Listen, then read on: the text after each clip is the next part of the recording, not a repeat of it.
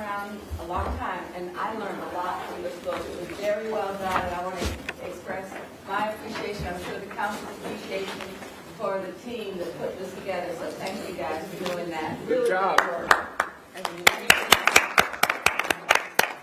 I remember, maybe this is for Ms. Mayfield on the housing section. It said that we built over 4,000 affordable housing places, but we did 900 in rehab. And I started thinking, what if rehab, what if we up rehab and we are able to do it faster, better, and not have to build so much? So how, things like that just came out of this book, just thinking it through. Preserve. I know, preservation versus new. So those are the kinds of things that this book made me think. What do we talk about? How do we talk about it and deliver? It's also because I think it's important for us that we had the opportunity to think about, as we grow as colleagues and the number of people that we have. When you look at the election, most of us have been around for more than one term. I'm sorry, thank you. More than one term. So we've got to know each other pretty well.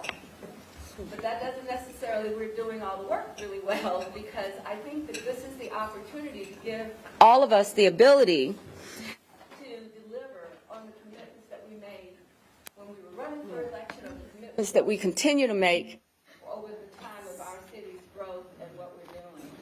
So, we have to serve our residents. We have to deliver the things that they expect. I don't know what we're doing up here. I always think I can talk louder than they can.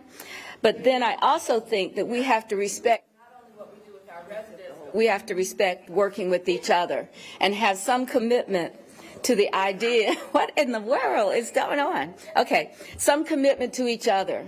Some of the basics that we have, I want to say, doing the work means, showing up, being attentive, ready to think about and talk about what we need to do. I can actually push a button, Mark. There we go. All right. But we also have a commitment that we should work in good faith with each other. And I hope that that's something that this retreat gives us the ability to think about how we work as a group and how do we get the things done, and supporting each other's initiatives and charges that we have from our community. And then finally, I want to say thanks to the people that make this kind of work possible. Every employee that we have in our city, and I think there are over 8,000 now, we owe them, especially in this time, a couple of weeks ago, the rain, the floods. We think about the kind of people that work every day out there. I wasn't out there cleaning out storm drains and all of that, but those folks were. And the way that we treat our people makes a huge difference. And the way that they see us treat them as a group, as a collective, is very important. But they deliver every day for us, and I just want to have a note of appreciation for them. So this retreat is all about getting ready for priority setting, for goals, and I think something even more important, for metrics. To know what we are doing to define success is important in this initiative this week, this day, or these few days that we have together. So my hope is that when we think about the commitments that we make to each other, the commitments that we make to our residents, the commitments that we make to our employees, if we come out with understanding and being engaged in that way for all of us, I think we would have had one of the most successful retreats that we can recall or remember. So now I want to gavel. This meeting has come to order, and I'm going to hand the gavel over to D'Alva, who is now our facilitator and gives me a chance to sit and learn and work together with all of us and each other. Thank you very much. Woo. Thank you, Mayor. Good morning. Good morning. Good morning. It's very nice. Oh, thank you. It's very nice to be with you all again this year. I'd like to introduce one of my colleagues, Elise Holmes, who will be working with me in the room and over the next 3 days. So thank you all for being here. As the governing body of the 15th largest city in the nation, a $3 billion budget, and one of the fastest growing areas in the nation, I think one of the best. This time is about aligning on your vision and your priorities for the year together. The next 3 days will be working sessions, so you'll do a lot of group work We'll ask you to stand up and move around a little bit and actually do some work together to set the vision for the next term. The decisions that you make not only impact the residents of Charlotte, but of the 2.9 million people in the region. So your work is important, and these 3 days are important. So you will be providing the marching orders to city manager and staff, all of the 8,000 people, over the next 3 days. So if you think about the context in which you've been brought here today, hopefully that will help you commit to being present in the room and doing the work. I had the opportunity to interview most of you in preparation for the session, and I asked you 3 questions. One of the first questions I asked was, what does a successful retreat look like? What does success look like for you? In other words, when we end on Wednesday, if we have done what would make it successful? And here's what you said. If we'd identified and confirmed priorities for the year, most of you mentioned advancing priorities that you care most about, of course. So I won't go through those right now because they will come out in conversation. We have lots of conversations scheduled around priorities. One of you said that if everyone left feeling like they were heard today or over the next 3 days, that you agreed to work together as a team going forward, that you foster some teamwork and trust over the next 3 days, have some fun, start out on the right foot as a council, that you have clear marching orders for the city manager and staff, that you have the opportunity to step back and look at the larger landscape, the bigger picture, that you confirm initiatives, and we'll talk a little bit about priorities versus initiatives and objectives and goals. And then one of you said that you get back to policy. So that's a summation of what the retreat looks like. I think we can do all of those things. All of them are possible. It's going to require a few things from you. And so, as you guys know, I'm pretty good for starting out with some working agreements, so I won't disappoint you today. We're going to go to the board and talk about, can you hear me okay? Mm-hmm. Okay. So we're going to talk about some working agreements and some guiding principles to really guide our conversation, our time, and our work together over the next 2 days. I think you're great to adopt going forward as well, but that's on you. The first is to be on time. It's important. We have a jam-packed schedule, and the staff has done an amazing job to pull so much information together. So it would be great if we could actually have the time to get through the work. And right now, I know that we'll be off track a little bit in the morning, but I know we can make up the time. But it all depends on you getting back into the room for breaks on time, starting on time in the morning, etc. That you be present and engaged. Again, a lot of information has been sent to you. Hopefully you all have the opportunity to read through that so that you can be prepared for the discussions today. But being present and engaged is going to be very important to be able to affect the level of collaboration that's in the room. Only one person speaking at a time. I have the gavel on purpose this year to control that a little bit. I heard a chuckle. Limit side conversations, please. I know there are always needs to say something to your partner or your colleague beside you, but no in-depth conversations, please. That's for the floor. Listen to understand and to be understood. You may remember that from Stephen Covey. First, listen to understand. We all have different perspectives or thoughts. We all come from a different place. The interesting thing about this council is that if you think about even the work that we did last year, we're all trying to get to the same place. You're all trying to get to the same place. If you're aligned on priorities, often the consternation comes on how you get there, different approaches. And so I'm really excited about the work that we'll do lunch today to help you understand a little bit more. But I'm going to ask you to listen first to understand, then to be understood. So that means probing questions are okay. Clarifying questions are okay. Assuming positive intent, right? Not judgment or pointing fingers. Practice both and thinking. Two things can be true. It's not always either or. It's not always black and white. Most of us have to live in a gray space.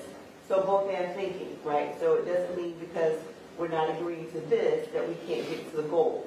We can't accomplish the goal, or if we do it this way, we can't do it both ways. Both and thinking. Be aware of both the intent and the impact of your actions. I'm going to ask you, everybody, to be responsible for themselves in the room, right? Focus on your mat, and I have some mats up here to give to you.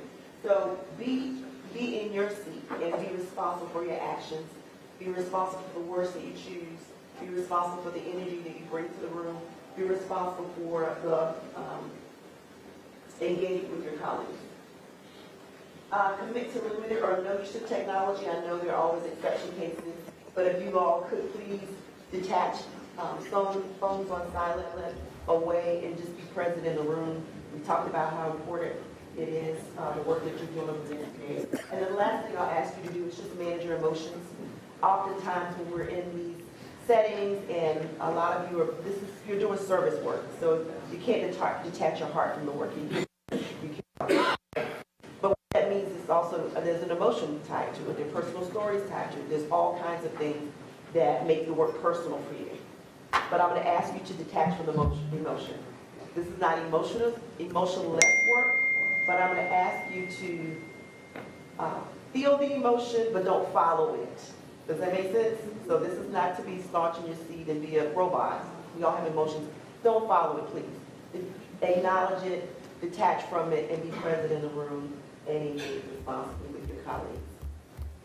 Is there anything else I can add? I'm going to ask to adopt those in just a second, or change anything that you want to change or add. Can we agree to all of these? Agree. Okay, thank you. Is there anything to add here? No? Okay. And we can add them if anything comes up over the room. Thank you. The next thing is that we're going to also manage parking lots responsibly this year as well. Because obviously there'll be some things that come up in the room that are worthy of discussion, worthy of follow-up. We won't be able to do that in the room. We're going to have to stick to the agenda so we can meet our goals. But we're going to manage the parking lot in two tranches here, two segments. One will be follow-up from the manager's office. It's only be here for you, so if something come up, I'll ask you, or you can recommend that it goes to a parking lot. And they'll either go to the manager's office or they're in the parking lot for further council discussion. Make sense? Mm-hmm. All right. Let's begin. So,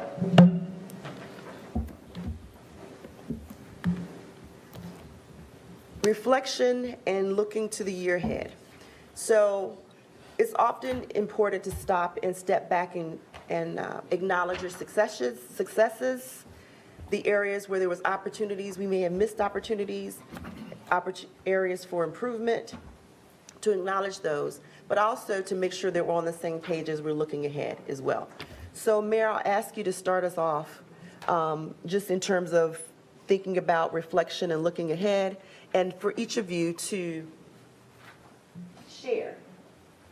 But I'm going to ask you to share in, so that we can get the discussion as well.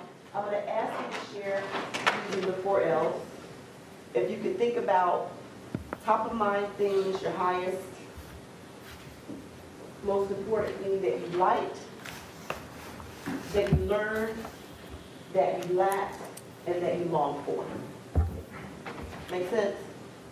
So as you're sharing, reflecting on this past year, thinking about what you liked, what you learned, what you lacked, and what you longed for, just to share with your colleagues where you are as far as starting your thinking. Okay? And Mayor Calden, you first, unless if you have opening comments, that's fine. If not, we can start with anyone else. I actually don't have, I don't have opening comments, but I do think that the team put together a video that might help us look and address the 4 L's. So why don't we go ahead and rock the video?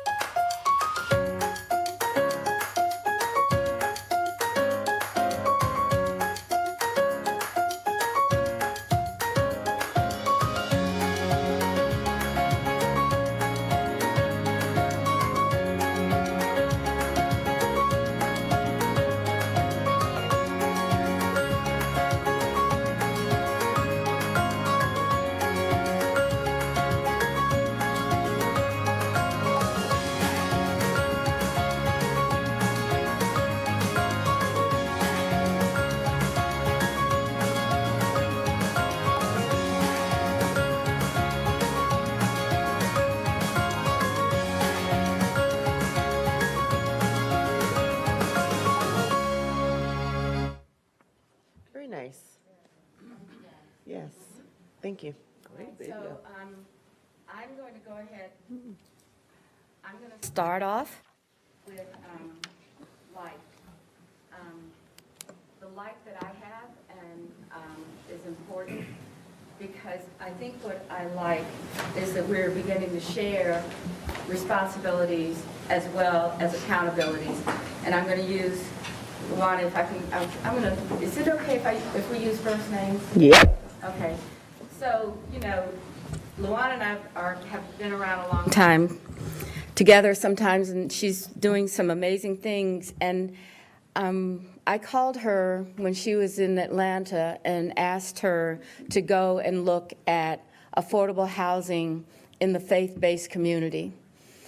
John Cleghorn has asked me to do this work for a while, and Luana dived in. And so the first thing that I like is that I like the idea that we can share the things that we need to do and be responsible and accountable for this. So Luana is doing this initiative with faith-based housing. We're on the model from Atlanta and several other communities and what can be special for Charlotte.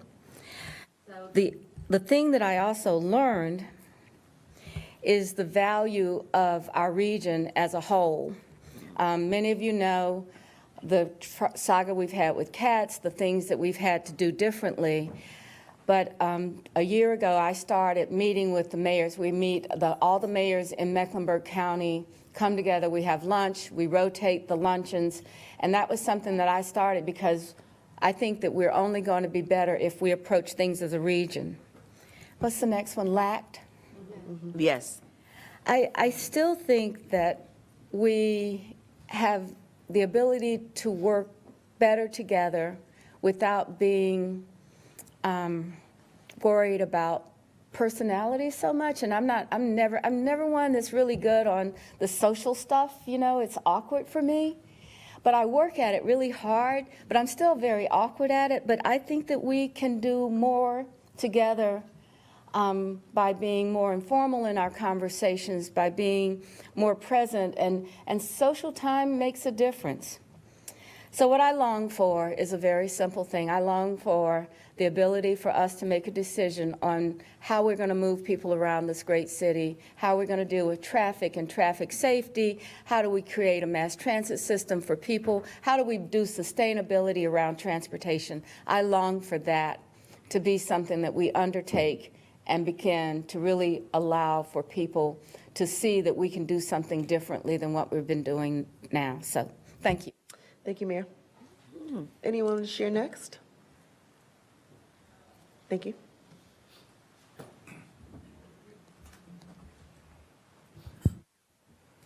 Push. Does that work? Yeah, good. Morning, everybody. I liked our aspiration. So I've been on for 10 years, and never have so many big things been in the works all at the same time. We're transitioning into the UDO. We've got this huge mobility plan. We're tackling issues like safety. So I really feel like this is a pivotal time for us. This is more momentous, I think, than I can remember going back to the early years.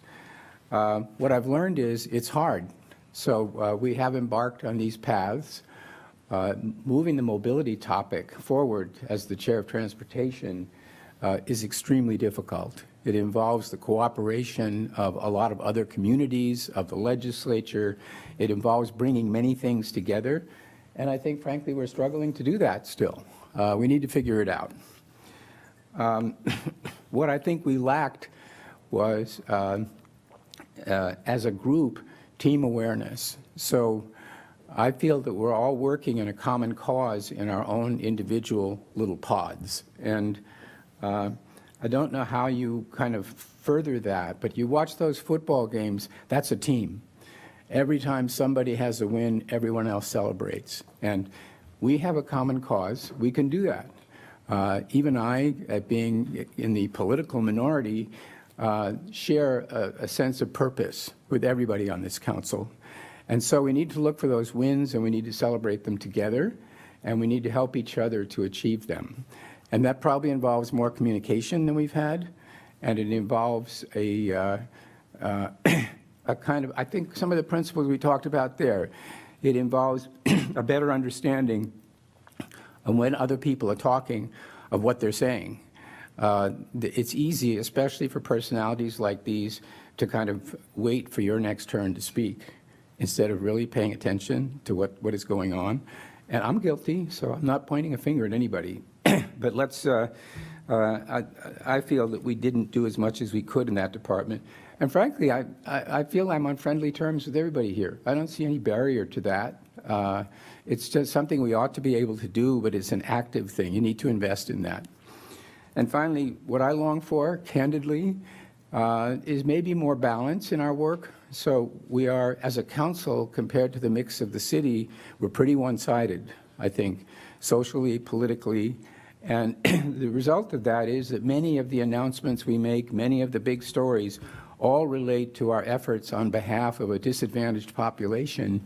The other people in Charlotte wonder what we're doing for them. We need to pave the streets. We need to attend to a lot of the issues that affect the normal citizens of Charlotte who don't need assistance from the city, but they want us to deliver on the services they expect in return for their taxes. So I hope we can maintain perspective in the course of our work, continue to do what we're doing on behalf of people in need, but don't make everybody else, the businesses and the rest of the community, feel left out in the process. So that's my speech. Thank you. Thank you for sharing. Who's next?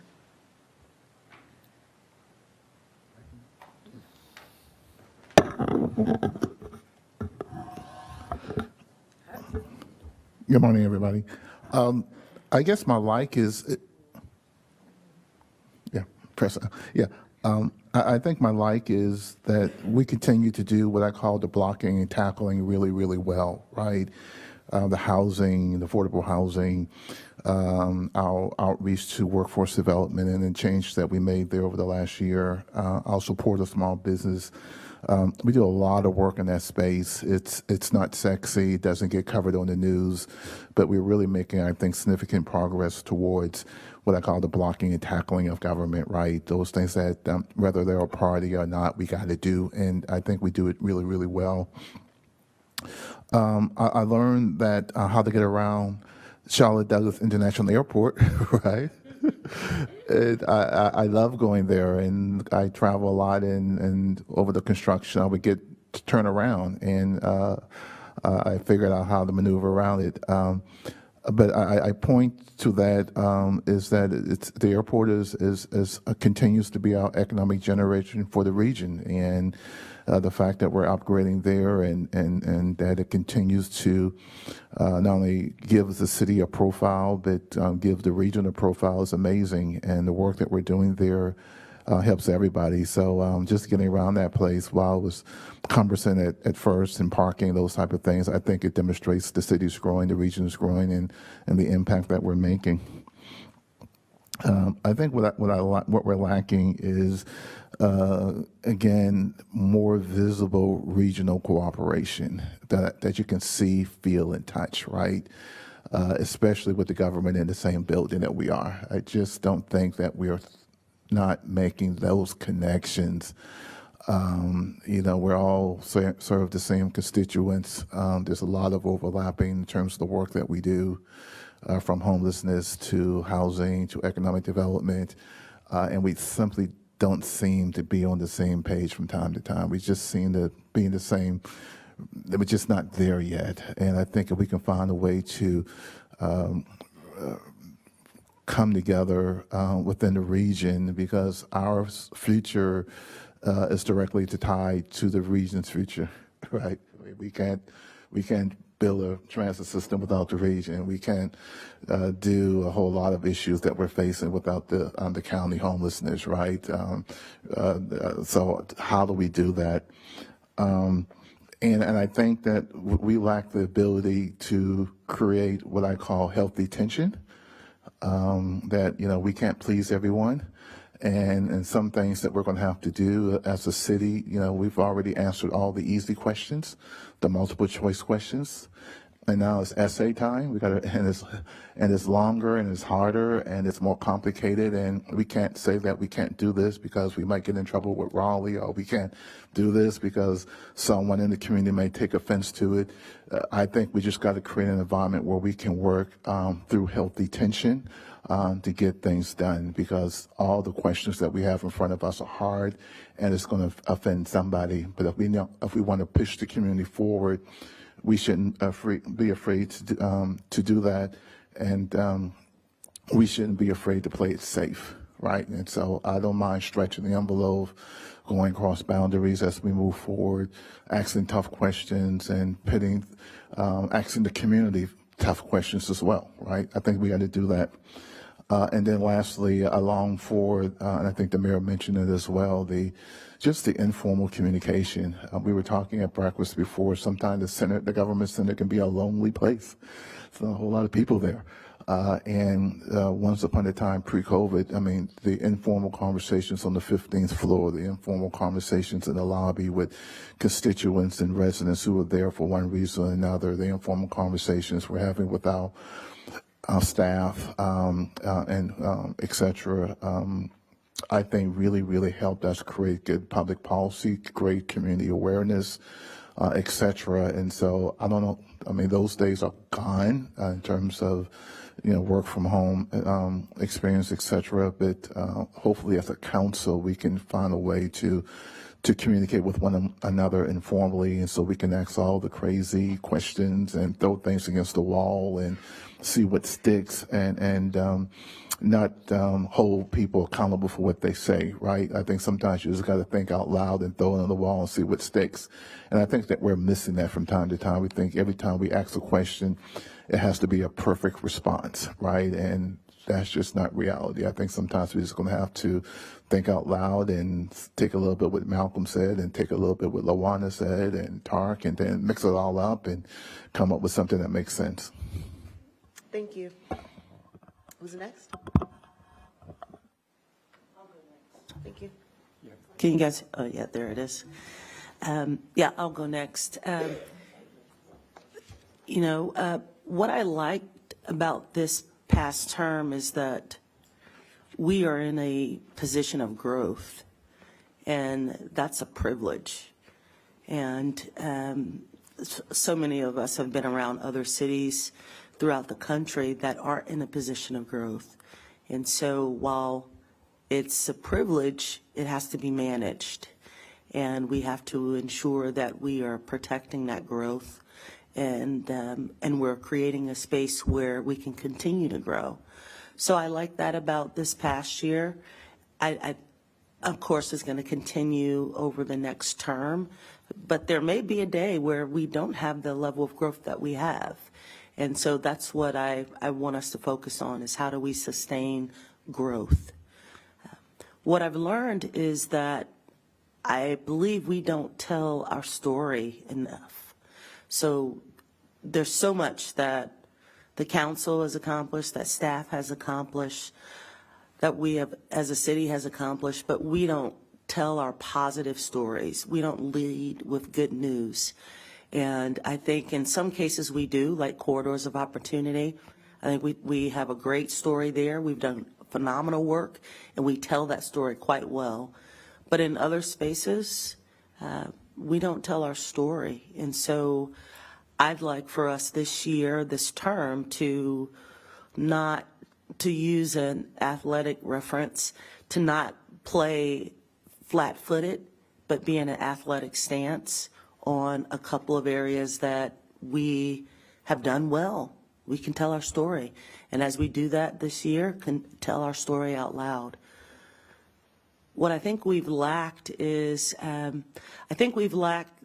the environment where we can disagree and agree, but then walk away without holding personal attachment to that.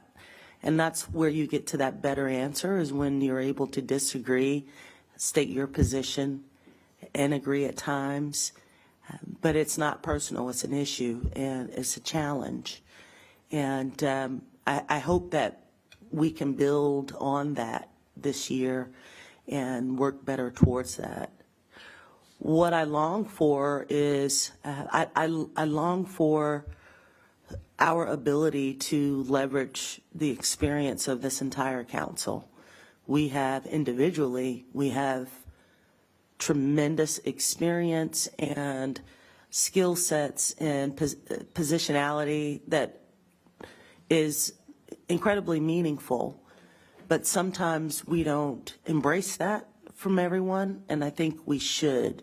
But as I look at Malcolm and Dimple and Victoria and around the room, there's so much talent and perspective that can help us be, everyone, Ed. There's so much talent and perspective that can help us get to a better Charlotte. And I long for that. I want that more. More in 24 is a mantra in Charlotte and a couple of areas. I like that. More in 24. I think we can do more by embracing. We don't have to go out and get additional talent. We got it right here. We have the superstar team here. Let's leverage the superstar team that we have. Very good, thank you. Who wants to share next? Don't all speak up at once. Alana? Victoria? Thank you. I'm gonna just start with life is blank, since you're gonna make me go. Well, let me come back to you then if you got to start that way. No problem.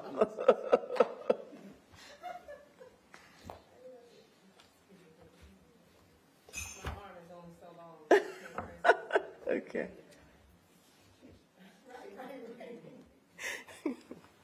Good morning, everybody. You got to complete this. Thank you for trying, though. So what I liked last year is I felt like we didn't have to spend a lot of time figuring out the what in terms of priorities. I think there was general consensus around what it is that we wanted to go after. I think that was very helpful because it allowed us to then focus on the how. What I learned just getting out into the community more broadly and coming out of COVID and people getting back to some of the normal course of things, or the new normal, I'll say, I learned a ton about what was going on and what people cared about in different parts of the city. And it was amazing really to think about how, while there were differences, it was strikingly similar. And I thought that was pretty awesome because we often talk about our differences, but when we look across the whole, people who live here and move here for generally the same reasons. And I think people appreciate the diversity in our community. What I think we lacked was, as I was watching the video, there were so many headlines that I had no idea had even come out. And so I would love to see us do a better job of, and I don't want to say, when I say us, I mean as council, see us do a better job of connecting in with the work that staff is doing. The employer of choice for the city of Charlotte, fantastic, fantastic. Those are the kinds of things we often see some of the opportunity, what we need to do, because that's who's coming to our public forums and things, as they should, to lift up areas where we've got gaps. But I think if we are able to really celebrate that message and help to get that message out to our constituents, of who we are as a city, I just think that will be helpful, and I think it will speak to some of the folks who may feel like the things that we do pay attention to are not things that are necessarily going to impact them. Because as to previous comments, you all do a ton of fantastic work. And so to the extent that we can help carry that message as council, I'd love to see us do that more. What I longed for was efficiency in our processes, effectiveness and efficiency in our process. We were, like I said, pretty clear about the what. I think we have a tremendous opportunity to impact the how so that we can get work done. And part of it is understanding our identity and deciding who we want to be as council members and how we're going to function. We know that policy work is our work, but that still requires work, right? There's a role for staff to play. There's a role for this council to play. And so I'd love to see us leverage our legal dexterity, if you will, our savvy management, database decision-making, so that we can put things in the hopper and get them down the chute, right? I think sometimes we tend to have conversations where everybody generally agrees to a certain extent, but when it comes to how do we turn that insight into action, we really are lacking the processes to be able to do that ahead of what we ask staff to go do. Very good, thank you. Who wants to share next? Anyone? We have a few remaining.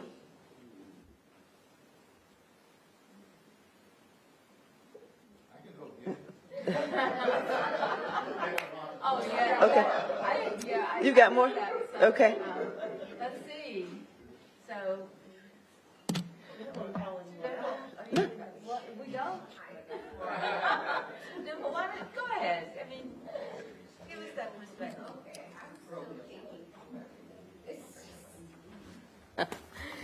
Oh, thank you. Well, there is a lot, so I was hoping that I could condense it in time, but I guess I ran out of time. What I liked about what we have done over past several years is a balanced budget. I think our budget has reflected our priorities. If you look at other 15 large cities, we are one of very few cities that have balanced budget, increased investments in our employees, increased investments in our community without raising property tax. While I understand and recognize that's not sustainable, but we have been able to deliver that. And I think we all deserve a round of applause for that. What I have learned is that we can do more. As Councilmember Anderson said, there are areas where we can certainly invest more. What we have lacked is the quality of life. And you hear that from our residents.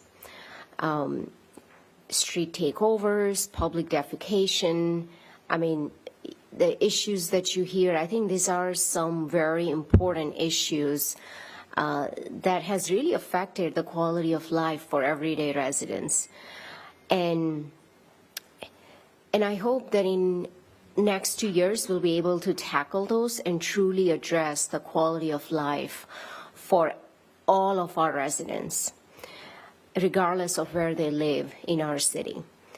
And what I long for is more informal, casual conversations with my colleagues, and where we can be vulnerable.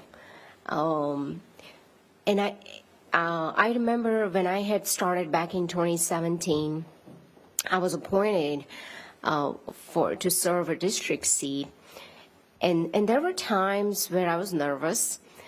And I remember Lawana had just picked up a call and said, because there was an email that was sent out that was directed towards me, targeted at me, and Lawana picked up a call and sort of calmed me and said, don't worry about it, you'll see many of that. You'll see more of that, just ignore it. And I miss those. I miss that. I think post-pandemic, those casual, friendly, vulnerable conversations have sort of are not happening. And I think I also see sort of more structure with everything. There are more deadlines all the time. I feel like I'm trying to meet. And I think we do need to work on our structure. We do need to work on our, also, how do we leverage our support, our communication staff to help us be more responsive while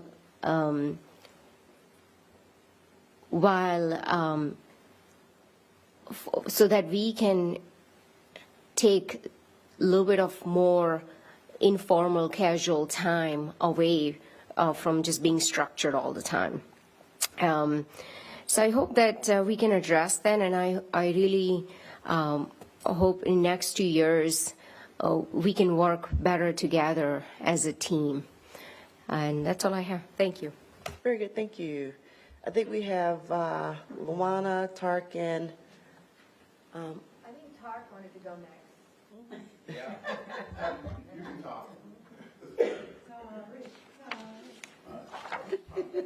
Who got these mics? Who was responsible for that? Okay, what was the question? Like, Like, yeah, like.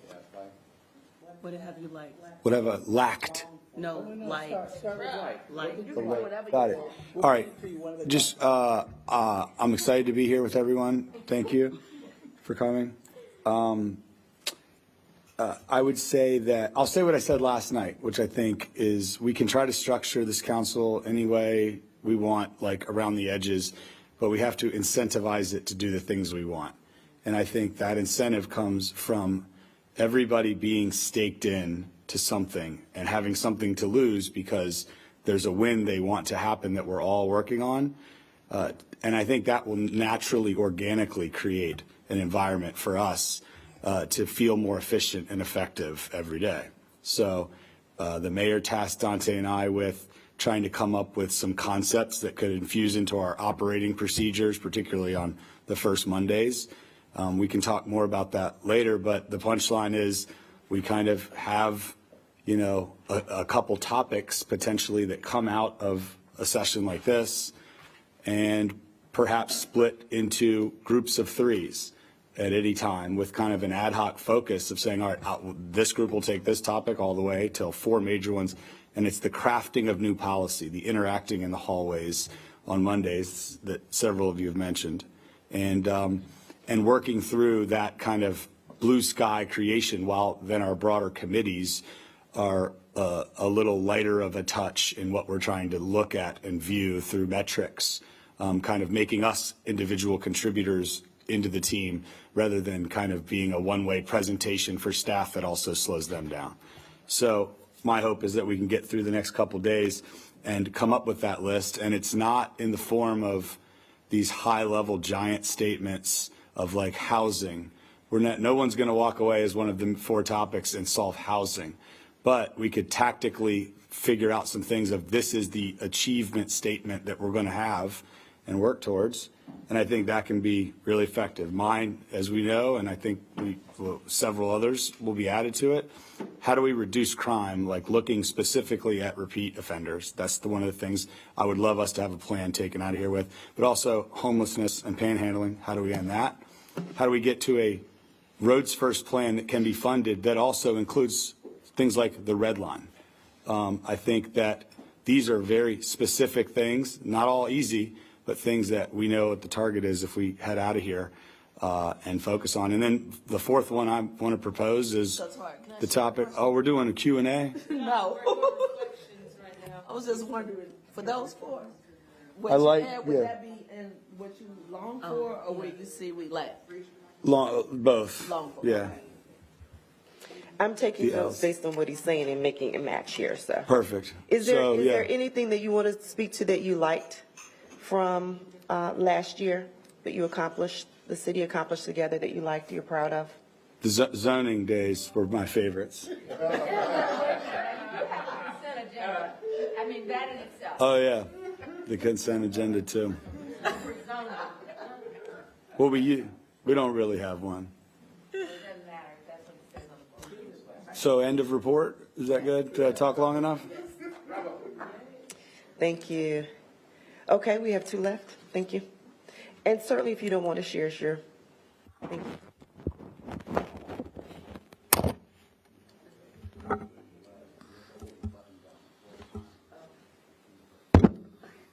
Are you going, Marjorie? Okay. Are you going? She's going. I'm doing. We're down to the last 2. If you're ready, you're fine. That's fine. Or mine's gonna be real short. Okay. Mine will be a little long. Okay. So it took a long time to get to that light, so this is where I'm going with the support staff of our council Okay, and their commitment to make us look good. thank you. Because our staff are amazing considering they have 11 very distinct personalities with different calendars that they have to manage. Our staff are rock stars, and I don't think we give them, That's awesome. for me, enough credit. So that is the main thing that I've liked about coming back.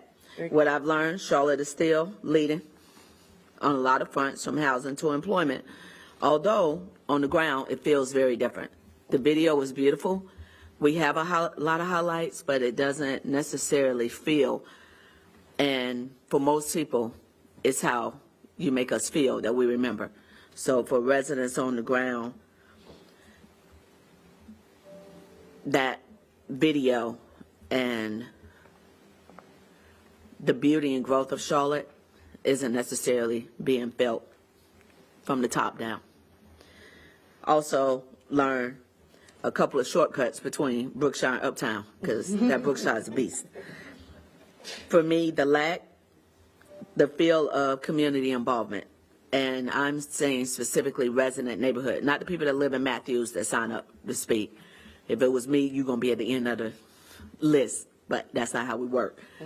For our everyday community residents that still are not familiar with the rezoning process and understanding, and now because our language has created space for conventional rezonings with no site plan, the impacts of TOD, I feel that lack piece is when I'm out and about in community, elders and those not as senior still have a lot of questions of how they feel like their voice isn't being heard. That's concerning to me. What I'm longing for is honestly a better understanding collectively that helps us as a council really guide the language in the TOD and the UDO as we're updating it, so that we have in writing a very clear commitment to anti-displacement. And that is anti-displacement for me is both for those who have wealth and those who are achieving wealth. The manager knows I shared with him of a good friend when they purchased their home more than 20-something years ago, it was $100,000. That was a lot then. But today, that same home is valued like just under 1.4 million. They're on a fixed income. Where are they going to get $15,000 to pay a tax bill? So when I'm talking about anti-displacement, I'm talking about the true understanding that it would be great if collectively we can come to some very specific agreements on how we can protect community and not step into that space of unintended consequences. Very good. Thank you. Thank you. Good morning, colleagues. I missed the video and I didn't get to see all of the beautiful glamour, but I'm listening to my colleagues and I hear the sentiment that there were great things shared. And just with that premise, I guess it makes me think of a few things, but I'll start with what I liked. Over the past 15 months since we were sworn in, 16 months? 15 months since we were sworn in, what I've liked is the relationship between the council and the staff. I have thoroughly enjoyed working with every staff member that I've gotten to know over the past 15 months, and I think, you know, it's underappreciated often the amount of work that's done on the back end of this process. Since I've come in, I've realized, and actually from the outside, because this isn't my first introduction to policy or even being around politics, the work is actually done on the back end. The conversations are such a small piece of what it takes to actually enact a policy, and a lot of that is done in tandem with the people who are actually doing the work every single day alongside us, and that's the staff. So I've thoroughly enjoyed that, and also getting to know my colleagues close up, right? It's one thing to see someone and not really have interaction with them and get to know them from a colleague work relationship perspective, but, you know, I've gotten to know many of my colleagues on the surface level, and I've enjoyed many of the conversations that we've had. What I've learned is that, you know, the one flaw that I've seen in a representative process is that you tend to only hear from the person who's having a problem. You don't hear from the people who are happy, and we represent them too. And there's this dichotomous reality that there's only problems when you're only hearing about the problem very, very often. If someone comes for help and they realize, that there is or they get an answer to their problem, then they're no longer looking for that help, right? So they go away, but are they someone who we now don't pay attention to because they no longer have a problem? Of course we do. So I think that I've learned, especially during the process where we had Eastland, which was a very contentious process. I've learned that a lot of the narratives that we have are separated by economics. Economics, in my opinion, and it always has been before even taking this job, is the name of the game. You can, if you are representative of certain, and this could apply according to what you're talking to or talking about, economically, we're more aligned than we are by any other context of humanity. And so that's, something that I've learned. What we've lacked, in my opinion, what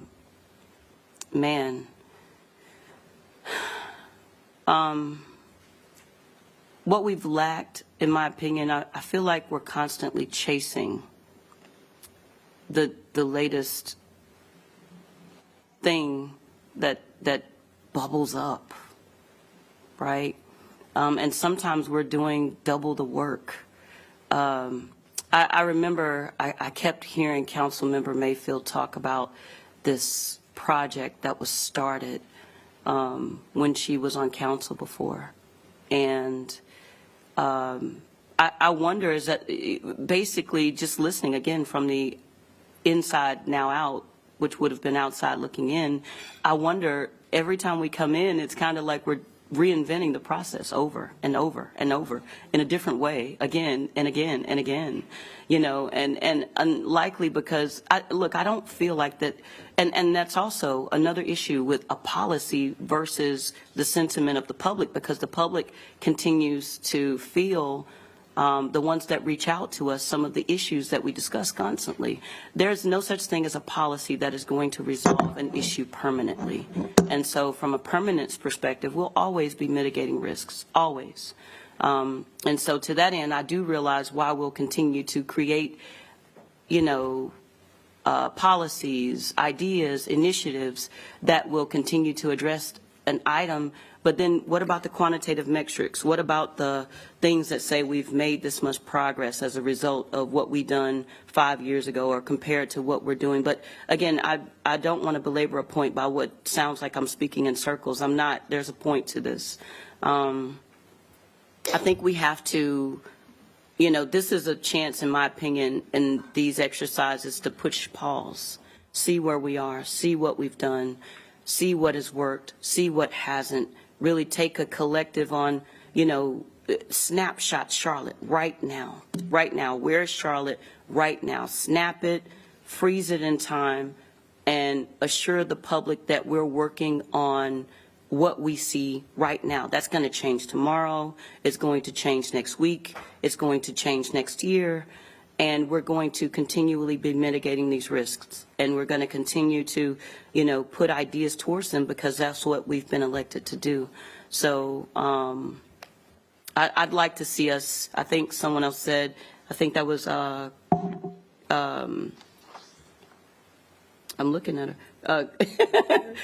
It was one of our colleagues said that, we have to be more efficient, right, with what we're doing. It was you, right? I thought you said efficiency, and I completely agree with that. I think there's we have to be very specific about what, we'd like to see it from an efficiency perspective. What I've longed for, man, I hear all you talking about all of these great relationship times when people used to hash it out and hang out and stuff like that. Man, I'd like to be a part of that. I'd like to feel that and see what that's like, see somebody, and I'll come. If it's worth it to come, I'll come. I'll come up here. I'll hang out with y'all, But I don't want to come hang out in an empty building because I could be doing something else. I could be, meeting with a constituent or, talking to somebody or, at an event, getting to know the 127,000 people I represent. But if it's worth it to be in the building so that I can touch and feel my colleagues and staff, I'll come. I'll be here, I'll be present. I'm willing to have conversations. Yeah, I'm with you with this mic thing. I'm willing to have the conversations and just, be a part of that relationship space, because that sounds good. That sounds like something that's that personalized environment that I know you can get things done in. So Absolutely. I'll stop there. Thank you for sharing. The great thing about what you all said, I think you've heard some themes there. Many of you are on the same page in terms of what you desire to have going forward. And so what I want to do now is really talk about your vision going forward, your collective vision.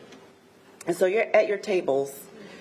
We've got an exercise for you at your tables to work with your groups to talk about your highest vision for the city of Charlotte, right? So if you think on a 10 to 15 year horizon, what is your highest vision for the city? Think about a little bit further down the road. Talk about how your priorities and the things that you care about really make to create a better Charlotte over the next 10 to 15 years. And then what we want you to do is to draw that picture, to literally draw the picture. We've got some poster board, and then share your story. Tell that story to your colleagues. As we think about your priorities going forward and some of the work that we'll do in the afternoon, priorities, projects, programs, initiatives, let's start with the bigger picture in terms of your vision. Many of you have, some of you are Charlotteans. You've seen the city grow.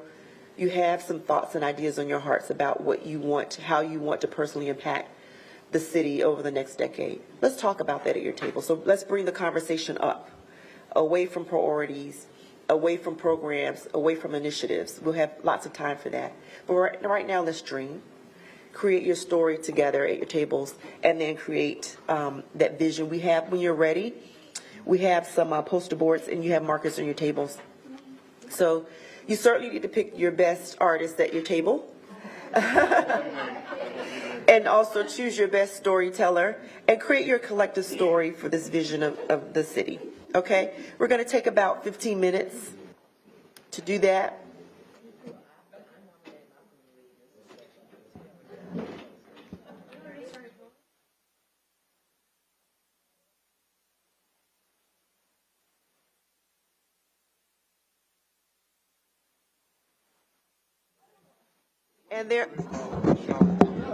And there are no limitations, right? No limits.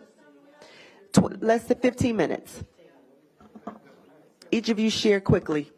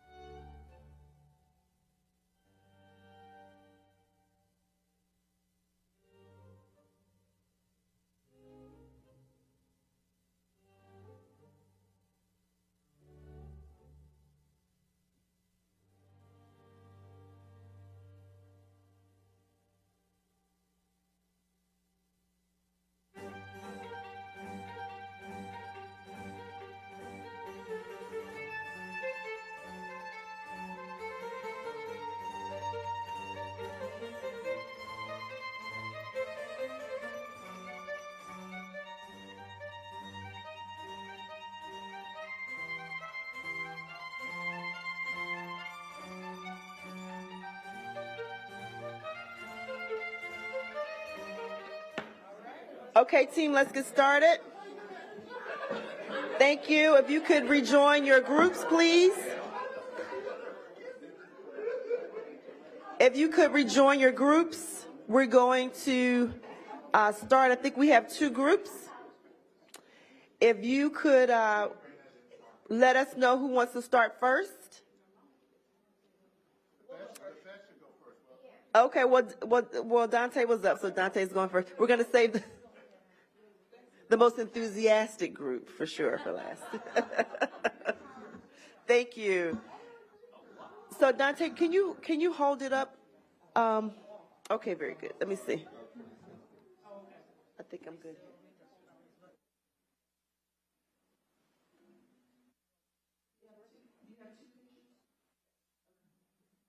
I don't think, oh, okay, there we go. This is, wow. I gotta hold it down. Yes, so,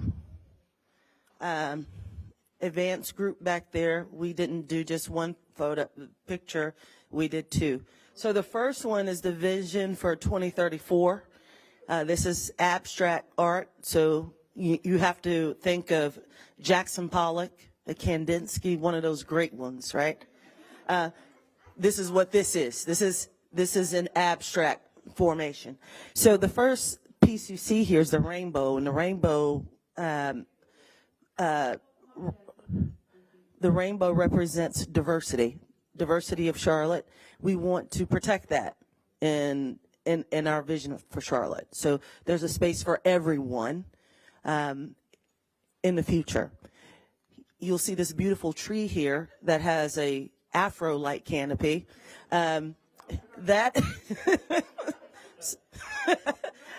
So the tree represents, of course, sustainability and our green initiatives.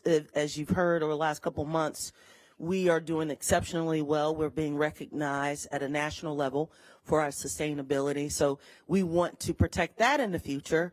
And of course, our lovely canopy that also is nationally known. We want to protect that.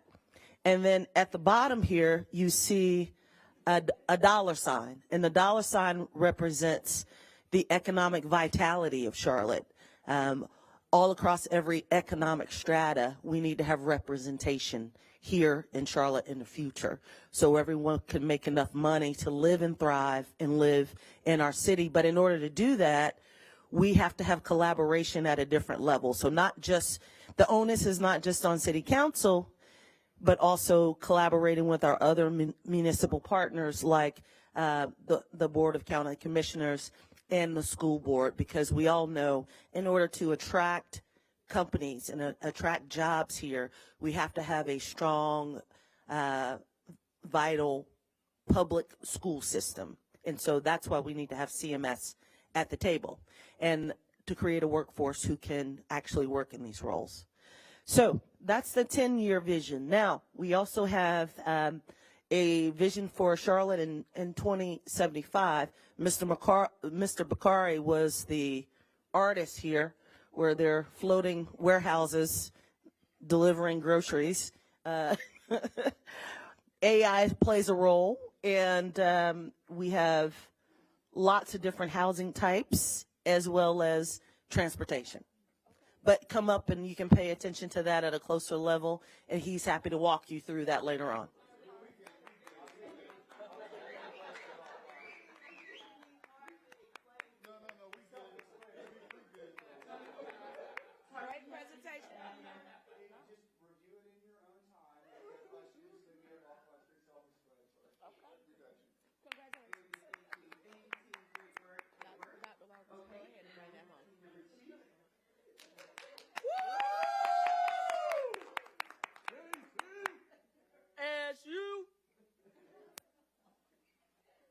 You know?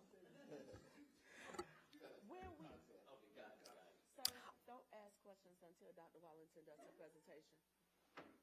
I love this. Welcome, Councilmember Mitchell. We're going by first names today, so good to see you, James. Just to catch you up, as Luana was just telling you, we were casting our vision for the next 10, 15, and even outer years for the city of Charlotte. What is it that we see? What is it that is our highest vision that really ties into the work and to our priorities? Why do we show up every day? This picture represents what Group 2 believes is the highest vision for Charlotte's future. We are connected. We are full of economic mobility where someone can come and have Charlotte as a home. You know, we've heard the saying, I'm not here for a long time, but I'm here for a good time. We don't want that to be Charlotte. We want to be Beyonce, not Doja Cat. We want folks to be able to move to Charlotte, be born in Charlotte, and grow through. We want them to be able to have a wonderful home, whether it's a condo with floor-level retail, Ms. Dotson, or whether it is a single-family home with an ADU with solar panels on top. We want variety of housing for all. You can see up in the top corner, we've got our rainbow, we've got our pot of gold that represents inclusivity, it represents diversity, and it represents connectedness and support from our regional partners. You'll see if you look a little closer that out of that, each bow of the rainbow has federal, state, county, and even private dollars, because we recognize that those partnerships are absolutely necessary for a thriving community. You can see, Mr. Jones, we've got your red line right here. We've got your red line. And it's taking people from preschool to their jobs, all the way up to university, all. Where are we? We in Winston-Salem. We got connectivity from Charlotte to Winston-Salem because I need you to have your education options. Exactly. But we know that they'll be educated in Winston-Salem and then they'll come back to Charlotte. You see, we've got UPS right here, right along this same commuter line, right? UPS, we know, is one of the leading logistics companies in the world. Why? Because that's one of our target sectors. And we want to make sure that we are providing those kinds of employment for the future in our city. You can see we've got our AA branded airplane flying in, not only for passenger service, but also for industrial service as well. So don't be hating. So we're going to invest. We're going to invest in our regional airport that we know is a thriving economic engine. We've got our trees, our beautiful tree-lined streets here because Charlotte has an incredible tree canopy that's known worldwide and we want to preserve it. Not just because of the beauty of the tree canopy, but because that impacts our quality of life. And we want folks to be healthy. We've got people here of all colors and races. We've even got some children. We've got elderly. But notice our elderly, our elderly don't even have canes. Why? Because we are investing in health care in our community. Okay? Okay? We've got multimodal lanes here. And this is our stream.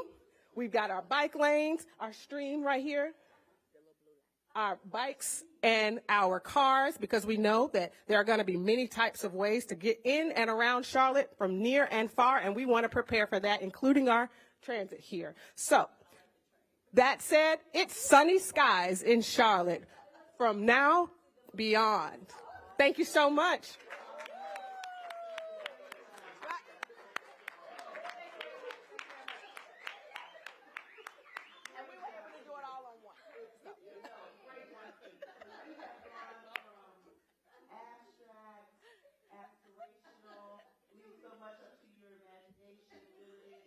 Charlotte can be whatever you need it to be.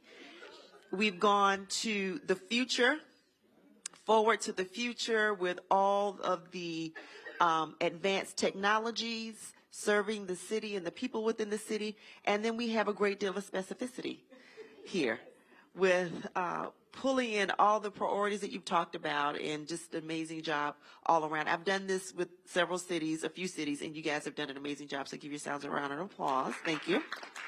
There. My question is, what's missing?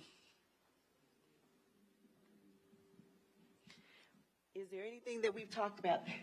Is there anything that we've talked about, or you've talked about, or anything in your heart that we haven't talked about? One team? Oh, sports. Oh, teams. Okay. We don't have the sports arenas. Sports arenas there. Some of the major projects. Safety. We haven't talked about safety, okay? What else? Sports, safety. Yep, we got to add sports and safety. What else? We got community policing. That's why you see them 4 people walking together. Yes. They are managing their own neighborhoods. Them 4 people right there, that's community neighborhood watch right there. That's our safety right there.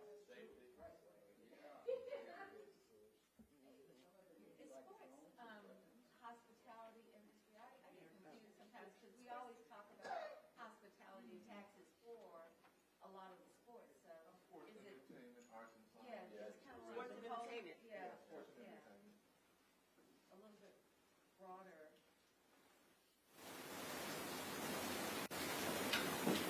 Tourism and hospitality? Does this cover it? So I think, didn't y'all say there's a small business in your mixed use right there? Yep. We got small business here? Yep. Ground floor retail. Okay, very good, very good. Everything else is covered in your vision, your highest vision for the city? You guys did a very thorough job. Yeah. Very good. All right, let's do some work. So, one of the things that I want you to talk about at your table now, just kind of bringing this down to maybe something actionable. One of the questions that I have for you is, what's the highest opportunity for Charlotte right now? What's the biggest opportunity or the greatest opportunity that you should be looking at and considering for the city right now? We know mobility is on the agenda. We know safety is on the agenda. Let's just know that we're going to have those conversations. What else?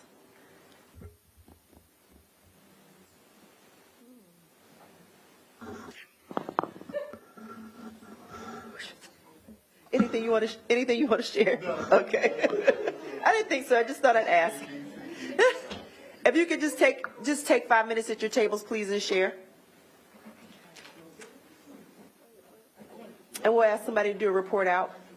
What are the greatest opportunities? I think I agree with you. I think our mobility is our greatest opportunity. That's how we think. Because every time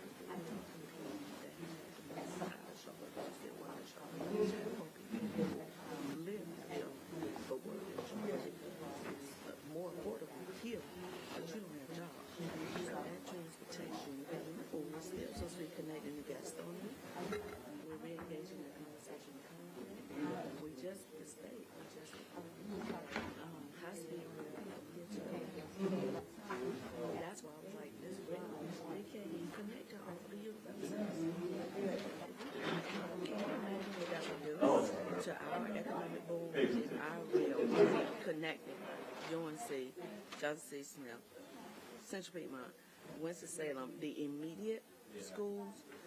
What's that school in Concord? If our rail, actually, if we regionally came together and everybody put their money in, can you imagine what that would do? How that could change? Exactly.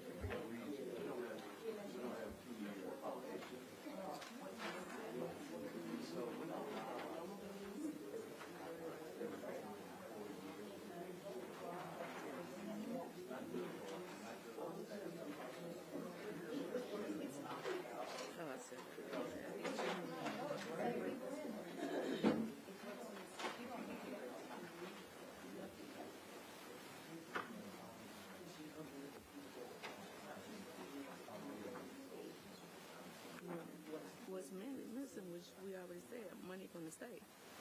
For the state to release our money. Yes. Because look at what we're going through with cats right now, with Huntersville. They losing their mind.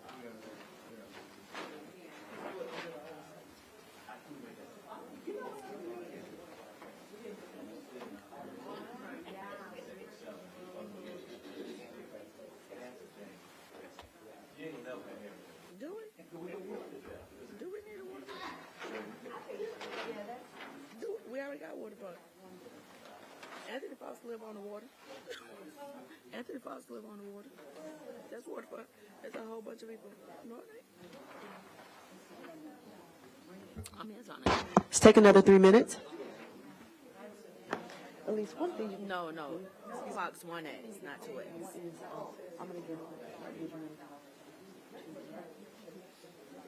Yeah. Well, that's what I always say, 1X, 2X. And they both attorneys. when you say that, you said to last night.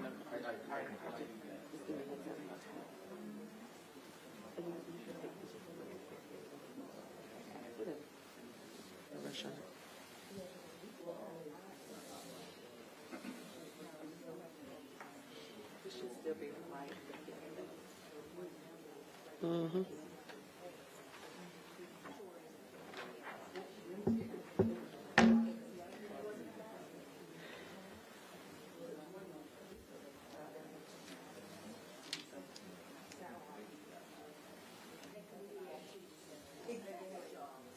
Oh, so that was community activity city.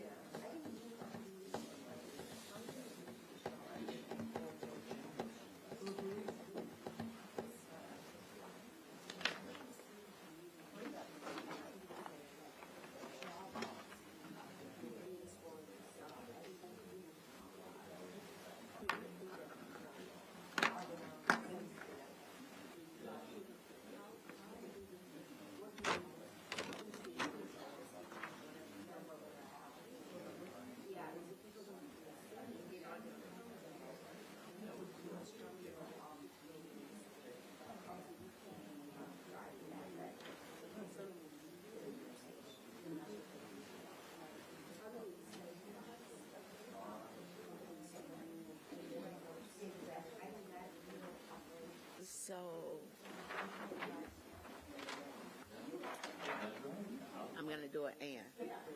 How do we incentivize local growth in our corridors? Because we have a lot of companies that have gone, that's what Malcolm and I was talking about when y'all were first joined. We have a lot of companies that benefited, but there's a certain amount of access to capital that you need. So it's clearly targeted. Who can go into the corridors? Money gets money. So for those who live there, how are we creating these job hubs?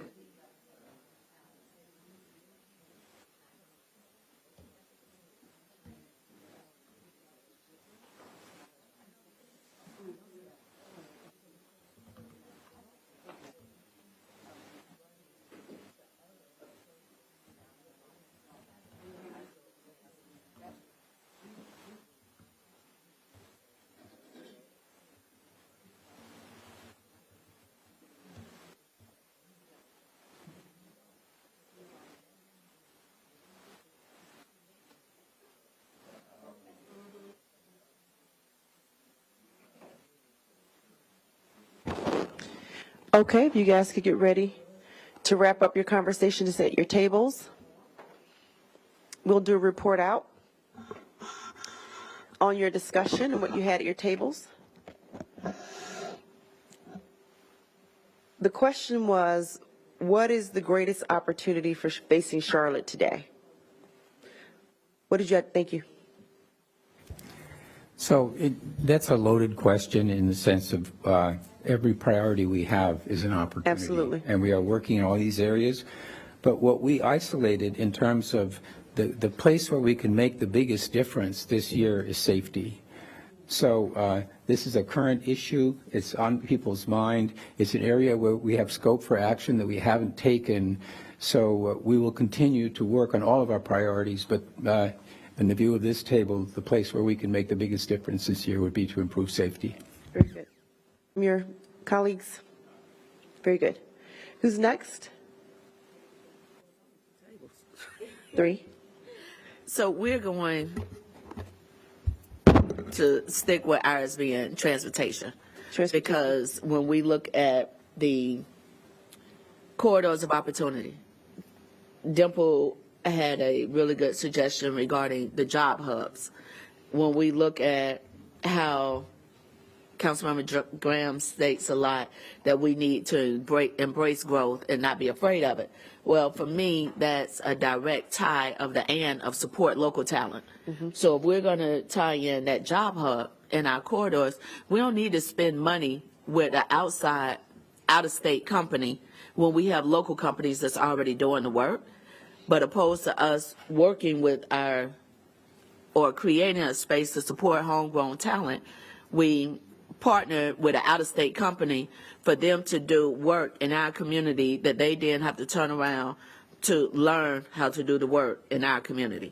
So when we look at that connectivity and through transportation for the people who live outside of Charlotte but work in Charlotte, also for the individuals that live here and work outside and creating a job hubs and corridor opportunity.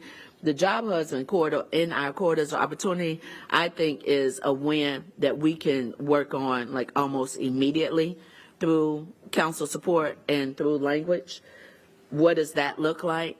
Because of course the transportation piece, we need the state, we need the federal, we need to start lobbying on the things that we all can agree upon and not just one or two things, and that be our funding. But for that, again, Councilmember Ajmir, the job hubs in our corridors of opportunity could be a really good win over this next term. Job hubs. And do you use transportation and mobility interchangeably? I don't want to make assumptions around I that. feel like we do. Does that mean the same thing to everybody? I think Yes. we use it interchangeably. Does anybody disagree with that? Because I think we do. Yeah, Mr. Chairman. Committee Chair. So there are the different modes, right? You've got the trains, the buses, public transportation, but you also have bike paths, sidewalks, and the roads. So I think when we talk about mobility, we talk about every way in which people can move. Transportation sounds more like it's intended to mean buses and trains. I think if there's a distinction, that's it. Very good, thank you. And your point is about transportation, not mobility. The combination of both. Very good. Because our mobility is continuing to connect our sidewalks in partnership with Park and Rec as well as the Board of County Commissioner, continuing to connect our bike lanes because we see more and more people utilizing bicycle for transportation as they put their bicycles on the buses as well as the trains and having connected lanes for them to egress and regress from point A to B. Very good. So far, greatest opportunities are safety, mobility, and I'm going to add the job hubs. Quarter opportunity, thank you. Next table.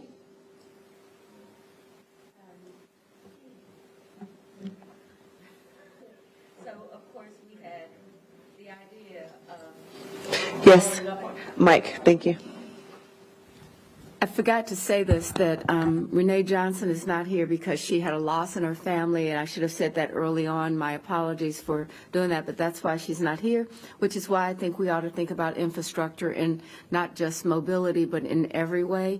And I think what we are seeing in terms of how do we have clean air and sufficient water to grow like we have on the visions that are for the future, we have to figure out a way to get those things to operate in a collaborative way so that when we're talking about we're going to have, you know, the rail and the train and the airspace for groceries being delivered downtown, we have to start thinking about it's not just the airport anymore. It's how goods and services are. So I use the term that Ms. Renee uses, which is we have to keep up with our infrastructure. So infrastructure and environmental sustainability? Well, generally, I think that as a city, we need to define what infrastructure means, and we need to have buckets so that we can make decisions about how to deliver it. But I'm just using that as an example of we need to have clean water. And that means a lot more treatment plants. That means a lot more sewage plants. Where are these places going to be built? You notice none of those kind of like wastewater plants are not on anybody's list of the vision, but they are essential to success.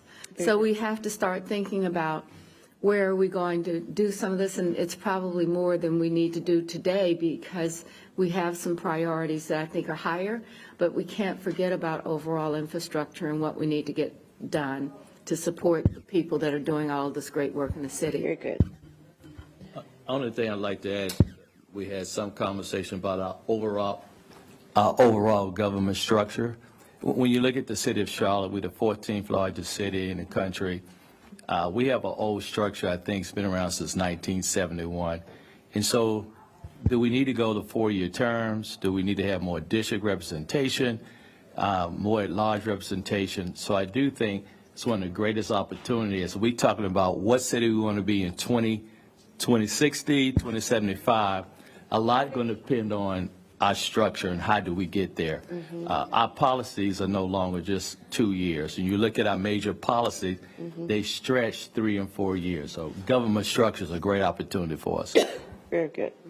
Thank you for adding. Could I just add to what the mayor Please, said? yes. too? Open for discussion. Stormwater is a topic that is also sort of in the background, but certainly I'm hearing increasingly that the kind of development that's taking place now is taxing our stormwater infrastructure as well. So I think that's worth mentioning.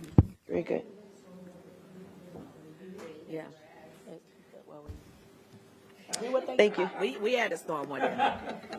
Anything else to add to the discussion here? Any thoughts about what your colleagues have said, have shared? Okay. So I'm going to ask you a question. Oh, thank you.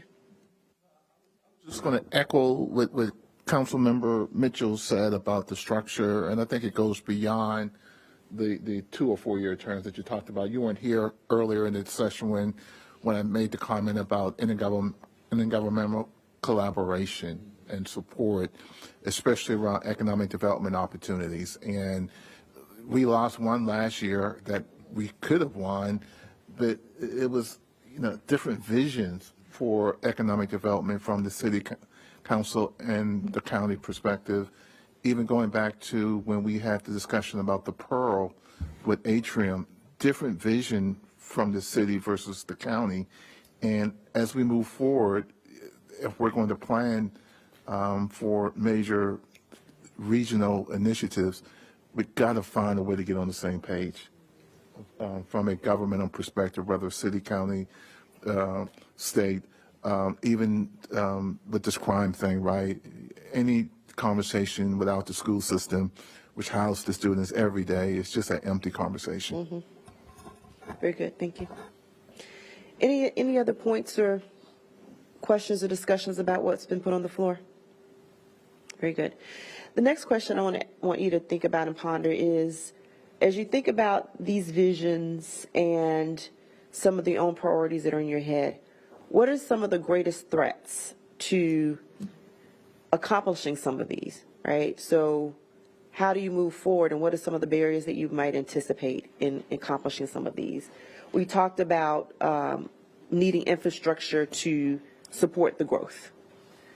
So we'll put that as one of the threats going forward. Malcolm talked about making sure that we're on the same page with all levels of government. That's a threat, right? So if that's not done, you're right. If you can, you will need the partnership of CMS to talk about what happens with juveniles during the day that might be committing crimes. So what are some other threats that need to be considered as you think about moving forward to accomplish some of these visions and priorities that you have? Infrastructure to support the growth of the city. So infrastructure to support the growth of the city, and then partnership with other levels of government or all levels of government to accomplish or tackle the safety issue is what Malcolm mentioned. And I was using CMS as an example. If you could discuss again, 5 minutes at your tables, some of the greatest threats facing you today. Hey, what I got? All aside. But I also think part of it is community engagement and telling our story to the community. So both of those, I think,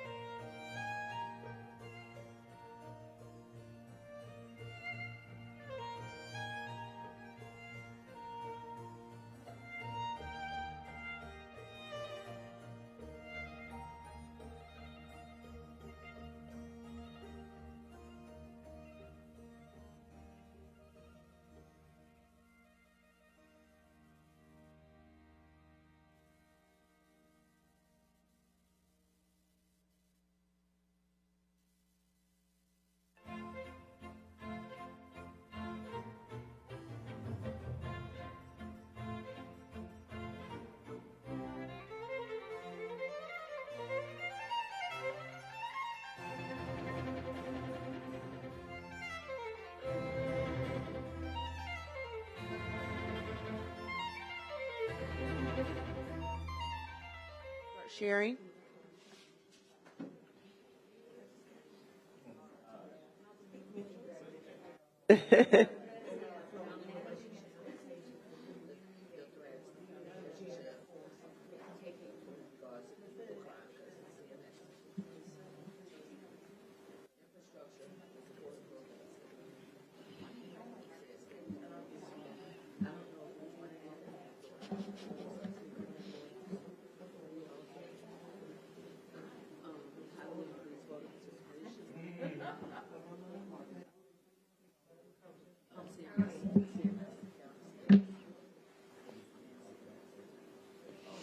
Okay.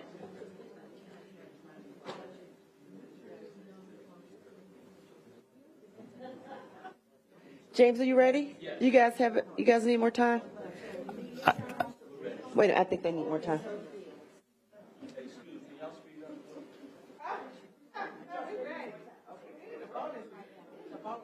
All right, we're bonus round, okay? All right, let's go.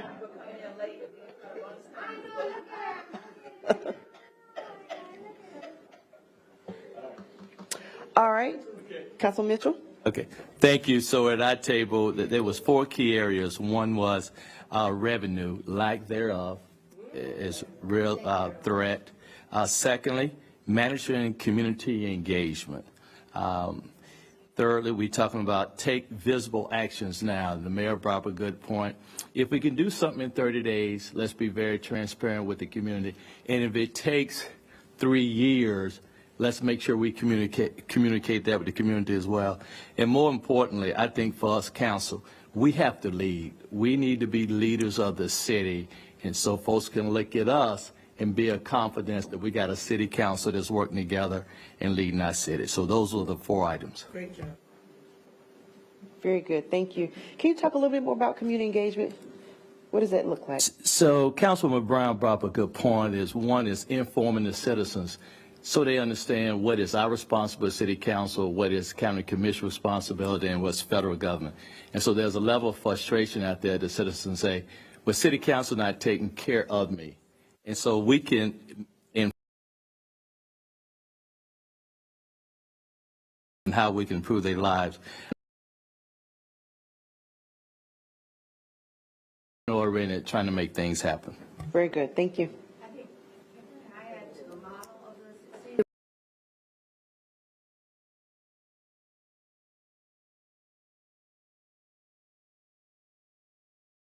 Correct and very distinct that many programs that we have, we're not in that same area of ability to know the details and to get it out to the public. And we need to figure out what is best to do, or the best way to do that, and to get it done pretty quickly. Okay, very good, thank you. Any questions or anything to add? Any clarifying questions here? Okay, very good, thank you. Oh, we ready? Okay. Well, I think Ed's next. That group is next. Thank you. First of all, we also talked about finance and basically the financial constraints under which we're operating. We need to keep in mind $2.5 billion of school bonds are going to have to be paid for. That's going to be in the form of the county property tax. And we need a sales tax in order to achieve any progress on our mobility. You guys know that Ed got to be the one to give that level of specificity to the budget, conversation. You brought up that before, which I appreciate. Yeah. So we also, we talked about the vacancies in Uptown. That's something that we're going to definitely have to deal with, and a need to be creative about that space and other spaces that are available. And, kind of piggybacking on what you guys said about community engagement, we have to find a way to make sure that we're being realistic when we communicate to the public about our possibility, what we can do, what we're able to do, what we are doing, and also demonstrating that we can move beyond policy, right? Because everything that we do for our community members, it's not always related to policy. We're going to do things well outside of the scope of policy, and I think that's going to allow us as a body and as a city to be more creative in, what we come up with as solutions. And I think that pretty much sums it up. Did I miss anything? I would just add, Ms. Anderson was talking about kind of macroeconomic things that could affect us. So I believe that in our policy making and in our pursuit of our goals, we need to have also a risk mindset. We talk about threats. What we're saying here is maybe it doesn't progress that way. We have those vacancies right now. Those are kind of a leading indicator or one issue. The safety issue uptown is of concern. So while we aspire, we also need to play defense. Very good. Thank you. Anything to add here? Any clarifying questions? Any other comments? Thank you.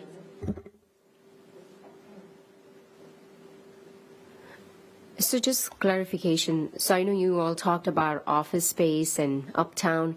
I know that's an issue citywide in East Charlotte, Valentine, University, especially in Research Park where I used to work. So did you all talk about that? And Yes, we did. So what we discussed, as Ed mentioned, there's some leading indicators that really inform the opportunity for growth to begin to slow. So things like these vacancies, right, which the industry is calling the urban doom loop, right? Because when you have those vacancies, then that creates a safety issue. We already have a safety challenge, so it can become compounded. You're losing the tax base from those vacancies, which then in turn funds the things that Ed and the other tables spoke about. So there is a cyclical aspect of this that we have to, at a macro level, we can't control it all, but we do have to, as Ed mentioned, play defense in some ways and be actively thinking about this, but proactive around how we address it. And we're not the only city going through this. Dallas, Chicago, San Francisco, New York City, they're all experiencing this quote unquote urban doom loop. But can we partner with the Board of County Commissions so that we have indoor sports fields like pickleball and and cornhole and volleyball? Can they fill some of these floors, right? Can CMS leverage some of this space for some school programming and after school programming? So the conversions is an opportunity, but conversions are so expensive. So the majority of the inventory will not be converted, right? So we have to think about how we can leverage that space for other opportunities in our community to thrive.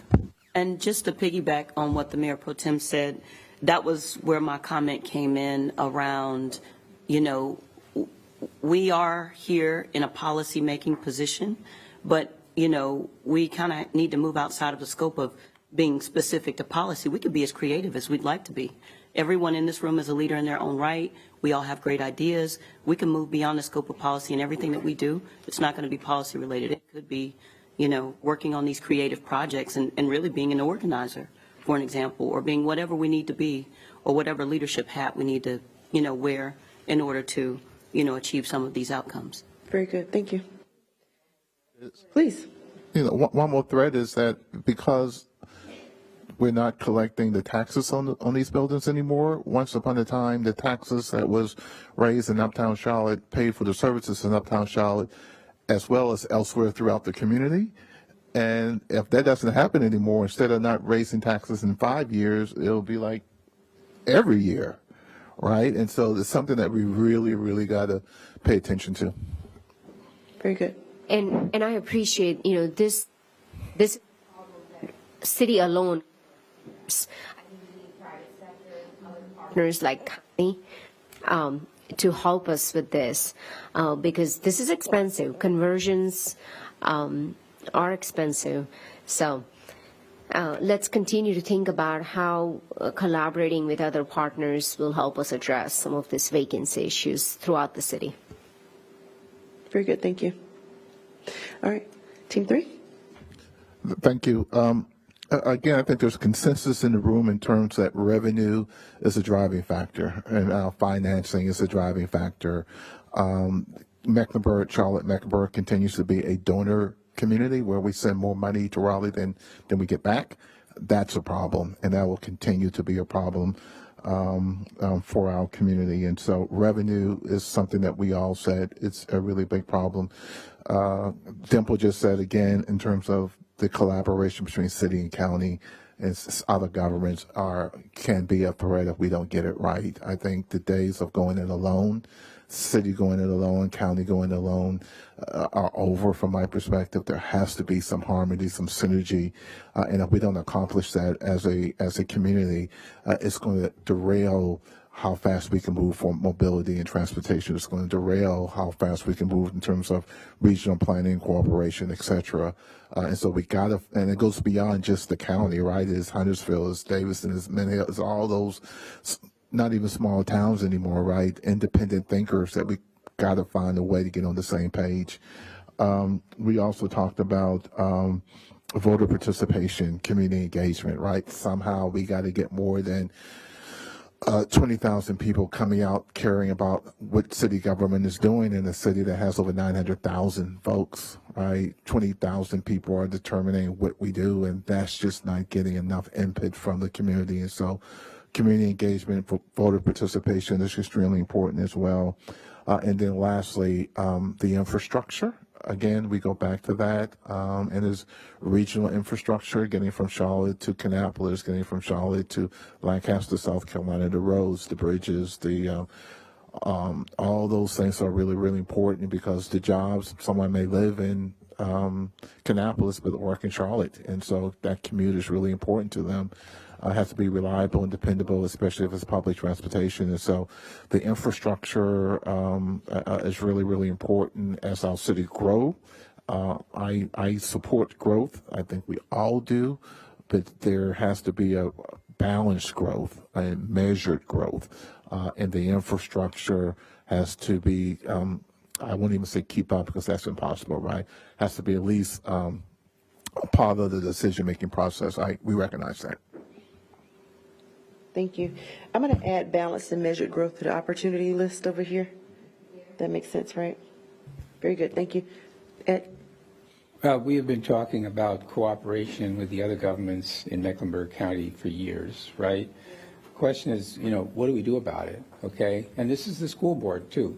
So I think particularly district people, every time there's a rezoning, they hear from constituents about the situation at the schools, and they wonder what we're doing about it. I did talk to Dennis Lacaria about the need for more cooperation in the planning of the schools. He came and gave a presentation in committee about how they go about it, but it doesn't connect well enough with our land use decisions. And so I'm just wondering whether we can get a little more tangible in terms of, creating some intergovernmental committee with membership from the three bodies that meet on a regular basis, or a particular action. I know a number of the commissioners, there doesn't seem to be an occasion that often to talk, or there's no organized mechanism for interaction among us and them, and therefore they don't really know what we're doing, and we don't really know what they're doing. So I think there must be something, an action we can take that would actually address that. So to that point, those of us that have been around, we do actually have a structure to do that. It is a structure that includes all of the towns and the planning people. The problem is that unless you have a mandate from your colleagues to have these kinds of discussions, otherwise it's just, and I think Ed will remember, just coming and making a presentation doesn't address. So I think we have to take a little bit of a deeper dive into, we could actually appoint a planning group right now. But I think that what I've found is that it's best to ask, what do you see? I think this goes to Diava's listening, asking the question and listening, how does that benefit your community with ours? And so if we're going to do this and be serious about it, we need to, it might be one of our Monday night discussions with some choices and some leadership from us to go and ask, would this work for you? We've heard that a couple times. It sounds like that might be a good parking lot item. for council discussion? Agree. I think it is a good one. Thank you. You have to define what collaboration means and what benefits there are for it. And then we can have strategies and talk about it. But right now, I think this is a good step to put it in the parking lot. Ask a clarifying question. For this parking lot, wouldn't that fall into BGIR? Since we're supposed to be intergovernmental relations, and part of that is building those relationships. So wouldn't the conversation, are you thinking that it's parking lot for larger council or committee? I'm actually thinking that the larger council, even for us, we have to decide what we want, and then the committee can actualize, put the words to it and all of that. But I think in large part, it should be council that has our own commitment discussion. It's kind of like we ought to ask ourselves that question, but the committee would implement. But you don't think that's something that we can have as a breakout before these 3 days are over? So that we can have some type of understanding before we leave this space? Today? You I think that should wait till we get back? I think that we are going to be coming back, and I think that we can have it in. I think it's a great topic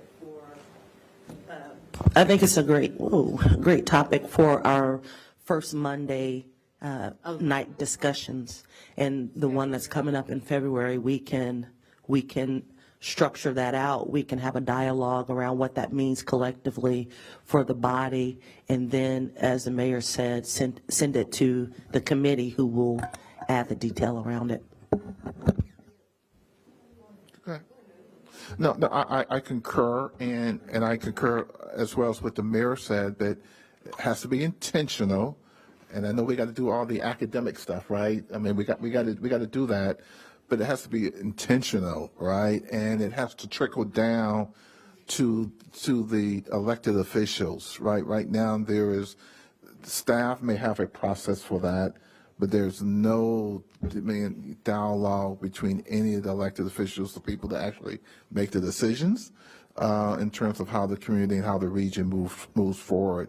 This is silos, right? It's county, it's city, it's school board, it's small towns. And while there are meetings and conversations, there's no clear direction, as the mayor indicates, that we have to illustrate and diagram and chart out. I think one of the things that you might need too is just some background around what exists today, so you can have some inputs for that conversation also. So Actually, I think our input would be that we have a structure that we could make appointments, but after that, there's nothing that I see as value added. It tells you who the towns are, it does all of that, but I really think it's dated. The world has changed. People act differently. It should be amended in the current state that we are now. It's kind of where I am on it. very good. Ed? It's a council session first, because it will require your leadership.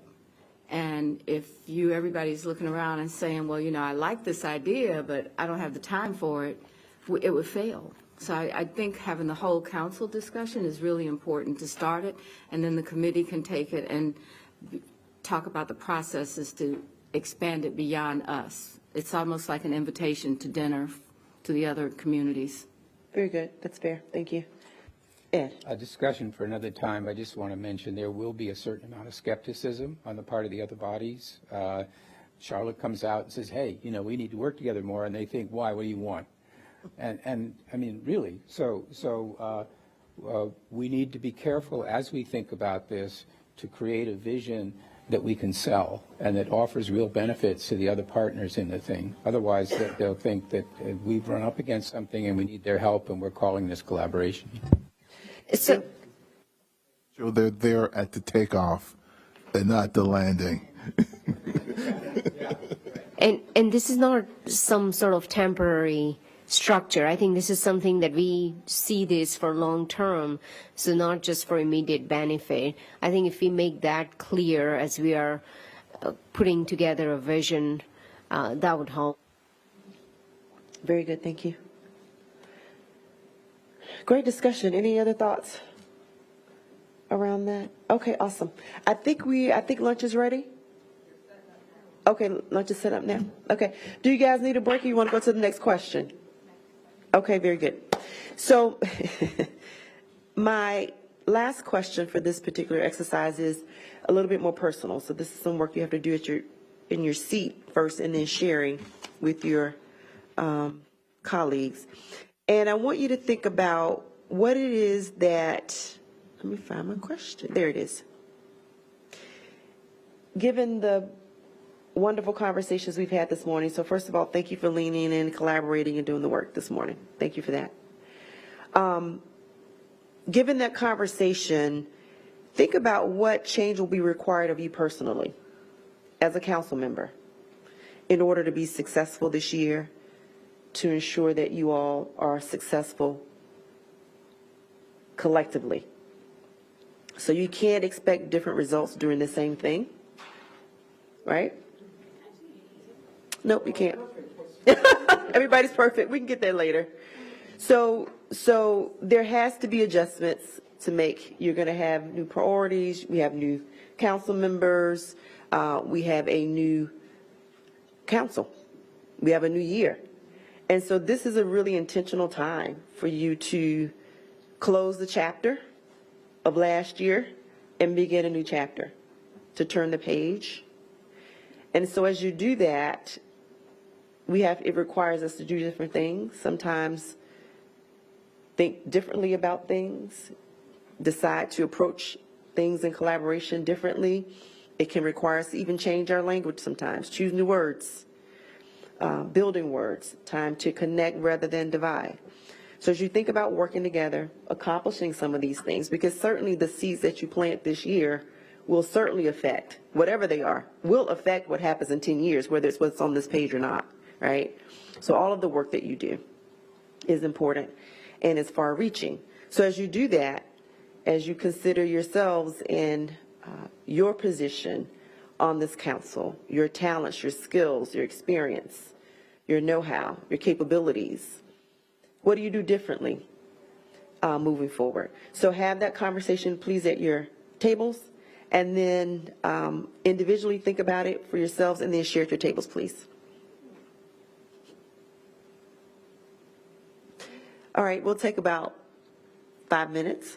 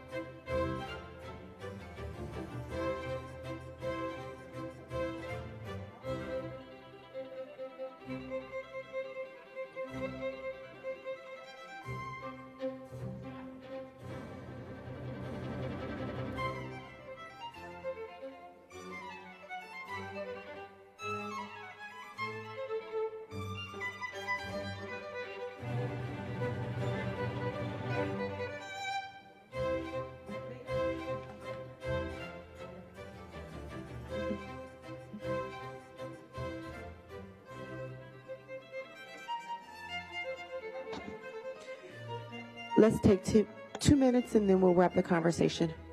Thank you.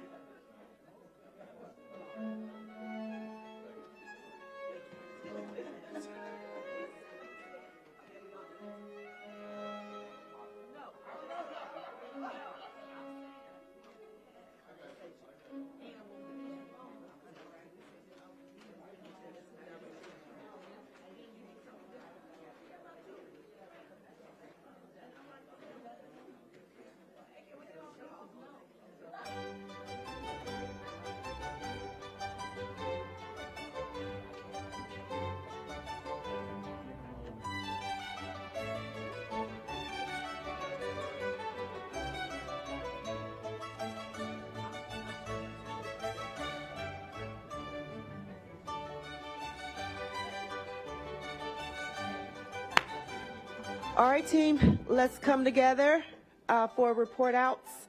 How was the discussion? Good discussion? All right, very good. Very good, very good. If I can have the attention, please, of the council, please. Thank you. All right, which group?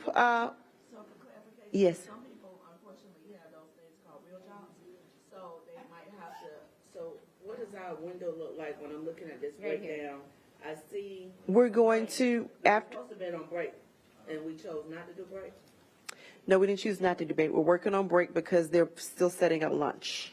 Oh, but So it we're was continuing. 15 minutes, it was only 11:30, 11:45, it wasn't lunch. Were we doing, So if it, let me ask a question then. Does anyone need a break right now? We're happy to take a break if anyone needs a break.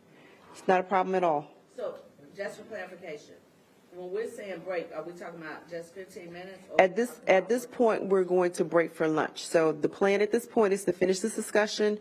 We're going to take a group picture and then we're going to break for lunch. We're giving them a little bit of time to set up. to finish that. So when we're saying break, are we saying 15 minutes or 30 minutes? No, we're having a working lunch. So we're going to give 15 minutes for people to go get their food and come back in. When you come back in, you'll have some things at your desk.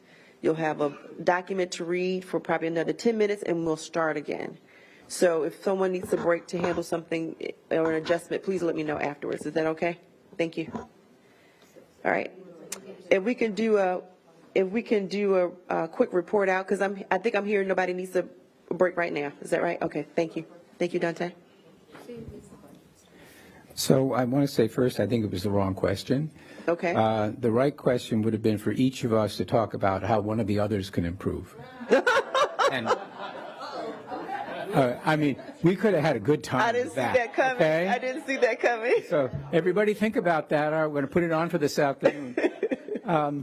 I'm always looking for ways to be more effective in my job and to convey the point of view of the minority party, not politically, but I'm just saying a different point of view persuasively and in a way that's harmonious with what is going on in council.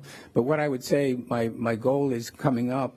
We talked about teamwork. I can do more, so I can be the one making those phone calls, and I can proactively contribute by engaging more with my colleagues. I'm as guilty as anybody of failing to do that. Very good. Thank you. Dante? Ed spoke to the consensus at the table. Oh, okay. All of us sort of agree that Very we good. can have higher Leaning in, collaboration. engage. Very good. and Thank lean. you. Thank you, thank you. All right, who wants to be group 2? You lost your speaker. Okay. So I think that what we talked about is how do we actually, and I think I've heard this, I think from other tables, Dante, how do we tell our story better as council members? How could we work together to engage larger audiences in our neighborhoods? And so, like the council members have 4 neighborhood meetings a year, and maybe it's invite your at-large people to come and join you. But how do you get more people out? And I know that Renee Askew is working on some of this for technology, but also how do you not use technology in a way that oversteps the personal touch that some people need better than others, or more often than others. And I think that we also talked about decorum at the council meeting. When people watch us on television and they send you letters or emails of describing how they felt about the meeting, sometimes they're not, most times they're not positive. People tend to send the negatives, Yes. but we have to look at those emails and we ought to take them seriously. So I think that looking at decorum, and I've said this, could we start on time? Could we not interrupt people when they're talking? Could we stop texting at the same time we're having a conversation?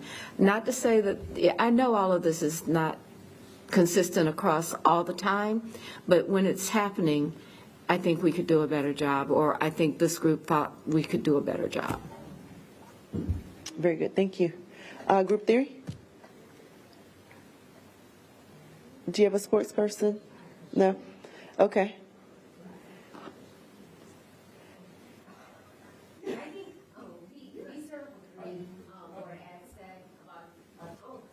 Thank you.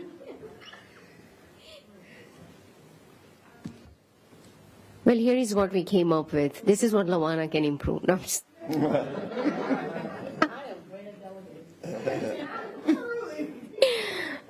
but just having more conversations, hallway conversations, having informal conversations with your colleagues, and just relationship building.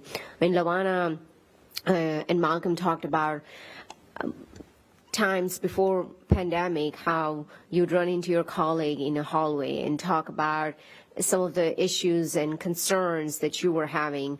And I think some of that is missing. I think it ultimately comes down to relationship building. I think there are some of us on council that have more responsibilities at home or job or others. There are some that have older kids, but I think it all comes down to figuring out a way to, even in brief moment that you have, to build relationships with your colleagues. Very good, awesome. So I think it's just right along the lines of what Ed mentioned earlier. Very good. Definitely common theme around collaborating differently going forward, engaging each other in informal settings, not just in the meetings. And that's always great to create a great, strong foundation for teamwork and collaboration going forward. Yes, Marjorie? I just want to add, as we were having that discussion, I wanted to kind of highlight a few things that we done right as a council over this time. During Eastland, during BMOC, we, despite having very different opinions about what, an end result may have looked like, we worked together and we built consensus in a way that I'm proud of. I have no greater example than the amount of support that I got from my colleagues, the amount of conversations that I had with everybody from staff to my colleagues. And so I think that's kind of like a baseline for us now, right? And we did that despite having regular conversations. So I'm only looking forward to what, a commitment around regular conversations in addition to what I know we can do together as a body will look like, right? Good. Because I wanted to highlight that because that was actually something that we discussed at the table, and it was a great example for me. Awesome. Thank you so much for sharing.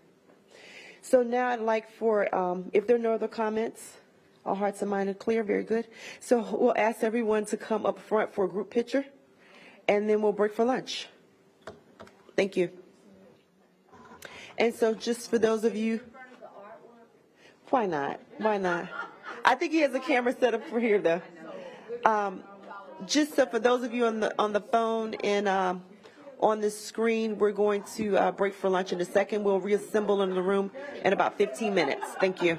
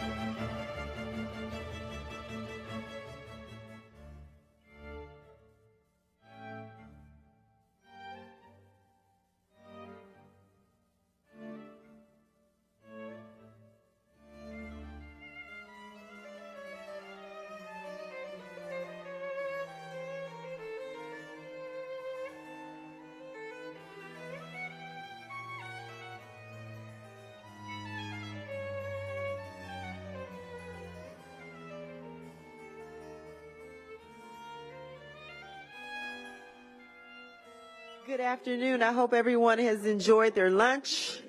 Thank you for the council members for working through lunch.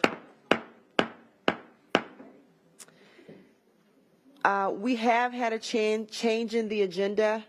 We're going to move to the budget discussion and the priorities discussion, and then we'll come back to the teamwork activity to end the day.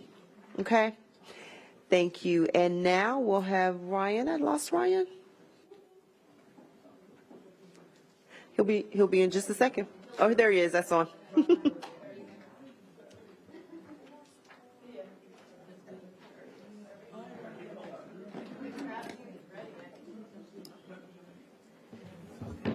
So Ryan, I'll buy you some time.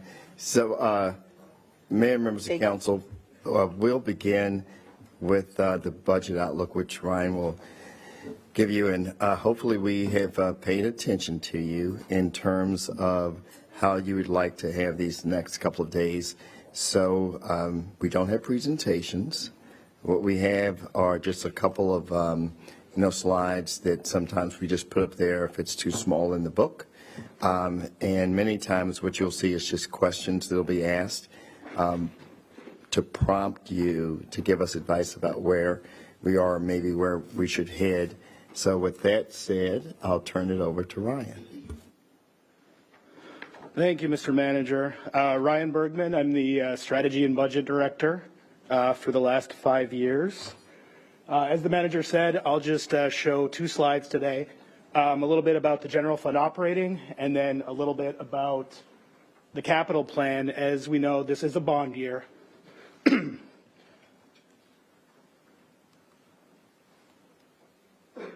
Having a little trouble. Okay, so when we talk about the general fund, we are led primarily by property tax and sales tax. Property tax is our biggest revenue by far. We've seen really strong, consistent growth over the last 5 years, averaging close to 3%. Everything that we've seen leads us to believe that that is going to continue for at least another year when you talk about building permits and growth of the city. So that's primarily growth-based. When you get into sales tax, there's quite a bit more volatility. So when you talk about sales tax, it's really based on what people in Mecklenburg County are spending. Over the last 2 years, we've had really good growth there. The first 4 months of data that we have for this year shows that it's a little bit stagnant compared to what it was. If we had our economist here, he would talk about people spending down their savings and the fact that over the last couple of years, spending has really outpaced income growth nationally. So that leads to some revenue issues. Excuse me. So last year we also had our economist come up and talk a little bit about a recession, and he used Wells Fargo, who had a projection last year that the likelihood of a recession was about 50% in the coming year. Fortunate news on that is down. So the same data set that they used last year shows now that's down closer to about 40%. As a reminder, we do not project recessions in our revenue forecast. We plan for recessions. We react to recessions. We are traditionally built on revenue principles as a city that are fairly conservative by nature, which allows us to put together small 1% to 2% surpluses per year, as you see in the budget outlook. On the expenditure side, you'll see that we are at about 3.9% expenditure growth before we talk about any kind of service enhancements or any new compensation. So that doesn't mean a typical compensation. That means we are about even before we talk about any compensation. So a couple of the expenditure things that I'd like to point out here, retirement and health care, not something we talk about a lot, but they are significant drivers, kind of hidden, unavoidable costs that we have. So just a couple numbers. Over the last 5 years, our property tax revenue in the general fund is up about $60 million. So that's good. but just our retirement over that same time period is up about $33 million. So you talk about the property tax growth from the growth that we have in the city going up a certain amount, more than half of it essentially goes to the retirement system to pay for the services that we already have. So primarily, other than firefighters, that's controlled by the state, and we are essentially along for the ride. It is a good system with a good funded status, though. On the healthcare side, this has really been our labor strategy for the last 4 or 5 years, where we have tried to make sure, somebody earlier mentioned employer of choice. We have had a strategy to really take care of some of those explosive healthcare increases we've had through COVID, past COVID, as we talk about inflation. So what that's meant is that employees, for the most part, are paying a similar amount, or even less in some cases, than they paid 5 years ago in our plans. Us, meanwhile, we are paying about 40% more. So what does that mean in easy numbers? It means that 4 or 5 years ago, we paid about 70% of costs on average, and now we're paying about 80% of costs on average. So that's really been part of our labor strategy, which gets us to talk about compensation. So it's not on the screen, but that next step would be what we want next year's compensation to look like. A typical plan, which is like a 3% for everybody type plan, is about $15 million. Doing something similar to what we did last year is about $25 million. I do want to point out that some of the things that we've done over the last couple of years primarily has led to some successes. I should have referenced this. The budget outlook, so if you notice, if you try to open this to any page other than the budget outlook, the binding will not let you. So you need to read the entire budget outlook before you can talk about CAP or anything else. But if you look on that second page there, you can look at our vacancies by employee type and some of the successes that some of the decisions that council has made over the last couple of years on what you've prioritized has really led to some good results. So happy to say that this is just a point in time comparison every year, but right now our hourly vacancy rate is at the same level as it was pre-pandemic, whereas a couple of years ago it was starting to be a significant problem for us. So that's a big deal when we talk about maintaining our service levels, and it's really primarily about some of those adjustments that City Council has made at the bottom of the pay scale with some of our lowest paid hourly employees, which we're in January now. Our lowest paid full-time employee now is about $46,000, which is significantly more than it was a couple of years ago. You talk about mechanics and solid waste drivers and 911 communicators. These are jobs that have had significant successes over the last year as far as trying to maintain staffing. And then something that we've talked about for quite a bit longer is our police staffing. And so traditionally, we've struggled to have enough new recruits to account for retirements and resignations. So we've traditionally averaged about 90 graduates each year for the Recruit Academy. Happy to say that right now we have a Recruit Academy, one Recruit Academy, with 83 people in it. Now, they may not all graduate, but this is just one of the 3 that they're trying to do. So the chief may talk about it later, but we're hopeful that some of the work that council has done, so last couple of years, for instance, the starting pay has gone up about 23% for a starting police officer. That's really starting to yield results and pay off.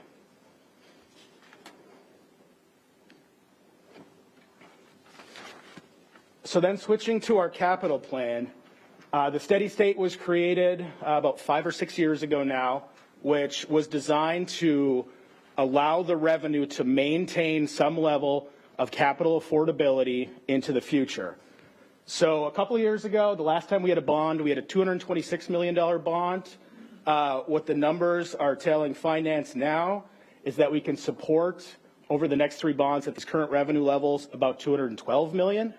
So that's gone down. It hasn't gone down because we've missed revenue targets or anything else. It's primarily gone down because the cost of borrowing has just gone up.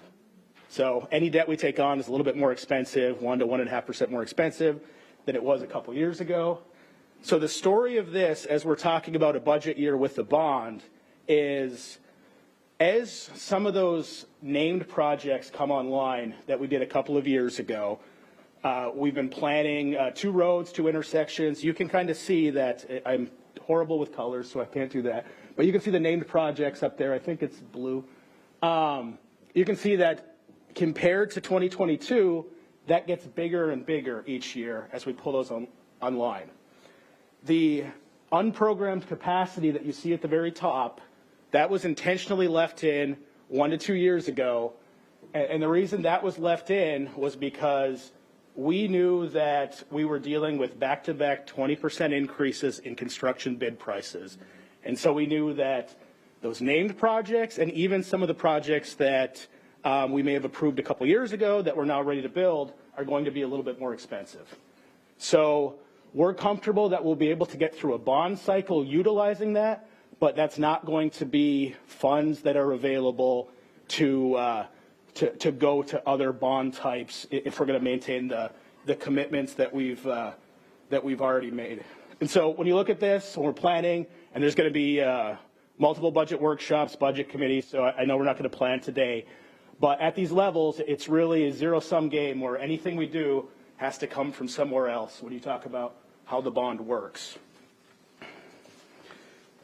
So don't have a slide on it, but if you look at that same budget outlook, I'll just reference a couple other things. We did have, when we're talking about FY23 performance, we did have a solid year, again, financially. The last 5 years, we've been lucky enough to, because of conservative revenue principles from finance, from our economists, we've typically averaged like 1 to 2% surplus. And what those funds are able to do is they go into the next budget year, which we've used to invest in city council priorities.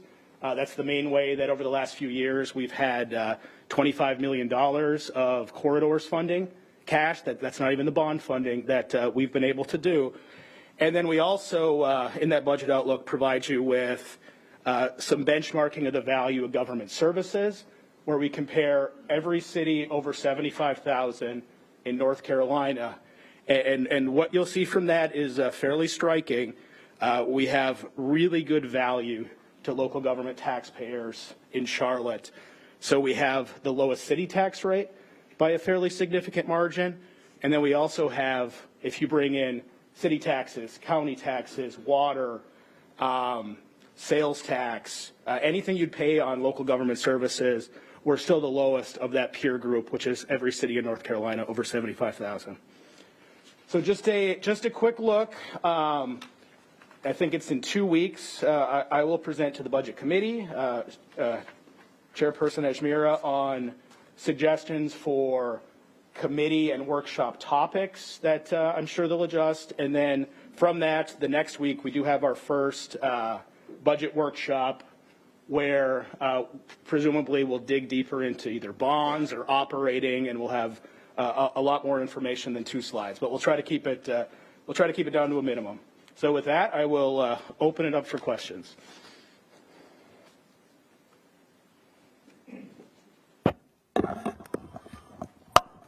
Mr. Graham?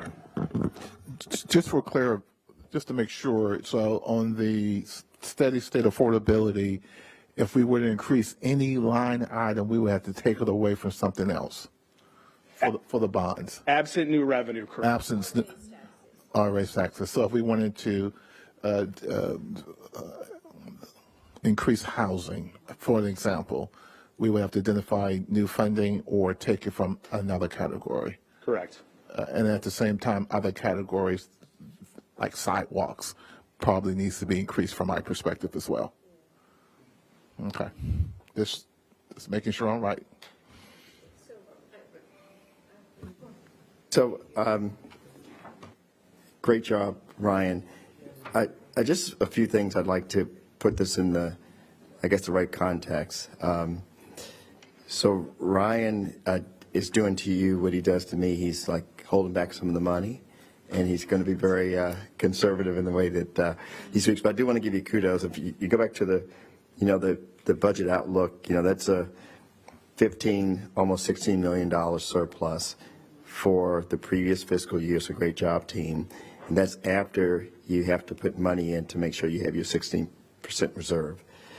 And as Ryan was saying earlier, typically some of the things that have been very important to you, like corridors of opportunity, what we do with small and minority-owned businesses, things like that, we put in this account called PayGo, and we're able to do some of the things that are important. So by no means is someone saying there's $15 million to go ahead and spend, but there is a positive result from the previous fiscal year, and we're on track in the current fiscal year. And as Ryan was saying, that typically we give you a 2-year budget, even though you're only improving one. In the out year, we try to make sure outside of a policy decision for compensation that both years are structurally balanced. So I would just start off with the framework that mission accomplished on all of those, and we're tracking towards that. The other thing that Ryan said, but I want to do a little deeper dive into this property tax. It hasn't been raised in 5 years, but as the comparison with the cities that have more than 75,000 people, I think we're 8 cents less. And then for those cities that are 250,000 people or more, we're 17 cents less. That's a big, big difference. And then lastly, and Ryan, I don't know what the actual numbers are. I'm going to say that when you do this total cost of government, it looks like we're $1,000 less than the closest city, if I have that right. About 500 than the closest city, but about over 1,000 for the closest large city. So again, there's great value in the services that the city is providing. No one's starting off by saying, let's raise taxes, okay? Julia, is Julia in here?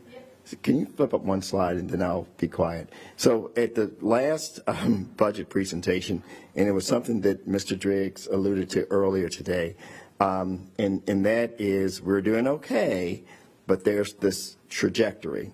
And either we're going to continue to do enough, or maybe we have some bit of a decline because we're not doing enough.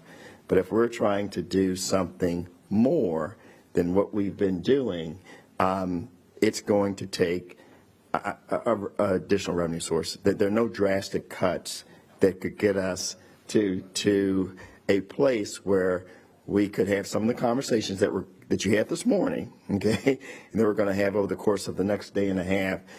So I just want to, it's good value, we're in good shape, we're steady, but there are many bold things that you want that the revenue and the expenditures don't match. Don't worry about it, Julia.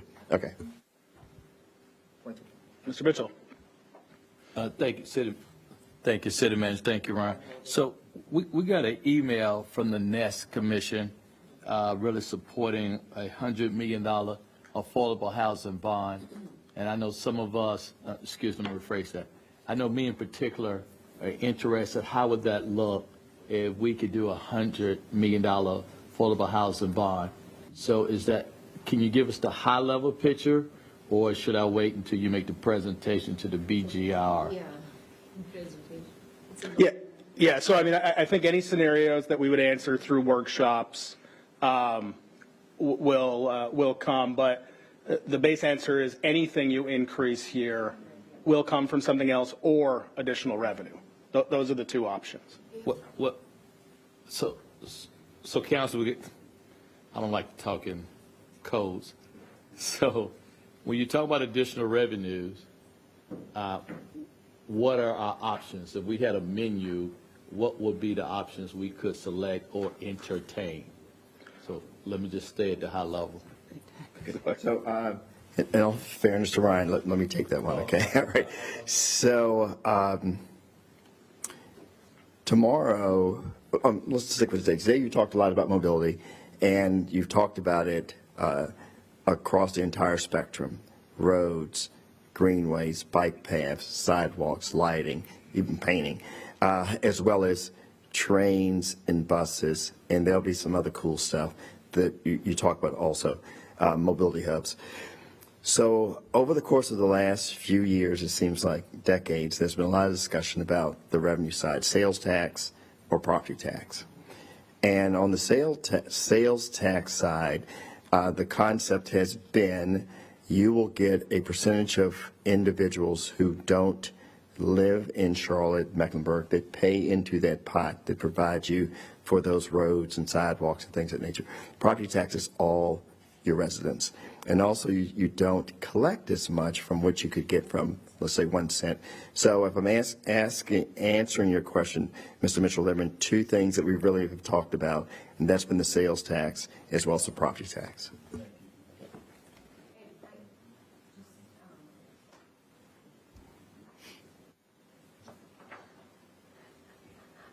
I know in the past we had talked about how 1 cent sales tax could relieve some of the capacity here to address, to James' point, housing, or it can provide additional relief for corridors of opportunities. I mean, anything that's not infrastructure related, we could advance further if sales tax, if we have that authority from the state. So, yeah, I'm going to say it a little differently. So the way that's been, yes, the way it's been discussed has been the sales tax would be used for both transit. When you think about transit, think about buses and rail, or transportation. And when you think about transportation, it's everything else, roads, sidewalks, and bike paths, greenways. So everything that has been contemplated up to this point has some percentage of it going to the transit piece and some percentage of it going for the transportation piece. So let's just assume that the transportation piece, if it goes into your CIP and it's for the city of Charlotte, you would have those transportation related items like your sidewalks, things like Vision Zero roads, intersections. But that would also relieve free up capacity for you to do some other things that are not transportation related, like affordable housing or your public-private partnerships. So up to this point, that 1 cent sales tax has been discussed for transportation and transit and not affordable housing or private-public partnerships. But it does free up capacity to do some other things within the CIP. yeah, I remember the number that was in our budget book that was going to relieve capacity of almost 100 million. I don't remember exactly what the number was, but it was a pretty high number. It was just from our last budget discussion. I think that was a question that Mayor had asked. I don't remember what the number was either, so. Sanderson? I think you have some other questions. Yeah, thank you. Just a quick question about corridors here. I see that programmatically it appears like it's falling off of the budget after this year. And I know that we were able to take advantage of a lot of federal funding. We had a lot of federal funding success, as it says in this lovely glossy, to subsidize what we were putting in. But programmatically, what's happening to corridors after 24? Yeah, so this upcoming budget in the CIP plan still includes one more round of corridors at that same level as prior. But in the 5-year outlook, that's one of those programs that kind of gets squeezed out by all the resources needed for those named projects and their construction schedules. So a actual decision on that isn't for 3 years. But to make it all work in the 5-year CIP right now, that's the way it looks. Anyone else? Testing. Hi. The one thing we've been missing for every year that I've been in this budget process, I've asked for it a bunch, we haven't got there, is the context by which we can understand what the problem is that we're trying to solve, particularly for those things that are considered blocking and tackling infrastructure. So what I think we all really need and what I really, really want is an understanding of what is the backlog of sidewalks, resurfacing, congestion mitigation, the basics, so that as we come into this, it's like setting a budget for your family without knowing what you need. Understanding what that holistically looks like, as well as what comes due, when things need to be resurfaced, is the real thing where we decide if these buckets are proper or if we're ignoring things purposely. What we shouldn't do is ignore them accidentally. Mr. Driggs? So a couple of comments. We did see during COVID that the general fund is pretty resilient, and that's because property tax is not immediately affected by a downturn like that. We did see a decline in sales taxes. So, I just want to point out, I feel pretty good about that. The enterprise funds then have different issues to contend with. They got a lot of help from the feds under those circumstances. I think what concerns me is I'm trying to make all the pieces fit. So I see a conversation about this and a conversation about that, and I don't see a basis, somewhat along the lines of what Mr. Bakari alluded to. If we don't get the sales tax, we have a big problem. We are betting heavily on the sales tax. Because I'm pushing, but it's not.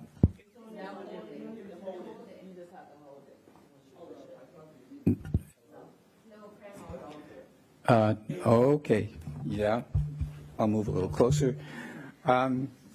So trying to make the pieces fit, and what I'm missing, in addition to what Mr. Bakari already said, is what are the pieces? So let's say we get this sales tax thing. Some of that, we've just been told, spills over and provides relief on some of these items, but right now, we have a percentage of our total receipts that we put into the debt service fund, and that is what defines our capacity. So is that percentage negotiable? Do we have any mobility between operating and debt? Because we have requirements in the debt arena that are not being met. And then when the time comes, if we have a sales tax, what would be the process for putting that across? But what I see, and what we were told last year, is we have a situation taking shape where we're going to have a really hard time doing what we want to do at the current tax rate. And I'm the last guy to advocate, but I don't think we should hide from the topic. And the difficulty about the topic is that tax hits the people that we're trying to take care of the hardest. And that's our dilemma. Whether you're a small government guy or whether you're concerned about the people in the community who are the hardest hit, that tax impacts them, which is why we need to be very restrained and responsible about kind of doing things that imply more revenue. But let's not have one conversation that can't come true unless we have a lot more revenue, and then a different conversation about the revenue. So we need to kind of connect the pain with the gain and be realistic. And I don't see it yet. The housing, $100 million, Mr. Mitchell, right now, look up that list. You can soak up the capacity at the top, and then you're going to have to knock out several of those other things in the current situation. We could get a benefit, but how much benefit from the sales tax? So I think these are our policy questions. But I think we need more data, like a better defined framework to say, if you do this, then you're going to get this much money that you can apply there, and so on. And it's not I'm a little bit of a numbers geek. I know Ms. Ojemera is too, and a number of us are, but we don't have to get down in the weeds in order to be talking seriously about what our revenue sources are and what they buy us, what we can accomplish with them.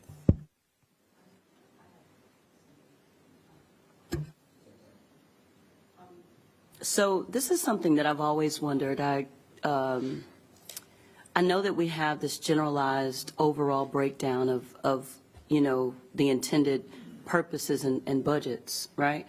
But I wonder how this breaks down across the city. So in other words, what I mean is, and I don't know if this is a possibility, but it seems like this would work in tandem with maybe another department, but how much do we spend per person, per district, like allocated? Do you understand what I'm saying? So like, let's say for an example, we have sidewalks. I'm just going to use that as an example.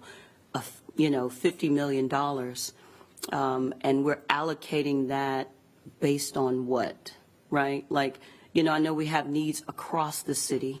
How do we prioritize that? So are we saying that let's say we have 7 districts, right? So are we spending the same amount of money per person, per district across the board?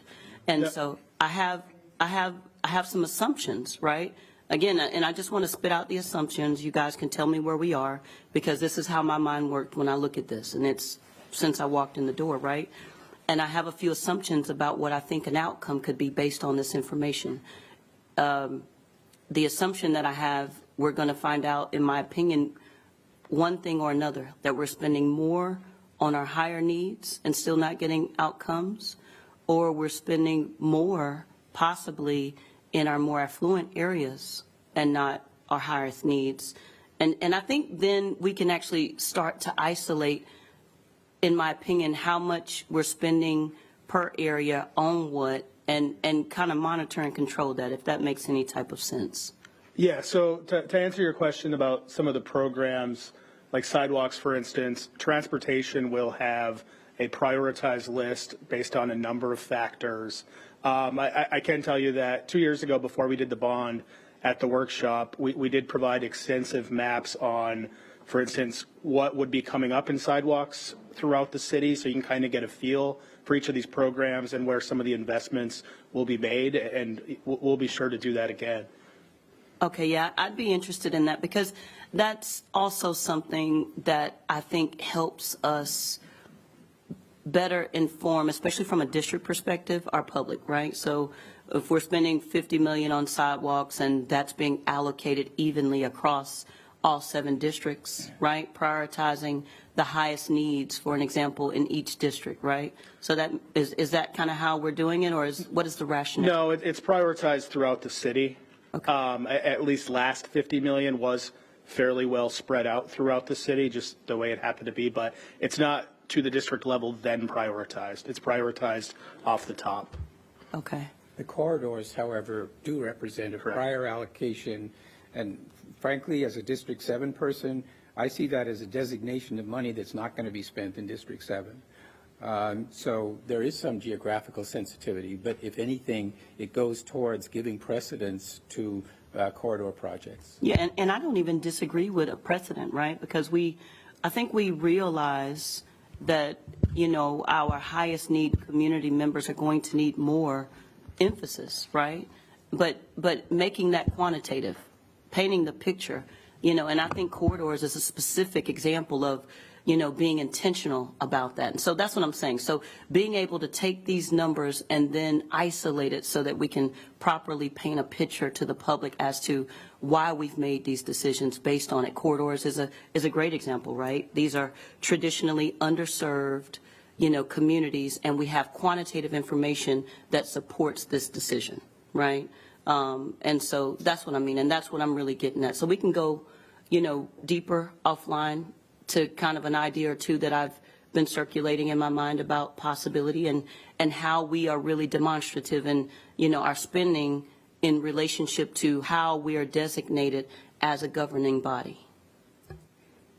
So, if I could, Ed McKinney, where are you? Okay, so you're going to see his handsome face tomorrow at the end of the day to, I guess, try to wrap up some of the questions that happened at the table.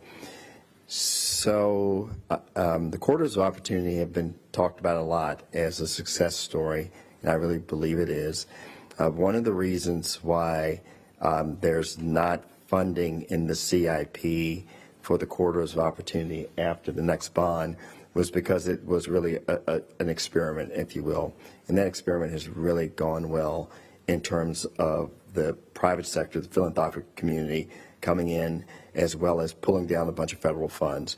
And I don't see any scenario where in the out years the city is going to abandon the corridors of opportunity.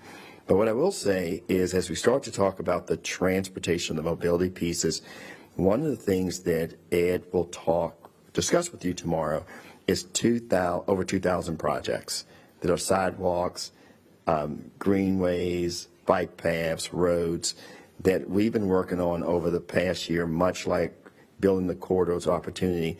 There will be 16 strategic investment areas. Okay, so think about the 6 corridors that we've had heavily invested in. Tomorrow, there are going to be 16 additional strategic investment areas throughout the city that would have the roads and the bike paths and the sidewalks. And it's a very different way of approaching investments. I think it's the first time in the history of Charlotte where we have this approach that we're able to, I guess, cut the switch on and start making investments. So we won't have to wait 10, 15 years to plan something. It's a very different approach to getting projects done throughout the city. So I think it'll be a great discussion, and we'll answer some of the questions about what are the projects and where are the projects. And even in the past, we were all the sidewalks projects, some of these other projects and programs. So there is a list, but I believe, Ed, that list continues to get updated if there is a high traffic injury network, right, based on that. So I expect that list to be updated, and we'll probably get a new list.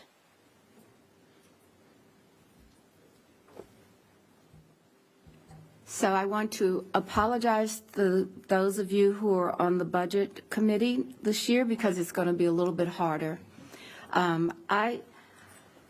As I look through this, and I've heard a lot of information around what we want to achieve, I guess the question that I would have as we review this, Marcus, you talked about the districts or the areas of strategic investment areas. I would hope that we're also doing something on innovation as well. There's got to be some way to look at what we have, what we're doing, and pull out some ways that we can do some things differently. So I don't know if innovation has been a test that we would take. It would be like, this is where we're spending money. This is where we can see some change in what we're doing and how we're doing it. The other thing is, I think at some point we're going to have some forced choices. It's almost impossible to think about the idea that we can do it all. The manager and the team have done a great job on advanced planning. So that in itself saved us a lot of money and helped us create more opportunities for other places. But that's not going to be there forever.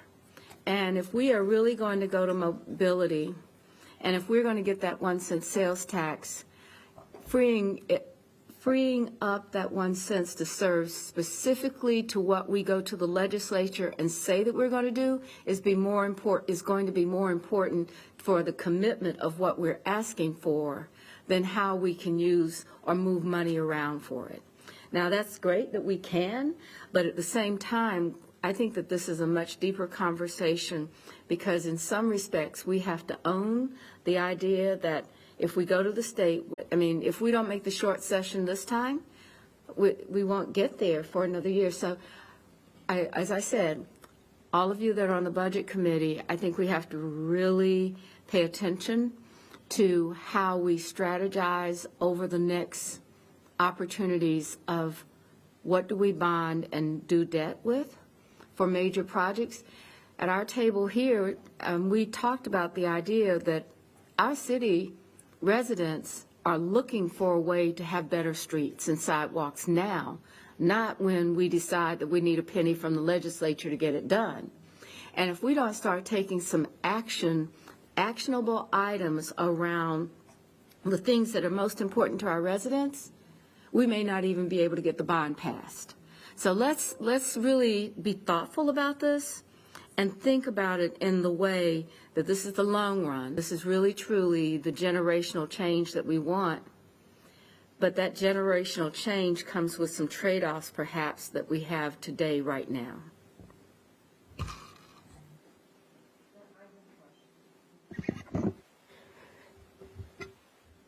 So, Mayor, you brought up a topic on innovation. So are you talking about more of public-private partnership? If you can just elaborate on that exactly as to what type of innovation are you thinking? Is it more intergovernmental? I would say that the thing that I'm looking at is what is the innovation that we can do? And I'll use the example I used this morning. Should we invest in new construction for affordable housing or preservation? Which one is the higher need? Which one produces the best outcome? So those are the kinds of things that I think we have to ask ourselves before we start talking about the budget.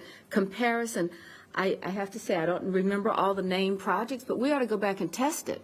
Is it really delivering what we decided that was necessary? So that's the best examples that I can give you now.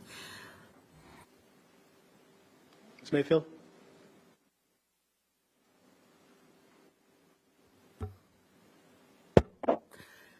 Mayor, follow-up, but it's actually for the manager, and it's something that we talked about previously along the line of the comment you just made regarding rehab versus supporting new. One of the challenges where we've identified goals in here in our top priority of great neighborhoods and other things, how do we support local community? Unfortunately, what we have seen more often than not, when we made these investments, a number of the individuals that get access to these new investments are not Charlotte homegrown, Charlotte natives. We have these multiple organizations have their own wait lists. So it will also be helpful because we can easily get the numbers. The numbers are already out there through our partners to see who are the residents. Because it's great for us to say we've identified 4,000 new units, but if our residents are not getting access to it, but we're telling them we're looking at an additional sales tax, additional property tax, and they don't see the benefits, that's where we're going to have a challenge when we're selling this to the community. So when we get that breakdown, Manager Jones, it will be helpful to get an idea so that we can tell the community, this is how we are directly impacting you positively. Your neighbors, your relatives, this is how you're benefiting from the contributions that you're making to your city.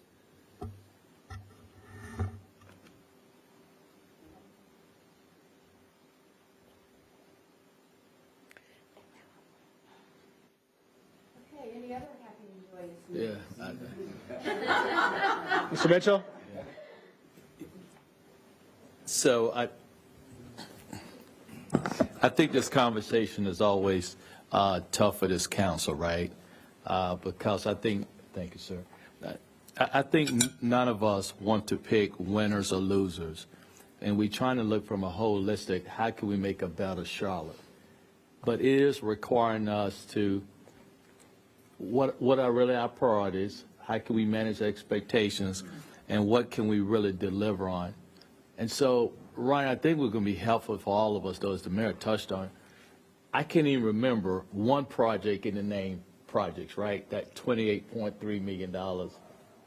So I do think it'd be helpful for us to really get much as detail. I never get Councilman Graham's favorite phrase is, delve into details, right? And I do think in this particular case, he's exactly right. And the more details we can have, the more to Councilman Driggs' point, what city are we trying to create? They can help us make some decisions. And City Manager, you're right. I mean, we got two different options for revenue. But I just want the council to keep in mind as we think about the 2034 or 2050 or 2060, it has to start this time. We have, and I'm going to say it, I know we got media here, we don't like the word increase in property taxes, right? City Manager warned us, though, if you don't increase property tax the last cycle, you're going to have tough decisions to make in the future. Council, this is the future now in 2024, and we're going to have to make some tough decisions, but we can do it from a standpoint of what vision we're trying to create. I think we all can get there. So, Mr. Mitchell, I'll add to what you just said. So, and Ed, I'm sorry for doing a little bit of your presentation from tomorrow, okay? So there are some things that this council can do And there are some things this council cannot do without the help of the county and the towns and the legislature, i.e. the sales tax. Can't happen without that type of collaboration. And a lot of that has to do with, let's say, Connect Beyond, advancing the plan, some of the things that are happening around CATS and this 2030 plan. But in terms of the CIP, that's something that you can do on your own with property tax. And I'm going to be wrong, so I'll ask you, Ryan, a penny is worth about how much on the property tax? For the typical homeowner, No, I mean total. 1 penny is worth about 21 million a year. And you can bond about how much off of 1 penny? So if you look at the bottom of page 24, we actually put in there what 1 penny would do to the CIP. So it would, if you took it out forever, it would add about 40 million per bond. And if you use all of the value just in the 5-year CIP, it'd be between 200 and 400 million, which would depend on bond type and timing and things like that.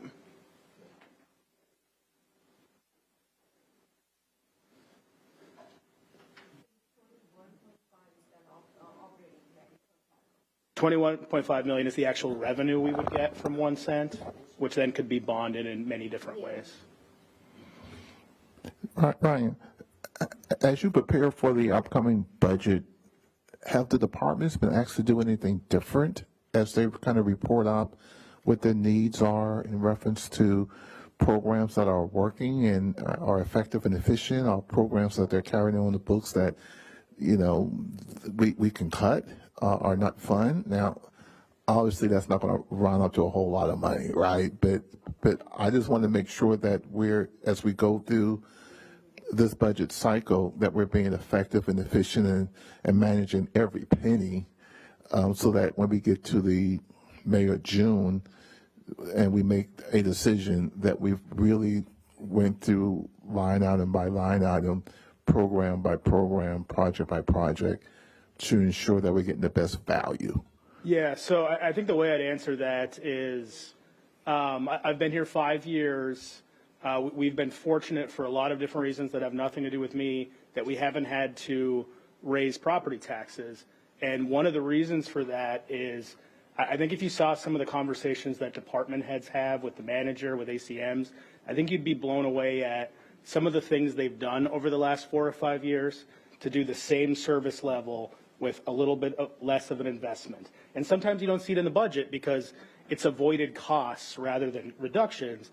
But we've also had quite a bit of reductions over the last 4 years to try to get to that efficient level. But talking specifically about the general fund, we are very heavy in public safety, 24-hour operations. Almost all that money is personnel, staffing. We're such a salary and benefit heavy organization that it does become a little bit of diminishing returns on where you can find some of the money. But we do that every budget process. I got a whole team, that's their job to do it. And this year will be no different, but I can tell you that at least since I've been here, each year has gotten much tougher. Mr. Drakes? I don't know if this there we go, good. Typically, what we have done is we have taken our general fund proceeds and allocated a portion to the debt service fund. Correct. So we need to be clear, if we stuck with that ratio, then what would be the impact?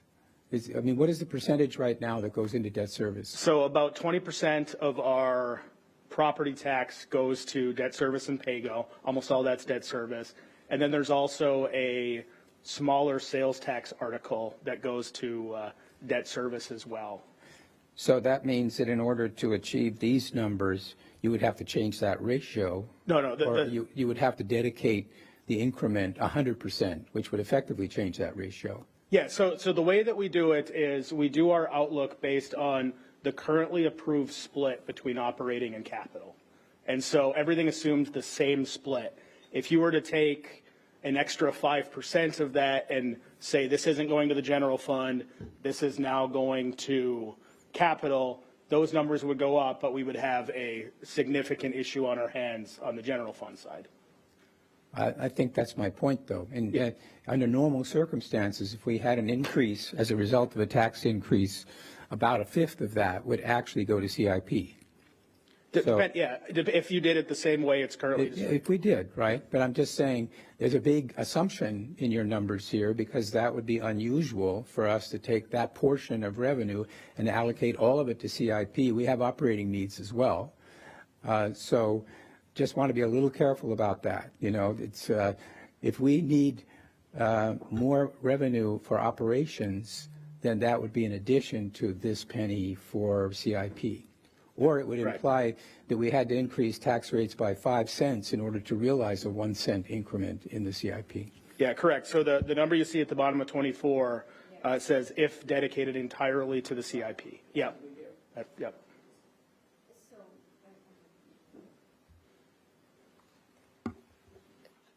So a couple of years ago, when we did this future bond affordability, and that's something new, we didn't have that before. I think that was, Ed, when I was on your committee back then, we had worked on this. Remind me if we had a policy on the percentage that would go to the debt service, or we never had that? We had a working, we have discretion, right? So the city government does have latitude to make a decision, but that was a thing that was, it's a tough choice, right? So you make that decision very carefully because you need to maintain your operations, right? And what we had arrived at, and I don't know how many times we've changed it. At one point, I think there was a discussion about a half-cent change and you know, what that meant on this side and on that side. But we need to keep advancing on all fronts, was my point. Because what I hear from the council, there are certainly a lot of capital needs.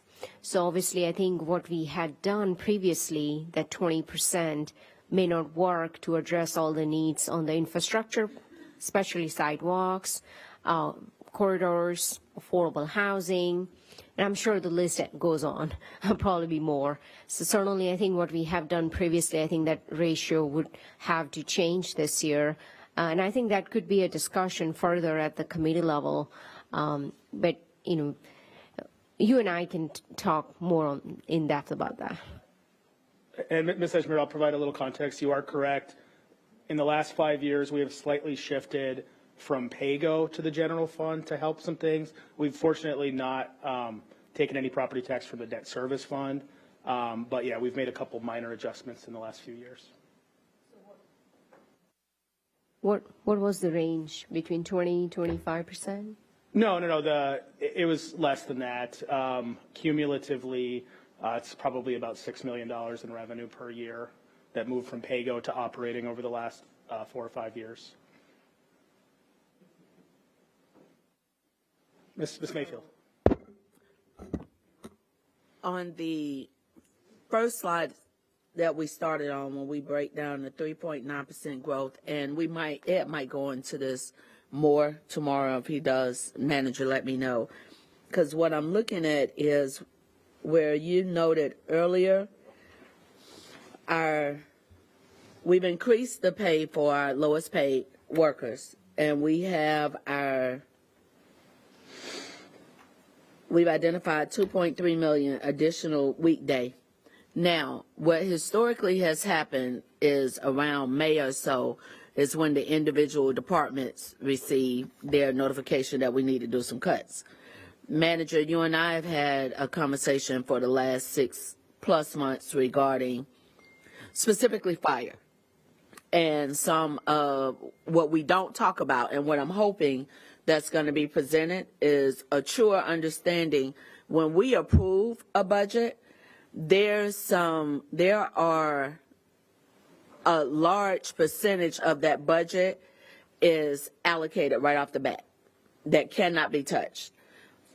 How that translates on the ground is, again, looking at our hourly workers. They may have a training that they're going to, they're attending these trainings unpaid. That's out of pocket for them.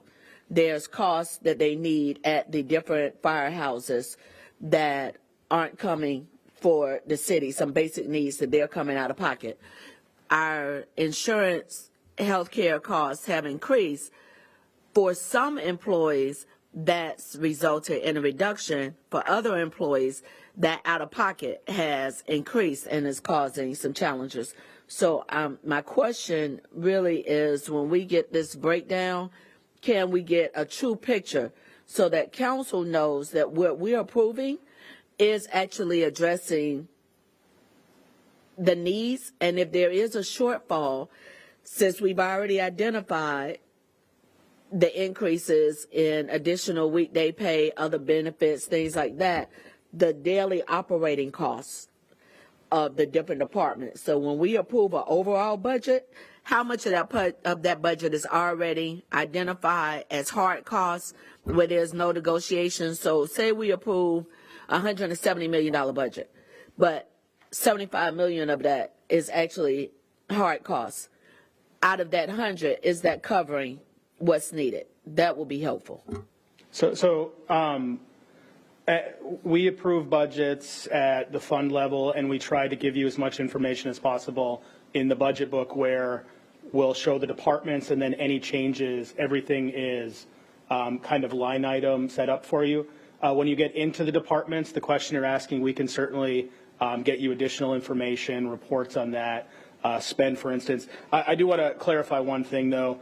That 2.3 million additional weekday, that's just a year-to-year change in how many weekdays are in the fiscal year. And the next fiscal year has an extra day, so we have to plan for it. That's not like giving them an extra vacation day or anything. It's just a timing thing. I didn't consider it as an additional one way in the leap year, so that throws everything off a little bit.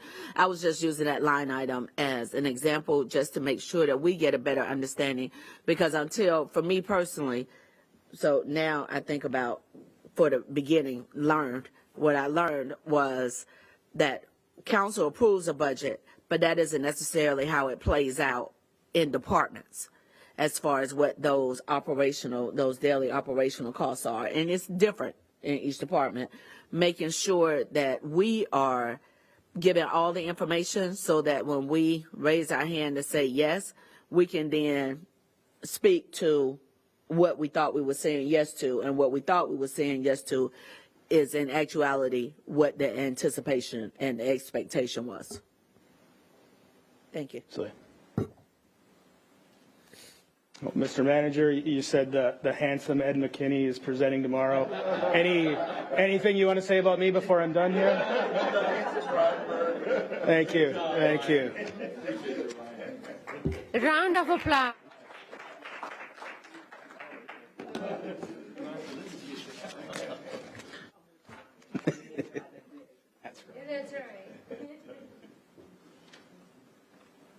Ryan, the magic man. I wouldn't want Ryan's job.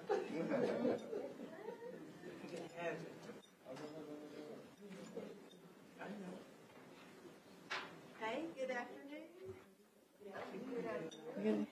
Hey. And as you know, I'm Marie Harris, and I'm here today to talk a little bit about priority setting and defining success. Before you delve into your afternoon session. Oop, I was going to say, Ron's right, it's not working. He was pointing at the slide, though.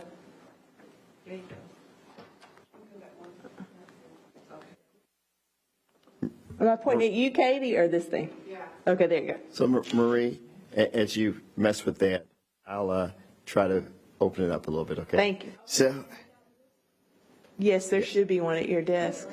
So for at least a year, maybe, or two, there's been a number of discussions amongst the council about how do we make sure the investments that you're making are giving you the outcomes that you desire.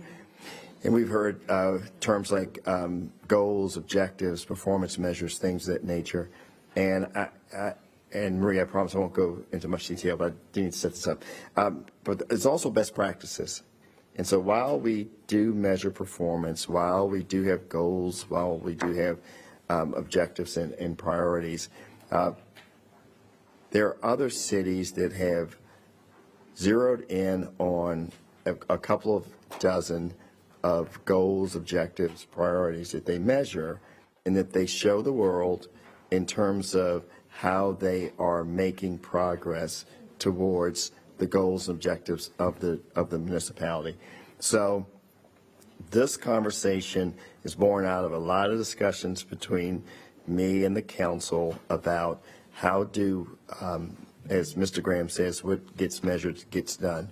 And how do we go about making sure that we have the right measures to get the right outcomes of some of the priorities that you have. So. Thank you, thank you.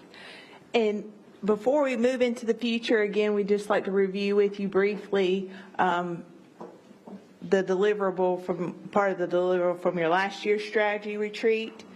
And as the manager mentioned, you have pre-reads on this, and you'll delve into some of your initiatives tomorrow. But before we get started, we'd like to really make sure and calibrate that we're really still have the main focus areas that are important to you, and they really encapsulate everything that you would like for as we move forward in the future fiscal years. So again, we'd be focusing on the strategic priority section.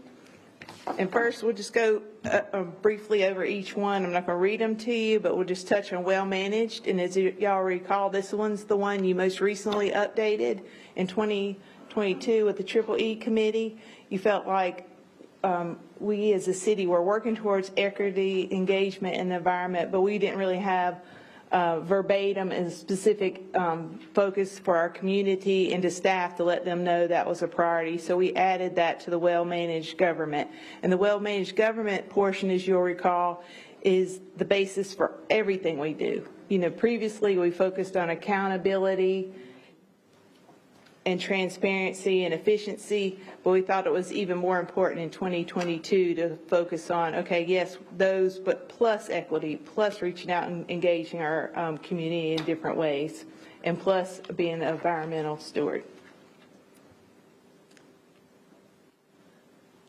And then the next ones, we have great neighborhoods, safe communities, and transportation and planning. And then within the great neighborhoods, that's where your affordable housing initiatives fall under. Safe communities, a lot of the corridors work and plans you've been working on are within that, and your Safe Charlotte plan. Transportation, addressing growth is what, a lot of what you've been talking about, and that one's captured in there, as well as mobility and connection. And then the last one we'd like to talk to you a little bit more about is workforce and business development. And this is where Hire Charlotte, small and minority women business development, job growth, things like the Job Hub you mentioned today would be under this umbrella.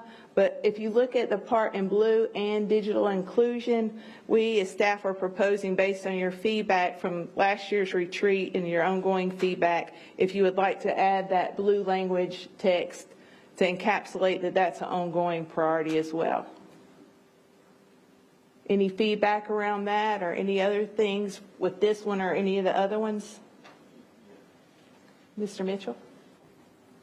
Can you go back to the well-managed government focus? So a question for all of us, how do we measure equity?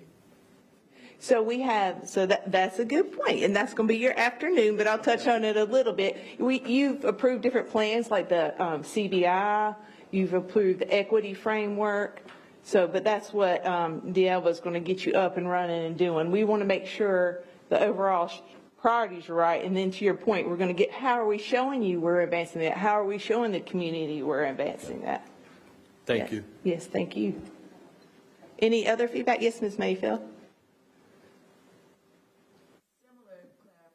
Question on the strategic priorities. When we go to the next slide, when we look at great neighborhoods, it will be great if we can find some time to have a real conversation of defining affordable housing. So I've asked that question multiple developers in conversation for them to just define affordable housing to me. And there's a range of what is considered. Now, we know we say federal numbers, yet the reality of our Charlotte today and what the market has created for access. Charlotte is affordable for some people. So the level of affordability is different. So I think we have an opportunity to define for Charlotte what does initiatives designed to create affordable housing looks like, because we've allowed those two words to be hijacked into something other than. Manager, I don't know if it's built into this or if that's going to be a parking lot discussion, but we really need to figure out a way for us at least to be in alignment or even in the same book, if not the same sentence, of what is affordable housing, because that's a very subjective title when we're trying to address certain issues and when we have down payment assistance and other programs, but we've set a cap. And that cap is in correlating with what's happening in the market today. So again, I'm not sure if that's a parking lot or if that's something that when we get the presentation over the next day and a half where it could be addressed, but I think that would be helpful. It would be helpful for me. I'm not going to speak for all my colleagues. I agree with you. Marie, can you go back to the second slide, I think, or the second visual? That one? Yeah, so I think to your point, Ms. Mayfield, let's wait until tomorrow to see whether or not it's in the parking lot, because today what you're doing is you're working on those council strategic priorities, great neighborhoods, safe communities, workforce, what's in the gray, and that's in your budget book, and we have performance measures related to the departments that are in the budget book, and let's call that, DeAlvis, help me, that is the what, okay? Those are strategic initiatives, so those are. No, not the strategic, in the gray, those are the council priorities, okay? And so those are strategic imperatives, so that really maps to more of the vision, that's the 100,000 foot level. So we're not talking about programs, initiatives, or projects right now. Simply for this term, what are the strategic imperatives for the council? So if we don't do anything else, here are the things that we do. So the question on the table is, are these 5 still current and relevant to be all encompassing? Not project, not program, not initiative, not what the staff is working on, but collectively as a council, is this what we can commit to for the next year? And so I'll add to that. So tomorrow, affordable housing will be one of the strategic initiatives that we discuss in the morning. I will say that with these best practices, and it's something to what Councilman Mitchell said today, normally when you have these strategic priorities, there are 5 years, 10 years, and to do it from year to year is just not a best practice, okay? So as we start to think about this, at a minimum, these strategic priorities should live through the term. We shouldn't even talk about them next year. And in a perfect world, they're 5 years. But the initiatives, the key initiatives that we're talking about tomorrow, some of them you may say, it's been accomplished, and let's move on. Or you may add some, but that would be the how to get to some of the things that you have as your strategic priorities. I was just going to offer that point of clarification. In this moment, we're talking about what we're going to do, not how you're going to do it, but what the council is committed to.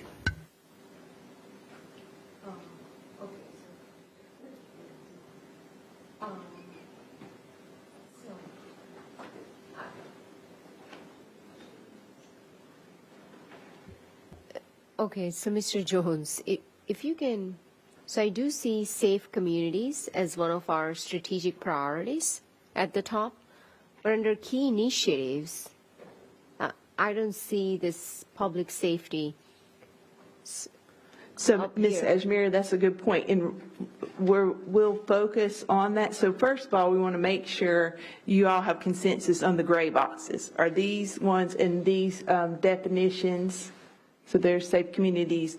Does that encapsulate? And then from that, you're going to work on it this afternoon to say, okay, we're saying our strategic priority is safe communities. How is staff showing us this is being advanced, to your point?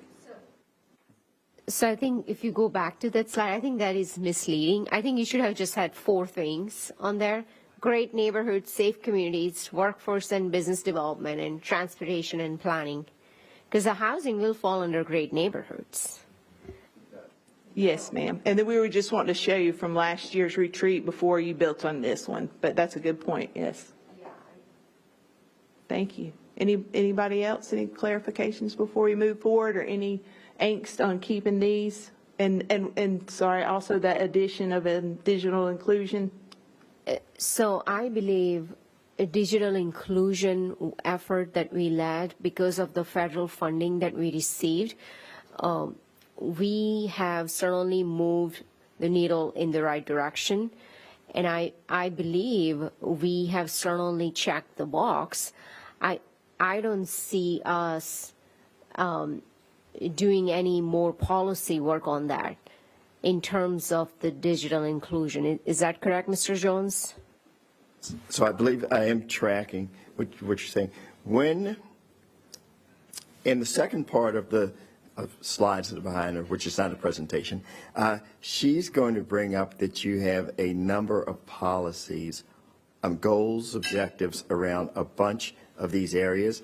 Because 3 were elevated last year in strategic initiatives, not priorities: digital inclusion, small minority and women-owned business, and workforce development. We don't have council-approved plans around those because they're brand new. And so there are strategies around those as we speak. So we want to make sure that at least as we are going into those new strategic initiatives, that we understand what success looks like to the council in terms of some of the goals and objectives. So we've pulled some out from other jurisdictions that have best practices, as well as what we've identified in some of our other programs. But those are basically new initiatives. So what I anticipate is that once we work on the key initiatives, and once we meet our goals and our objectives, we would see those key initiatives pretty much not there anymore, because once we meet our goals. So is that the goal? I mean, I would say the first step would be to measure progress.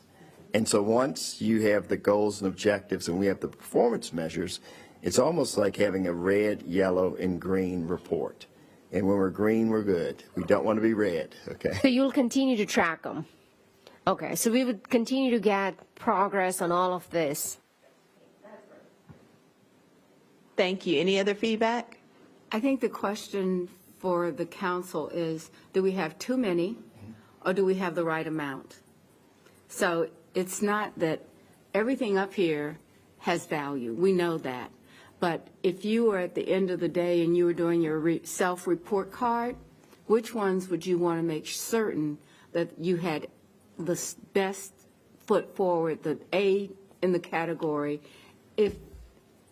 and how do we do that? So I think it's really up to the council to say, well, all of this works, and that means that we would have 5 or 6, is it 5 or 6? 5 initiatives that are big at the end, but they would be 5-year plans, and you wouldn't have the question about, well, this is what we're going to continue to do until it got to be, green light, it's all done.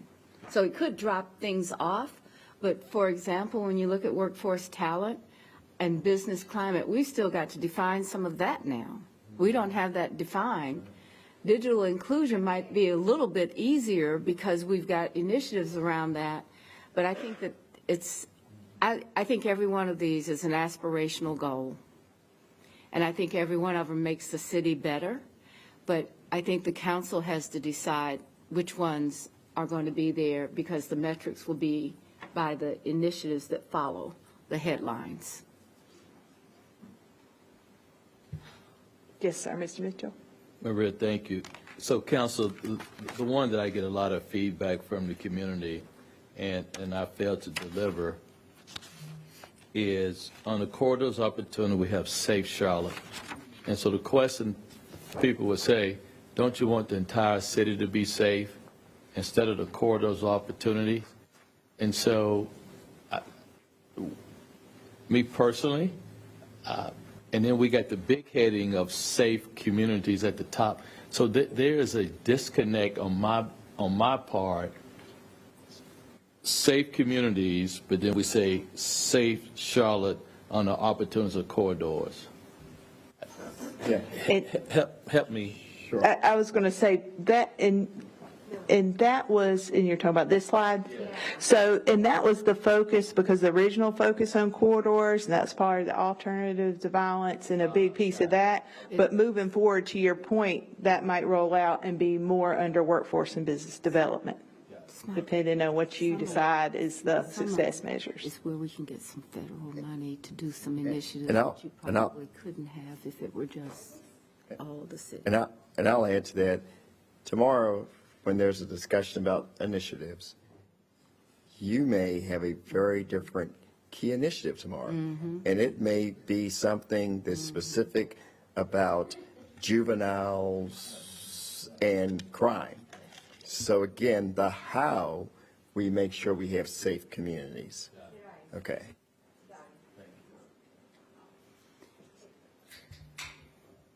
Oh, sorry, Mr. Driggs. I just wanted to say one of the difficulties with this is as we prioritize the things we put at the top, we look like we're demoting the rest. And I don't know if we have to do that in the sense that we can pursue all of these, right? I wouldn't want to give the impression that we have decided that 2 or 3 are, the number one, and therefore what are we doing about everybody else? So this list is the list of the things that we think are critical, all of them. And whether or not we want to choose among our children is something I'm not sure about, whether we have to. I think you're right, Ed. So thank you. And I'll go ahead and fast forward through because y'all are jumping to the punchline. But real quick, I did want to mention this. I don't know if any of you were around when we had management by objectives. The city had over 900 objectives, and it was great because we were measuring and we were showing that we were accountable and giving out data, but we were just giving out data, too much data, and it didn't really link to council's priorities specifically. And then we were the first known adopter of the balanced scorecard, and that was great because then it had strategic focus areas from council, and it had perspectives, and it had initiatives, objectives, measures. But if you listen to what I just said, it was kind of confusing to the public because it was so many steps. It was great because it showed linkage, but it was just so many steps. And even some staff, it's hard to say what's the difference in a perspective and objective versus initiative. So over the past few years, we've been taking your strategic priorities and coming up with objectives specific to those that link directly, and then measures and targets. And that's what you get encapsulated on your budget book. But for this and going forward for the new framework, and you've touched on a lot of it. So here's our strategic priorities that you've come up with. Here's a list of plans that you've developed and done a lot of hard work on over the past 5 years. And each one of these plans has goals. So, and they have goals and objectives. So, and there's lots of staff and there's lots of energy and a lot of partners working on each of those plans. But we're proposing to more streamline the connection, and not just streamline, just make it so, okay, you see how moving forward the strategic mobility plan or Safe Charlotte, how it links to advancing your priorities. And so we're accountable to you to show our progress, but also to the community. Like you've mentioned, sometimes the community is wondering, okay, what are you doing for this, or why are you doing this? We want to more directly link the plans that you're approving and the policies you're moving forward and the frameworks for how it's advancing the strategic priorities. Any questions around that? Maria, I just have a comment. And yes. Diablo, I'm sorry, I'm way out of line, but I think I'm right with this. Yeah, I'm looking at the strategic priorities, and they actually look like the pictures that you drew, in terms of the environment, equity, transportation work. So I don't think, and safety, I don't think the council's really off in its priorities right now. Yeah. I will say that doing my interviews, also in preparing for the retreat, one of the questions was, what are your top 2 priorities? And they're also reflected here. Okay. Great, great. Yeah. And then so now even more of the hard work that the mayor kind of mentioned. Yeah. Okay, we're definitely, and I think some of you also mentioned, Mr. Driggs, yes, we're moving these all forward. You know, you don't adopt a plan and we say, oh, thanks. We're actively trying to implement it, move it forward, but then we sometimes inundate you as well as the public with data that isn't necessarily packaged correctly in a meaningful way. So what we're proposing today is your work right there. So we have, sorry, I should look at my thing, the strategic priorities, and y'all came to agreement on that, again, to verify those. We have council goals that you've already adopted, and there's a listing in your pre-read and also in the previous slide. And then within those, and D'Alva's going to work with you on, okay, now we're going to look at the objectives under each of these policies that you've already previously approved and get you to say, okay, yes, I know staff's working on all these, but what to me is the most important to show my constituents, the community at large, or me personally, you know, that we're making track and progress. So we're proposing to pull out some of those highlights. So within each of your with the council committees on those areas, you can say, okay, I'm keeping up with specifically what's going on in these objectives, and I'm able to be a advocate and a champion for it and ask the right questions if I'm thinking we're not, to your point, doing investments that are, I believe you were mentioning earlier. Let's look at the investments to make sure they're really making an impact. And so you can feel comfortable gauging that as well. But I'll go ahead and be quiet and let D'Alva come up and talk about the exercise and the next steps. Thank you. They'll give you dots. Thank you. Thank you. Thank you. Mm-hmm. You can put 6. Okay, so we're going to get some exercise in. Let's take a break. We're going to give you 5 minutes first just to digest. Thank you. Give yourselves a round of applause for approving or agreeing on your priorities for the next year. It's a big deal. So great work. We'll take a quick break. Thank you. No.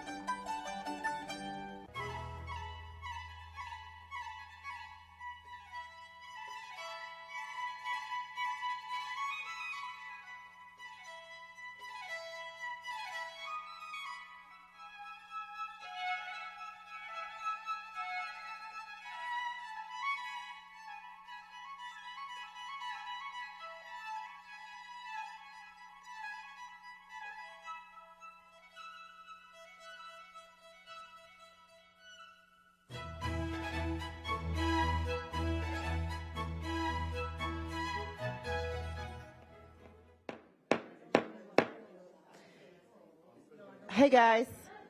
Hello, hello. Let's get going. Thank you. So first important note is that the mics are fixed. Round of applause, please. Yeah. So you only need to click the button in their own. You don't have to hold the button anymore to speak, okay? Yay. So thank you, team, for doing that. Yes, that's good. Now we're going to, thank you for testing. We appreciate that, Ed. Hello? And thank you. So what we're going to do now, again, congratulations on selecting your priorities, your strategic imperatives for 2024, the next year. And we'll get to the next 5 years. How about that? 5-year term, 5-year goals, right? Long-term strategic plan. That was the what. Now we're going to talk a little bit, not necessarily the how, but if you look here, if kind of a standard approach to strategic planning, right? So you might have a strategic priority, things that if we do nothing else, we're going to do these 5 things, and that's what you just selected. Then obviously, as a governing body, you have to evaluate what is the policy that's necessary to make these things happen. So you have policy goals, and then you have policy objectives. They're yours. What are the objectives that we want to accomplish? So today, what we're going to do is we're going to select objectives to support the priorities that we've agreed on today. You did receive this in your pre-work.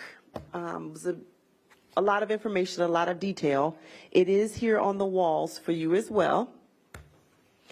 In order to move through this quickly and not require you to read everything on the walls, we're going to do a little group work quickly. So just to give you a heads up, what we're going to do is pair you up and assign a priority for you to review with your partner. So you are going to see a color sticker in between you and your partner. And then we have one table with 3. Okay? That's you, yeah. The best table sounds good. That sounds like a challenge. So what you're going to do is we're going to assign you a priority. You're going to go to your priority on the wall with your partner or partners in the case of this table, and review the objectives. So on the wall you will see, he's going to get me in a second, thank you. You're going to see your goals and objectives here that support your priority. Does that make sense? So your 5 priorities that we've agreed on, the supporting goals and objectives are here. So you'll see at the top here that you have your priorities, okay, in the black. Your goals, current goals to support each of these priorities are in the gray, all right? So meaning great neighborhoods, one goal of great neighborhoods is 10-minute neighborhoods. Another goal for great neighborhoods is neighborhood diversity. Okay? So then when you have these goals, the question becomes, okay, how do we get this done? What are we doing to accomplish these goals? One objective of a 10-minute neighborhood is fresh, healthy food opportunities. Right? These are in your book. We've agreed on these, so hopefully they're not foreign.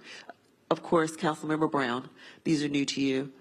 These are your objectives, right? And so what we're asking your partner to do with your assigned priority is to review, not these, but review the objectives. Are these on target? Are they on point? Are they still accurate, applicable, relevant? Are there missing gaps? Okay, so what you're going to do is we want to select 5 here. Let me tell you why this is important, because the next step is that the staff is going to take these and now get to measurable outcomes. Okay, because these aren't measurements. So when we say we want fresh, healthy food opportunities, let's say we select that one, then they're going to walk away and say, okay, what's the best way to measure that? How we can ensure that we've been successful with that? So I want you to, obviously, you take everything seriously, so I'm going to say this, please take it seriously. Because this is going to live and breathe for a while. And there are a lot of people who are going to be very actively working on these things. So this is not something you come back to and change next week. So if you don't like what's here, you should say that now. If there are gaps that are here, you should say that now, right? And if there are things you say, this is spot on, this is what we want to keep, then you're going to put your color star by that. Make sense? Okay, one more. Color star to keep. Yep, so each of you have a dot. Yep, so that's for you and Dimple. You guys, what color are you? Green. The green team. Okay, so you're going to only vote on here. If you see something you like, put a star.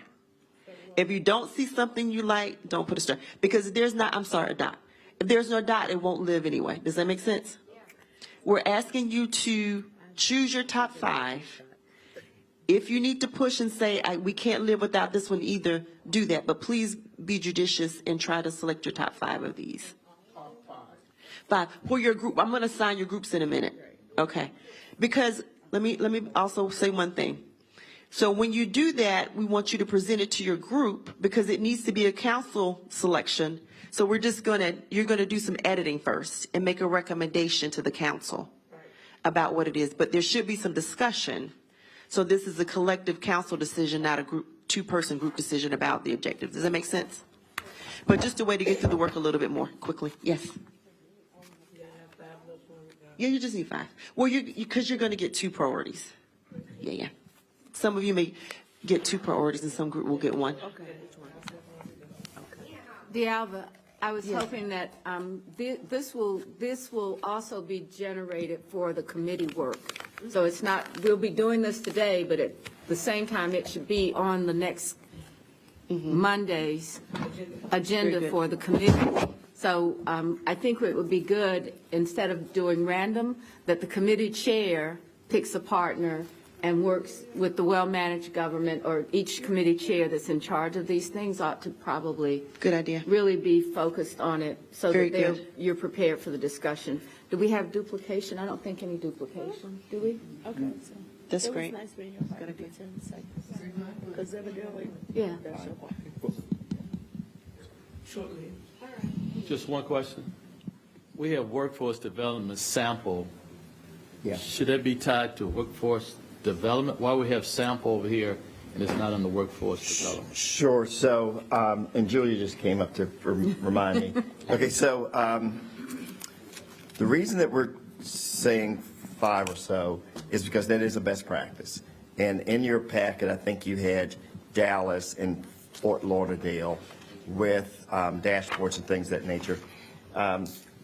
And every one of these goals and objectives you have already approved with 3 exceptions.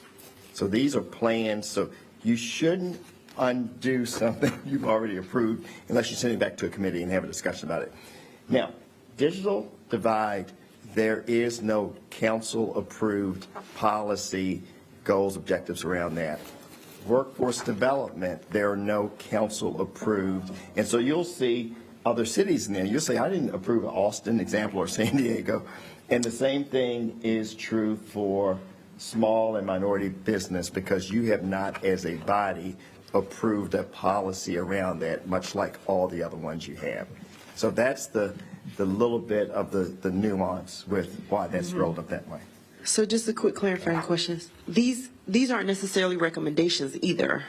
They're good examples. Just examples. These are good examples. That's right. And it's interesting because tomorrow you will hear Daniel Frazier talk about having a strategic plan around workforce development.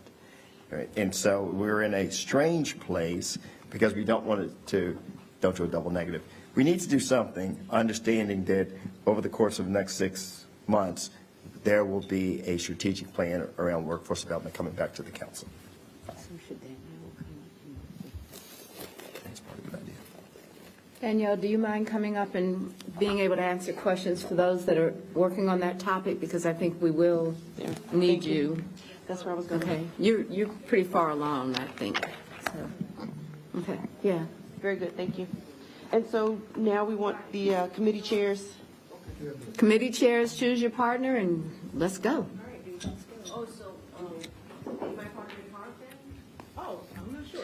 Mayor, it can, Does it's a little confusing when you added that piece. The committee chairs are choosing a partner based on what?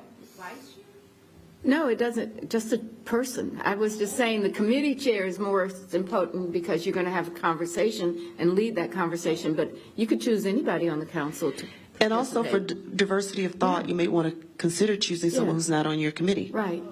But if you choose someone on your committee, you already are building consensus.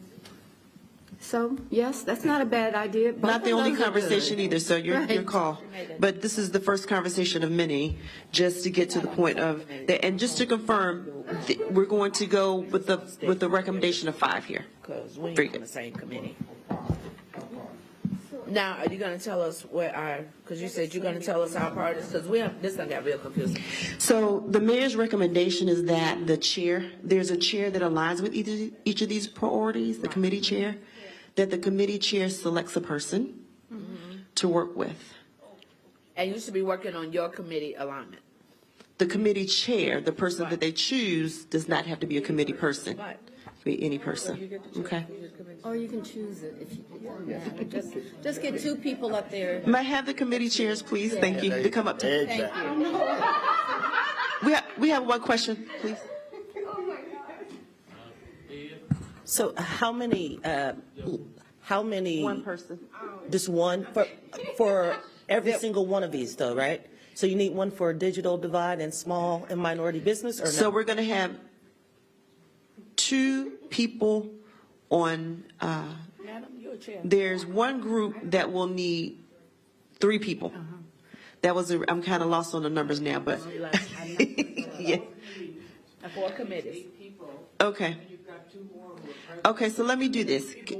Can I just have the committee chairs come up? I can fix this really quickly. You got 2 here. Yeah.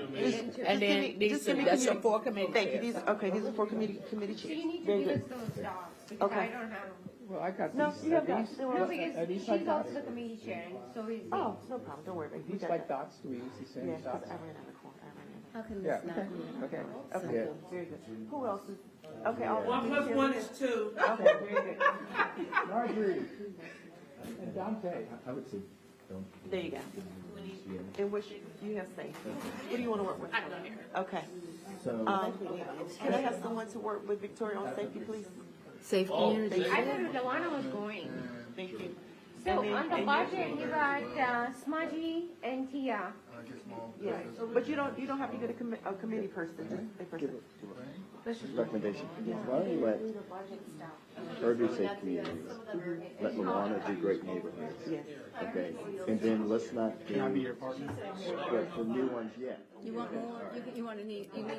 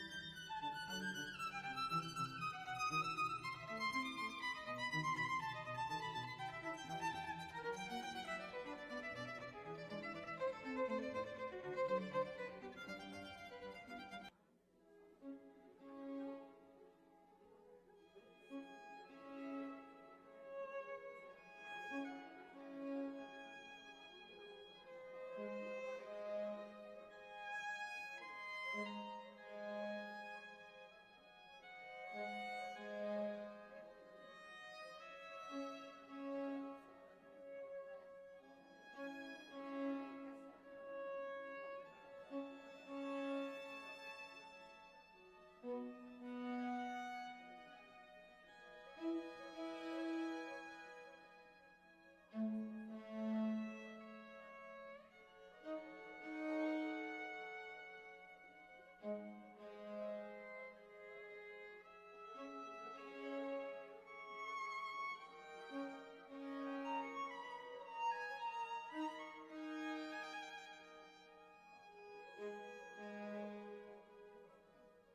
you.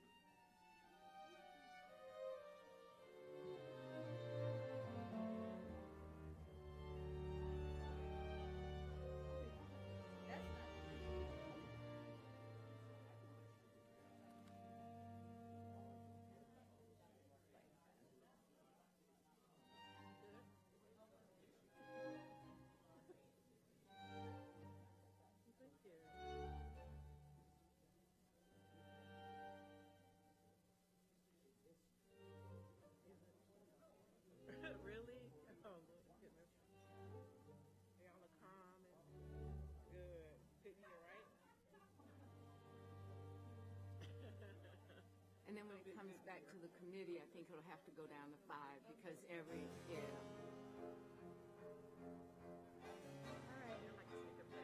Yeah, and it's a big deal.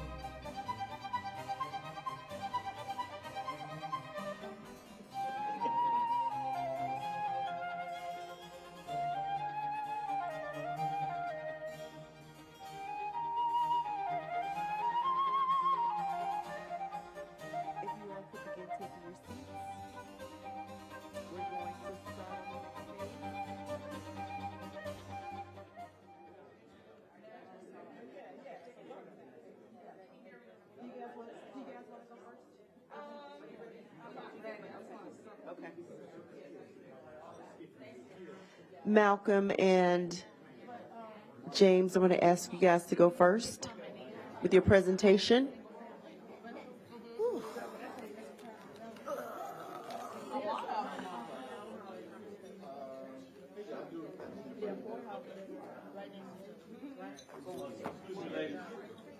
Professor said time is up. Here I come. I'm just trying to finish up. I want to make sure I follow the directions. The late person. So you look at the brownie. Without late coming to class, so. I ain't messing with you. We creating our dots, because we ran out of dots. Well, and they did 2 sections. Very good. I know we put some over behind you, but I forgot to tell you. You got them. We put them on the table, but that's, oh, be careful. This is misleading. Okay, team. First of all, let me say thank you so much for going through the exercise. That was a lot of work, right? Do you feel more informed though, right? So you had the pre-work, you had an opportunity to revisit the goals and objectives, and you can see all of the great work that the staff has been working on, because they have been working on programs, initiatives, tasks, et cetera, to align with these objectives. So now as we go forward, turning the page, new chapter, moving forward, we have your priorities established, high level. Now we're going to talk about some metrics. I'm sorry. Ooh, no, not metrics. No. Objectives that the team will take back and create some metrics against. So these are the things that you're recommending would be the objectives that we work on as it relates to this goal going forward. Okay? And so what the ask has been that each group makes a recommendation for their priority and open the floor for discussion, and that they be adopted if they are ready, if there's agreement. Okay?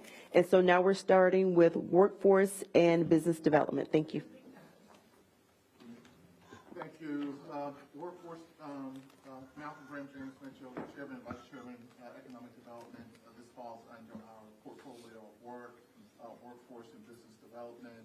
As you see, the plan goals: diverse and resilient economic opportunity, Charlotte business inclusion. Oh, here we are. Thank you.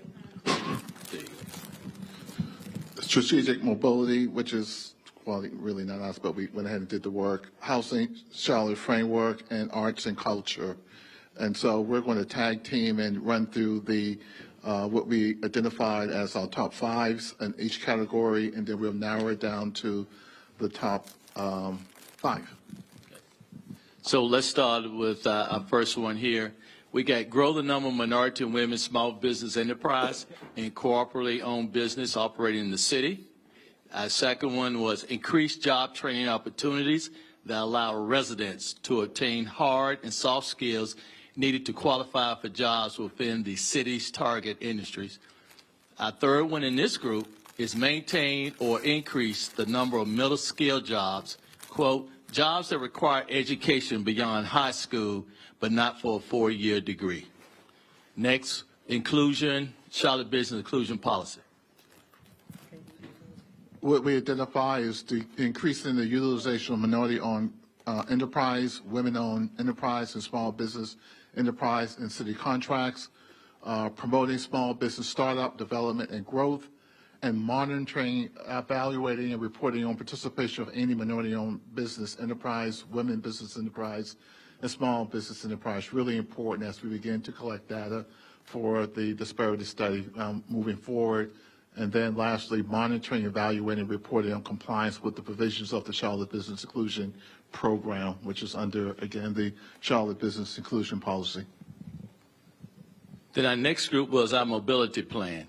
And so our 5 points, top one was plan and design for people, manage the right-of-way, expand collaborative partnerships, invest in our mobile future, and prioritize mobility investment.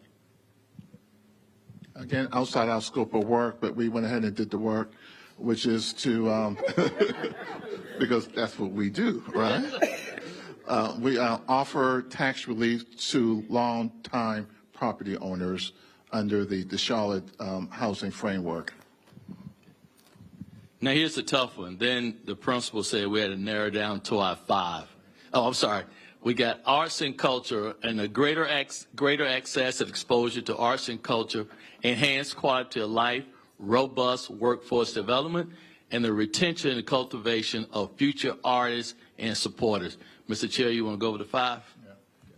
I just want to add to this one right here. We've been kicking this down the road for a while, which is the arts and culture, and we just need to get it done, right? It's not, yeah, thank you. And then we narrow it down to 5, which is really, really, really hard. I'll do the first 2, and then James, you can wrap it up with the last 3. One is, again, we believe it's really important to grow the number of minority women in small business enterprise and comparably owned business operate within the city, right? We want to buy local as much as we can, understanding that the geography is really statewide, 100 counties for the program, but there needs to be a special emphasis on those businesses that are operating within the city limits. Maintain or increase the number of middle-skilled jobs that require education beyond high school, but not a 4-year degree. A lot of certificate programs as we begin to think about the Pearl and the number of jobs that's going to be available to individuals who don't need a 4-year degree but need some type of certificate program. I think that needs to really be a great focus, and with Danielle, I think we can accomplish that. And our last 2, council and staff, last 3, is invest in our mobility future. And hopefully tomorrow we could talk about how do we accomplish that. And then under the housing framework, we say offer tax relief to long-term property owners, which we hear loud and clear from our citizens. So, okay. And then I'm sorry. Then we forgot our one of our bullet points was monitoring, evaluating, and reporting on the compliance with the provision of the Charlotte Business Inclusion Program. Those are our 5. Questions?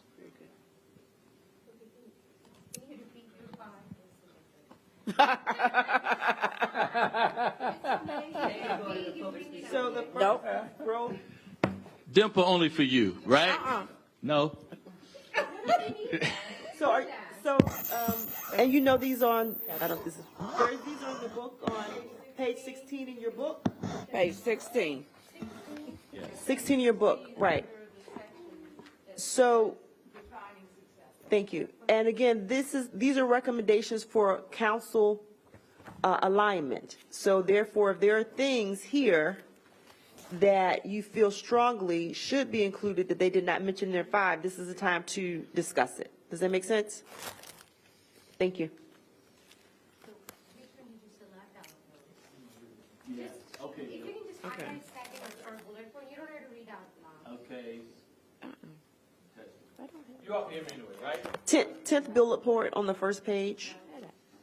10th bullet point on the first page. Grow the number of minority and women. That's that one. Last bullet point on the first page. Maintain or increase the number of middle skilled jobs. 3rd bullet point on the 2nd page. Monitoring, evaluating, and reporting. 8th bullet point down. Invest in our mobility future. And the last one, offer tax relief to long-term property owners. Those are 5. Okay. Fab 5. Thank you. So the question is, as you think about workforce and business development, that priority, are these the objectives that you want to follow closely to ensure success with workforce and business development?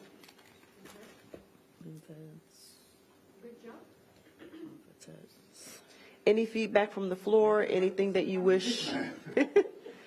Any feedback from the floor? Anything that you wish was recommended that was not?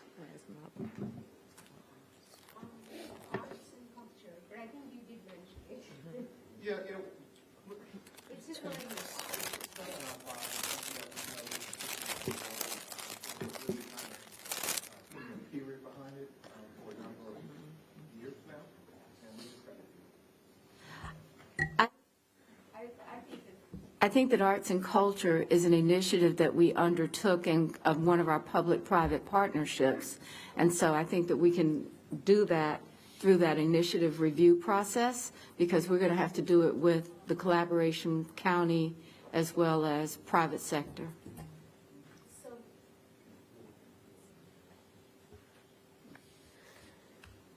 I mean, we already have an obligation when it comes to public art institutions. So our responsibility it's still going to be there, especially the public funding piece of it for our facilities. Yeah. So that's not going away. So we do need to measure our funding for those. Yeah, agreed. I mean, we'll know how much we're spending, and it'll come through the budget process, wouldn't it? Yeah, so But how do we measure the success? I guess that's what ultimate goal is, right, of this exercise? I thought that the arts, that you were talking about the maintenance of our facilities that we still owe the debt on. But, so I think that so a metric around that. So I'll give it a shot. So if you roll back up to the goal, okay, so the goal forever and forever is going to be diverse and resilient economic opportunity. It talks about Charlotteans will have the opportunity for upward mobility, access to a diverse mix of jobs, careers. So that is always going to be the goal. And then there are objectives that are under that goal. And to the mayor's point, tomorrow we'll talk about a number of strategic initiatives. And to Mr. Graham's point, hopefully we'll get to a point with arts and culture that council can give staff a direction to go forward. But even after that, because there's a plan, an arts and culture plan, there'll always be measures to go along with that. They just won't roll up to the 30 that you are monitoring and sharing with the public. But they will always exist and be measured, but not the 30 or so. So here is what I struggle with, because this, what we select today from this, we are, ED committee chair and vice chair selected 5 bullet points. And that will be used as part of the dashboard that will go out to public. So public can see, here is the progress on each one of these 5 bullet points.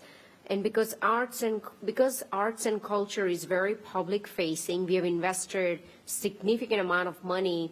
I think we do need to report progress. If it's not through dashboard somehow, but we do need to report that progress out to public. Yeah, and I'll use one example, Safe Charlotte. So you've had that since 2020, maybe 2021, and there are annual reports about the progress with Safe Charlotte. So if Safe Charlotte doesn't make it to one of these, it doesn't mean that it's not getting reported. Dante? I have just a quick question for you guys. You guys did a great job. But it's to the point that Marie brought up earlier, which is having a language around digital inclusion and as a part of workforce development. Now, I don't know if it goes here in your workforce development objectives, or if it lives in the digital divide, digital inclusion objectives. We had something similar in our group, and we decided that it should live in the digital divide. But I think we need to, and maybe as we go through this, because we don't actually have a plan for digital divide or small and minority business, or maybe we kind of call out some of these other objectives that we believe belong in this plan. But I think you have to have some presence of digital inclusion, because many of these certificate programs you're talking about require high-speed internet and technology devices. Is that then could that then be a tactic or a program that supports one of these objectives? So you can still accomplish the objective? Or are you saying, thank you. I think we have the expert here. I want to comment on that, and I agree that digital divide needs to be incorporated. If I had a preference, it would be to include it as part of the initiative where it can be grounded. So digital inclusion, grounding it in workforce development, if that's a component, because you think about the skills necessary to do almost every job today requires digital skills. And so if, as a standalone, I think that this body might struggle with, okay, what does that actually mean? But if you put it in the initiative where it's appropriate, where you can see the fruit of digital inclusion, I think it will have a greater presence. So to your point, Mayor Pro Tem, if you included a component of digital included in workforce development, that would be really good. If it's a requirement of, as we build new housing developments, to include connectivity in those facilities, I think that's another component where you can embed workforce development. I just think that as a standalone, I don't want it to get lost because it needs to be tied to what we're really trying to do. Yeah, that was my answer, yes.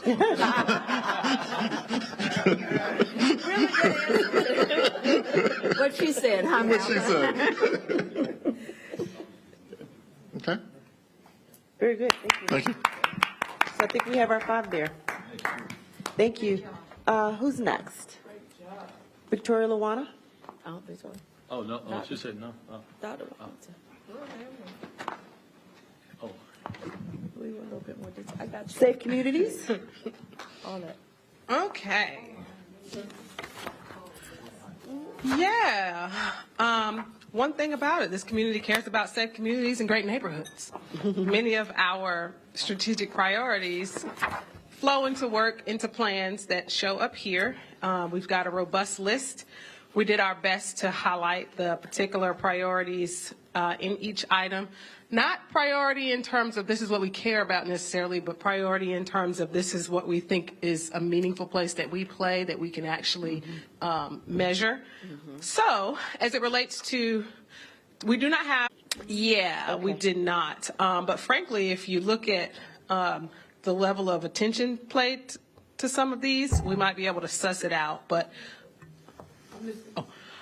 essentially, when we look at 10-minute neighborhoods, when we look at mobility, it's really about how do we enable fresh, healthy foods, how do we enable connectivity and amenities in our neighborhoods, and really, really, truly, and to some degree this connects with the economic development side of things.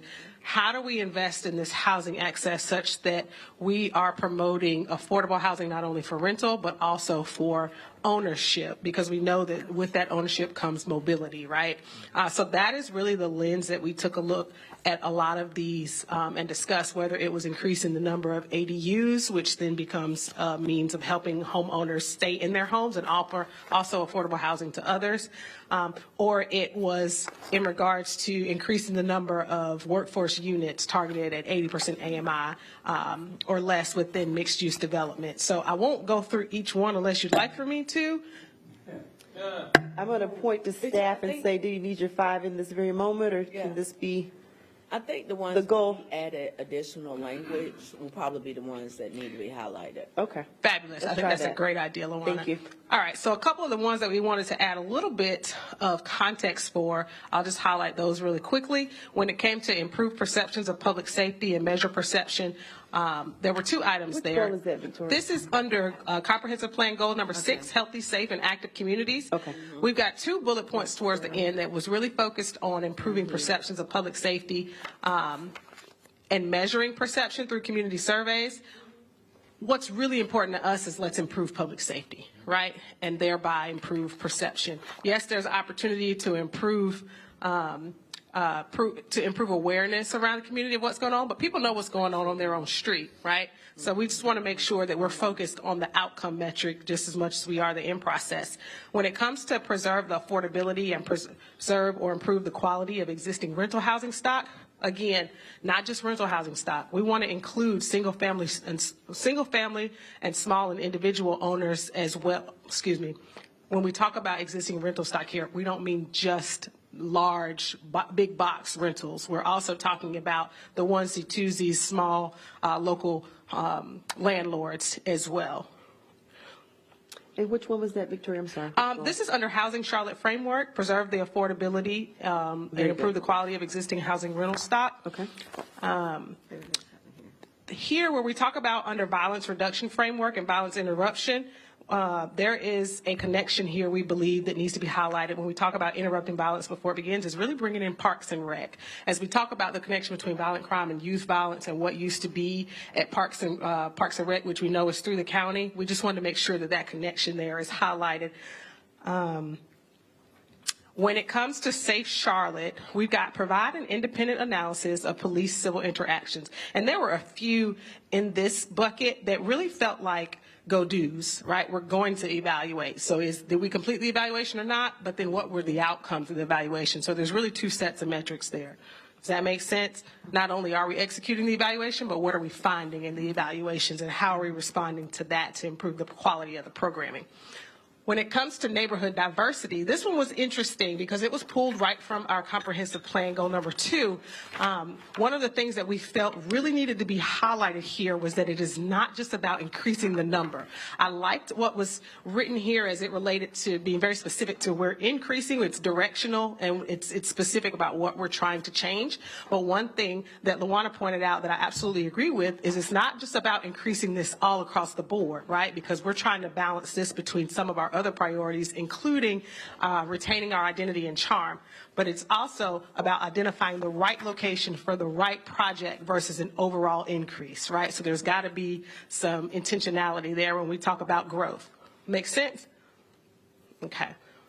When it comes to transit and trail-oriented development, as it relates to great neighborhoods, it's really about increasing the share of households that are near to connectivity to enable job growth and access to amenities. So we chose several of these. One thing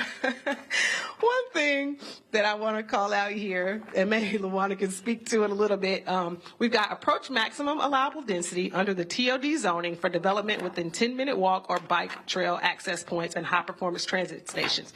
This one creates some concern for the simple fact that where we are planting these lines are also directly in the middle of these areas that are vulnerable to displacement, our corridors of opportunity.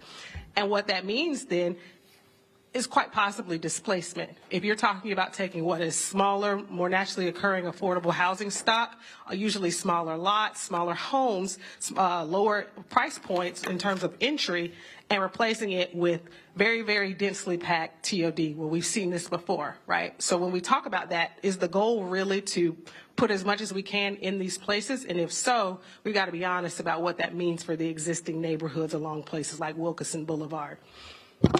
When it comes to safety and safe and equitable mobility, we are talking about integrate and implement emerging transportation services, technologies, and programs that align with community goals.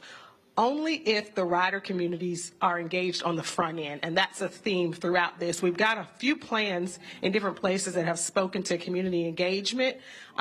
It's very, very important that when we talk about community engagement, number one, it's not just specific to whatever that topic is at that time. It really needs to be an overall community engagement strategy so people know where to go. Even if they don't specifically know what they're looking for, they know that if they show up here or if they subscribe to this channel, they're going to get ongoing community engagement so that they can give input before plans are made. Strategic mobility plan. One of the things we had here, just overall, expanding our data-driven decision-making culture, and obviously this exercise speaks to that. I'm trying to see if there's anything else that is worth calling out. Yeah, I think for the most part, the rest of these comments, we've circled the ones that jumped out at us. I think we just got to take that next step and really understand what it is we're trying to drive. For some of these that say increase X number of so-and-so, yep, we can figure out how to put a metric to that. Some of these others that are a little bit softer, support mixed income development or collaborate across governmental agencies. Those are going to take a little bit more needling, if you will, to figure out exactly what that means and what we're trying to get at. Okay. So lots of discussion. Thank you for doing the work because you guys had a lot. You had a lot of objectives to work through. So thank you for doing that. My question is, what are reactions to the ones that Victoria highlighted? It's a lot. It's a lot. Yeah. Lots of energy around 10-minute neighborhoods, lots of energy around Vision Zero, lots of energy around housing access for all, transit and trail-oriented development, Housing Charlotte framework.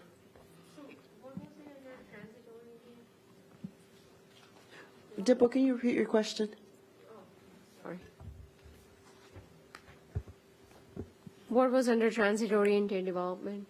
Well, we've got a number of ones that are captured here under transit-oriented development. The point that I was hitting on here was how do we balance this goal with some of these goals in terms of housing access, neighborhood diversity, and retaining our charm. So we've just got to make sure that there is synergy across those metrics. So the goal of allowing maximum density with the diversity of the neighborhood. Is that, okay. And to be clear, this was comment no. We selected others above that one, so I don't want to create any confusion. So there. approach maximum allowable density was not one that you recommend? Correct. Oh, okay. Oh, you don't recommend it? No, Oh, correct. okay. The reason I called it out is because it really speaks to how do we make sure that these linkages make sense. Forgive me. Okay. Yeah. So that was the That makes only sense. one you didn't allow? It's not the only one, but the main reason was because what this specifically says is approach maximum allowable density under the TOD zoning. We still have a lot of work that we need to do around TOD. We just saw that last Tuesday when there was a proposal for something that's not even funded yet, and the purchasing of land. That's how we got to that no. But also, you see so many dots from us because our last conversation was what doesn't get highlighted is what fall off. So you see these dots because these are the things that's directly connected that we didn't want falling off in this conversation. Because that's the conversation when we were going through that we heard what you don't say is a priority or important. This is getting ready to be condensed, so some of these things are going to be falling off. So we wanted to make sure that these connectors didn't fall off in the conversation when we're looking at, and we added extra language, like we have question marks. What does this actually mean? It's great. It's a great sentence. But what exactly is how are we going to track it? What does that mean? So for transit and trail-oriented development, we got the second bullet, increase so what's on here is increase the share of households and jobs with safe access to high performance transit stations. What I did was add a line to increase the share of workforce households. Because you could say you could increase the household, but if we're not being targeted, that's how we got there. Very good. Let me offer this. Any questions about what was just stated? Any of this before you move? Colleagues, I'd just like to clarify. I see red and I see yellow. We just ran out of dots. Okay. So, and just to make sure, just to make sure I understand, the red is what you would like to prioritize it. Consider the red as yellow. We just ran out of yellow dots. Okay. So we grabbed the red Sharpie to make sure that we said that. So all of these, when this gets condensed down, Right. everything that we have a dot, a circle or a dot on, we're saying don't let this fall off the radar. Let me offer this really quick because we do. This is a lot of information, a lot of work. The great thing is that you had it in your pre-read, so it shouldn't be new information, right? So there should be some familiarity with what's already here. So my question for the floor is, they're making a recommendation, but it's ultimately a council decision. Well, the question is around what exactly they're recommending and how they're prioritizing it is what I'm trying to understand. So we don't have, I get it. I was trying to get there. Yeah, okay. We're in agreement. Because they had a lot. They did these two by themselves, so they didn't get to the second phase of editing down to the 5. Okay. And so that's what we're trying to just work through now. I guess my question for council member, both of you, for both of these, are there 5 for safe communities and great neighborhoods that you feel strongly about to elevate as your recommendation, understanding that there's some that you don't want to get lost, and we can handle that in another setting, right, to say that. But are there 5 that you want to say, here are the 5 that we recommend? So what I'd like to do is we'll finish this piece and y'all can move on to the next. Thank you. That's great. Sounds good. And here, for clarification, let's understand, we got 3 sets in great neighborhoods alone. You're not going to get just 5 out of here. So just let's go ahead and be honest about that. It's going to be more than 5. Well, just to make sure, actually, I like the rationale behind what you've done, right? Because we kind of noticed that in our group as well. There was a lot to kind of really try to isolate in such a small amount of time. And so, you know, the rationale behind kind of isolating and making sure that some pieces of it don't fall through the cracks, I actually think that's good. Yeah. Absolutely, and goes without saying that there will be more discussion about all of these, right? So we're just truncating now just to move the process along, but this is a process, so this is not a one and done, but there is important to have agreement here among council about which objectives to move forward with, and that's it. You will definitely see this again and have the opportunity to edit language or whatever you want to do in other settings, okay? Makes sense? All right. Ed and team. Ed, do you need help? Ed's pretty, Thank you. if you want me to play Vanna White, I can. Actually, what I was going to say was we were kind of overwhelmed by this, so we decided instead of doing this, that we would work out a vocal arrangement of Dancing in the Street. I'm going to sing lead, and the ladies are going to do backup. Ready? All right. Calling out all around the world, are you ready for a brand new beat? Summer's here and the time is right for dancing in the street. I've been dancing in Chicago. Dancing in the street. Awesome. Yes. I would like. All right, everybody, let's hear you, please. Calm down. Calm down. All right. I love it.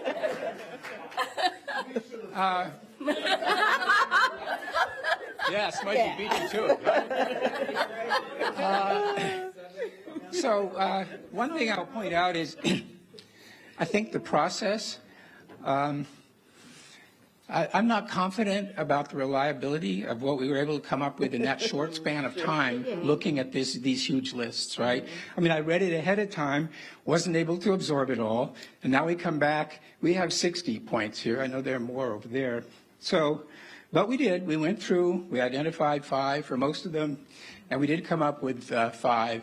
Now, when we did that, some of them we thought clearly belonged in other committees, right? So they were important, but they weren't ours. We were trying to think in terms of transportation and planning. And the other thing was, are they measurable? So again, the point was made before, some of these are softer, and therefore elevating them and then not knowing how to quantify whether or not we achieved that. Having said that, we did have 5. The first was fresh, healthy food opportunities.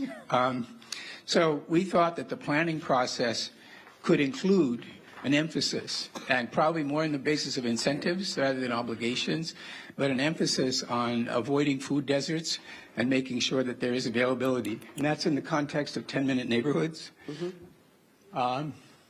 We also emphasized a high-performance transit corridor. Clearly, that's right in the heart of the committee's mission, and it's a big piece of our overall plan for mobility. From safe and equitable mobility, we chose prioritized transportation investments that promote economic, we stuck a sticker over the word, vibrancy, by managing congestion, connecting our workforce with opportunities, and advancing. So this is something within the committee that is big, right, that actually extends across many of our priorities in the other areas. It's something that this committee can do. And the fourth one is support regional connectivity and investment.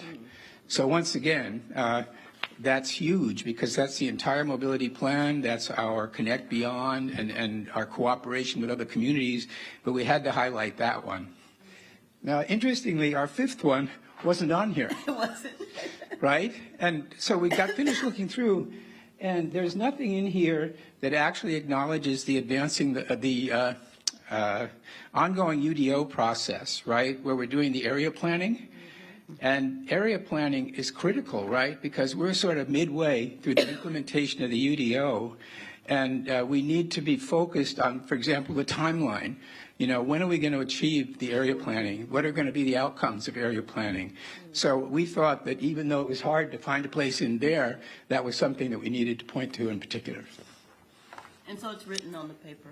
So I wrote it down. Yeah, yeah. Very good. Got it. Very good. Anything else? Okay. You know, leaving song? Awesome, thank you. Thank you. I think we have one more. Any questions or comments, though, on that one? Any follow-up there? Okay, very good. All right. Marcus? Maybe something to think about. The area planning process could be a strategic initiative tomorrow that can have a laser focus on it, but just food for thought. Connect the dots. Okay. Very good, thank you. Dimple? Dimple? Mike? Oh, yes. Excuse my seat. Song, please. Tia is. You want to sing? I'm not a singer, I'm a dancer girl. You want to dance? Okay. Here, Tia is going to start her performance. Well, we got close to 5. We have 8. We have 8 because Tia gets extra 3 because she's new. Right. Yes. Thank you. Take that. So, budget, as you can expect, first, number 1 is having a balanced budget. We can't have, if you don't have a balanced budget, we can't do anything else. So we highlighted the city will have a structurally balanced budget. Ongoing costs will be funded with recurring revenues. One-time money such as federal grants will be used for one-time expenses. New and significant expenses brought forward outside the budget process should be avoided when feasible. So, second item on our budget is just making sure that the city will engage in a continual evaluation of the most cost-effective means for providing city services. Just making the best use of public investment and ensuring that we are doing our fiduciary duty. And under the budget, last item we had is to evaluate the total tax and fee burden. Because when we look at our city services, we not only look at property tax, we are calculating the overall tax burden it has and the impact it has on its residents. So this measure will help us evaluate the total burden on our residents, not just the property tax rate that residents pay in exchange for government services. So those are the 3 items. But I think these other items we do that regardless, but I think this 3 will really give us, as we put that on our dashboard, it will give us an overall picture for public to see. And and then a strategic energy action plan, obviously that's near and dear to my heart. It wasn't really part of our, it's not part of our budget governance committee, but it wasn't covered anywhere else, so we did. We just want to make sure we continue to make progress on our CF that we adopted unanimously back in 2018. So we highlighted that. And just being fiscally responsible. So I know we often get questions about what are we doing to make infrastructure investments, especially when we approve zonings. So we highlighted the fact that we would like to see increased infrastructure investments in existing urbanized areas, plan for significant new development that are constrained by infrastructure capacity.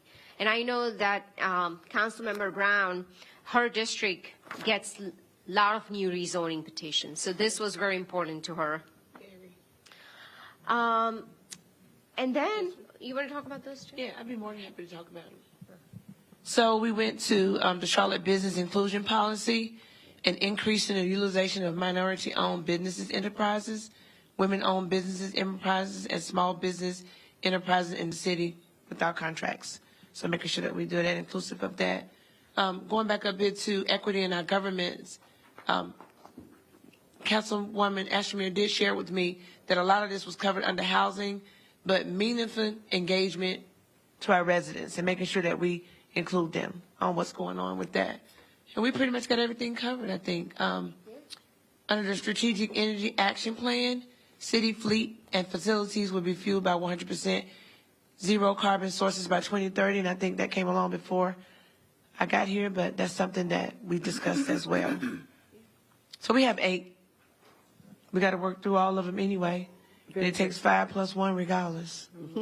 So we can elaborate all day, but we got to come to a conclusion and work together to make this happen. Very good. So out of 8, actually 1 is James and Malcolm had already covered, so we can take that out, so it'll still be 7. Yeah, because you And then already we've got heard this engagement a minority. couple Yeah, they had already checked that, so, okay, so you can take that. So we got 7. Yeah. Very good. Thank you. Any questions or recommendation or follow-up on their recommendation? The 8. Manager Jones, can you give us, set an expectation in terms of next steps? There's still some reconciling to do here, I think, for all of them. Is that in committee, or is it, what do you think? Yeah, I think that, maybe it's an opportunity for a first Monday night discussion also. But for us, once our commitment to the council is the team will come up with what we think are the best performance measures, bring those back to you so that you can see those before we establish the dashboard. But ultimately, the concept is being able to make sure the investments that we're making provide the outcomes that the council have been asking for. And many of you have been talking about this for a while. I'm just appreciative that you didn't run out of the room. This is tough. Yes. And it's a start, so we're good. Very good. Okay, Watlington, Mayfield, and then Mitchell. Thank you. I look forward to the overall list. I do want to make sure that I'm clear about what to expect as far as the dashboard goes. Certainly, this work is going to happen regardless of which ones we choose to prioritize in terms of like ongoing management at the council level. I'm curious as to how we're thinking about this as it relates to things that are like ongoing, like crime, for instance. We're going to track those metrics regardless. Does that mean they show up on this dashboard in particular, or is this dashboard specific to council policy items versus ongoing, what I would call operations of the city, right? Trash pickups. Yeah. Great.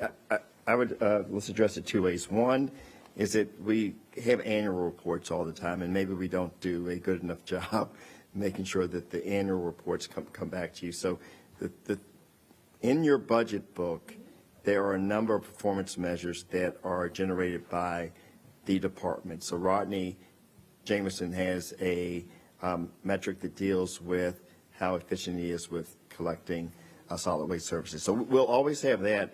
Our goal today with lifting these up, and whether they're 25 or 30 or 40, we just didn't want 200. We've been there before. So I don't want anybody to think that just because it doesn't make it to the dashboard that it's not going to be reported back to you.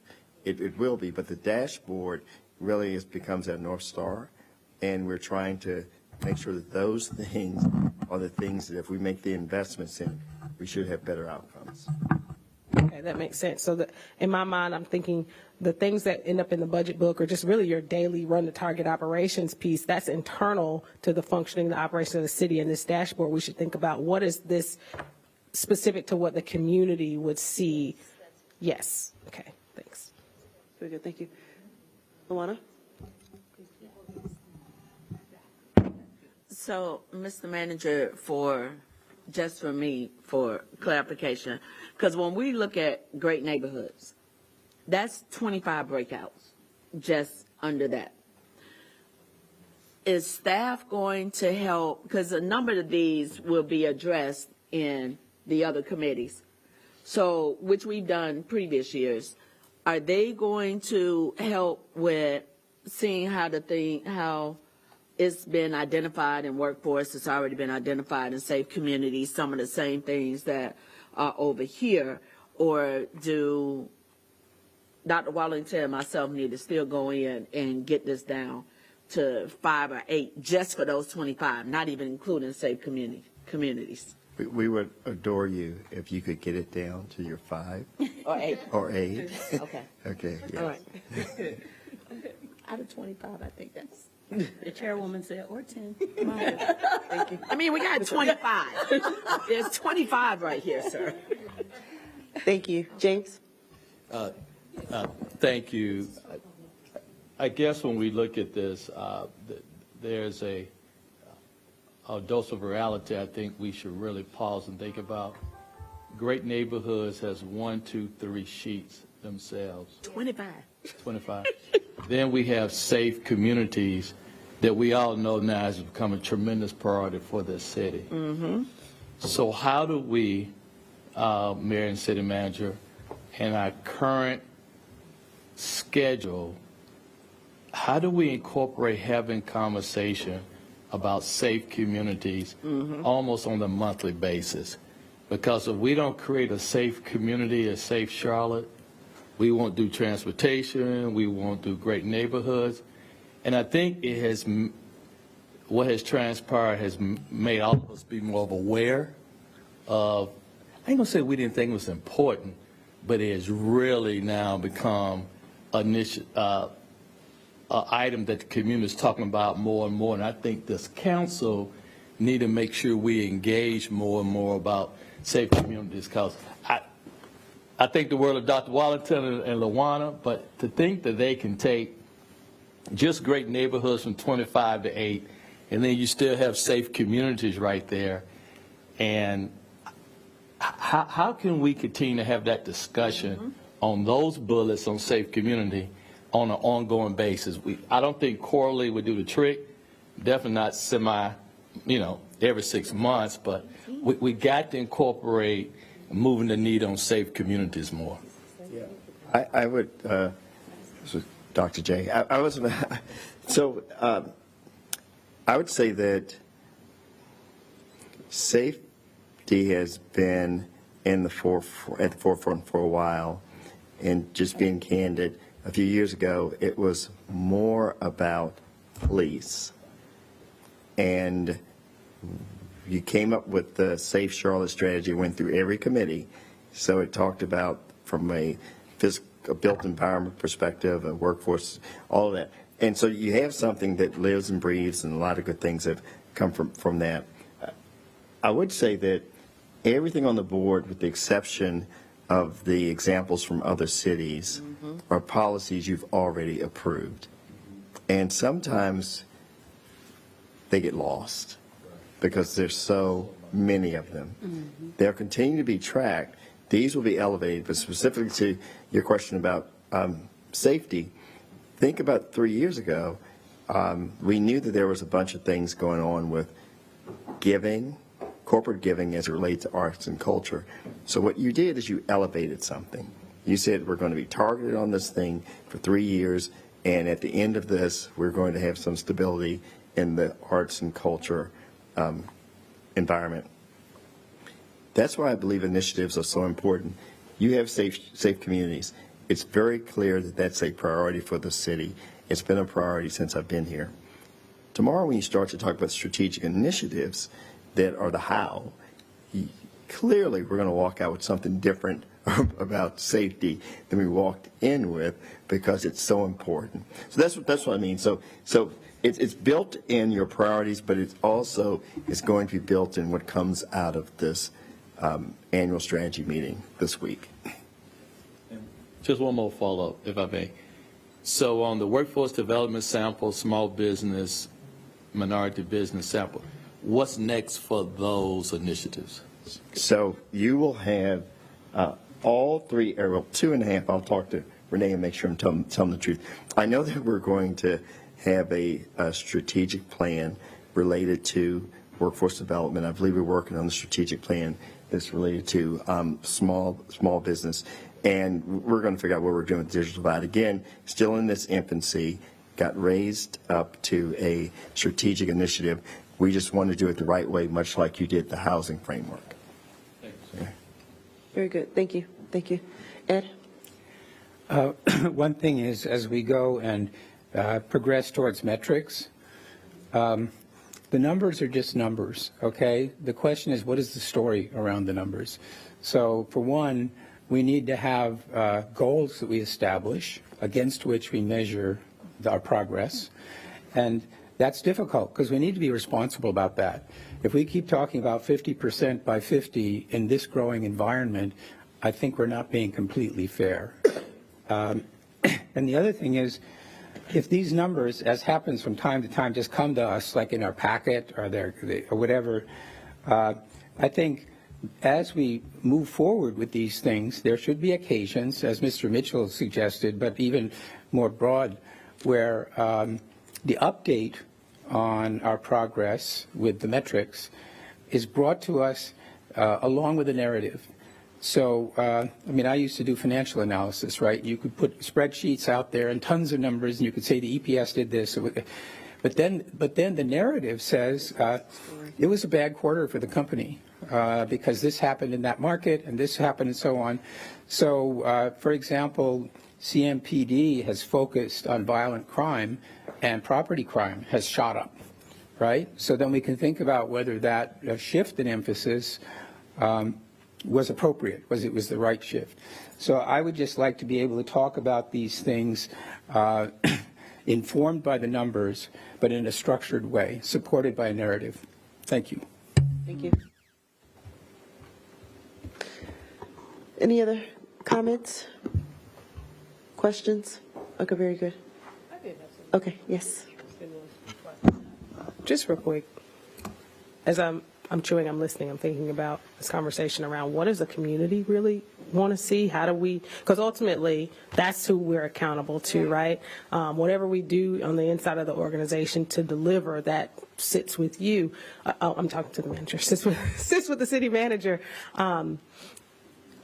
I think it's okay as I'm looking at our strategic priorities and then a lot of these policies and frameworks and plans that we've already approved. Just because we approved it however many years ago doesn't mean that it's too late to say, you know, we can pare this back. I see some things that are duplicative or all of those kinds of things. So I just want us to fundamentally remember that this isn't necessarily about finding metrics to match the plans that we have, but really getting back to what is it that the community cares about, and how do we take the meat and leave the bones. So I'm just saying that subtraction is also addition.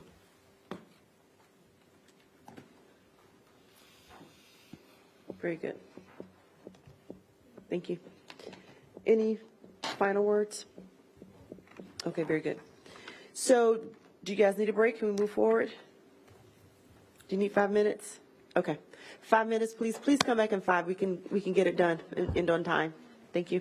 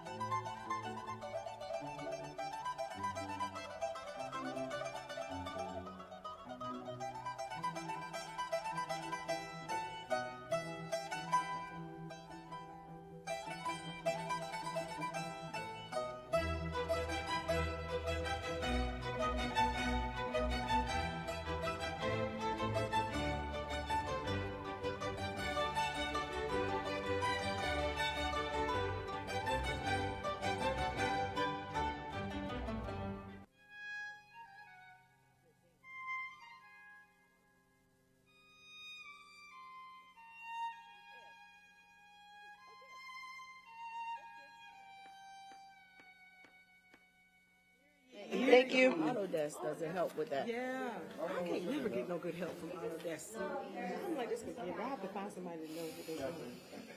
See, my baby out of school. So we one class I'm doing Revit, the other class I'm doing Navisworks. See, I don't know We should be taking both of them at the same time. I'm not They're sure. gonna bring us a van, is what I heard. We just gotta press 0 and they'll come pick us up. Yeah. Oh, yeah. They shuttle you back and forth. Where, is dinner back at the, Yeah. yeah, back at the man? The manor house. At the Oh, manor. it's At the man where you checked in. The rest Okay, team. I think 7. 7. Okay, you're good, you're good, you're good. So, we're gonna pull your packet out first. Okay, now we're ready. Okay. I'm really excited to do this with you guys. Really, really excited. In 10 minutes? Really excited to introduce this tool to you all. I covered a lot of it with you earlier. Yeah. But there are a couple things that I want to point out. Okay. Let me do this. This one.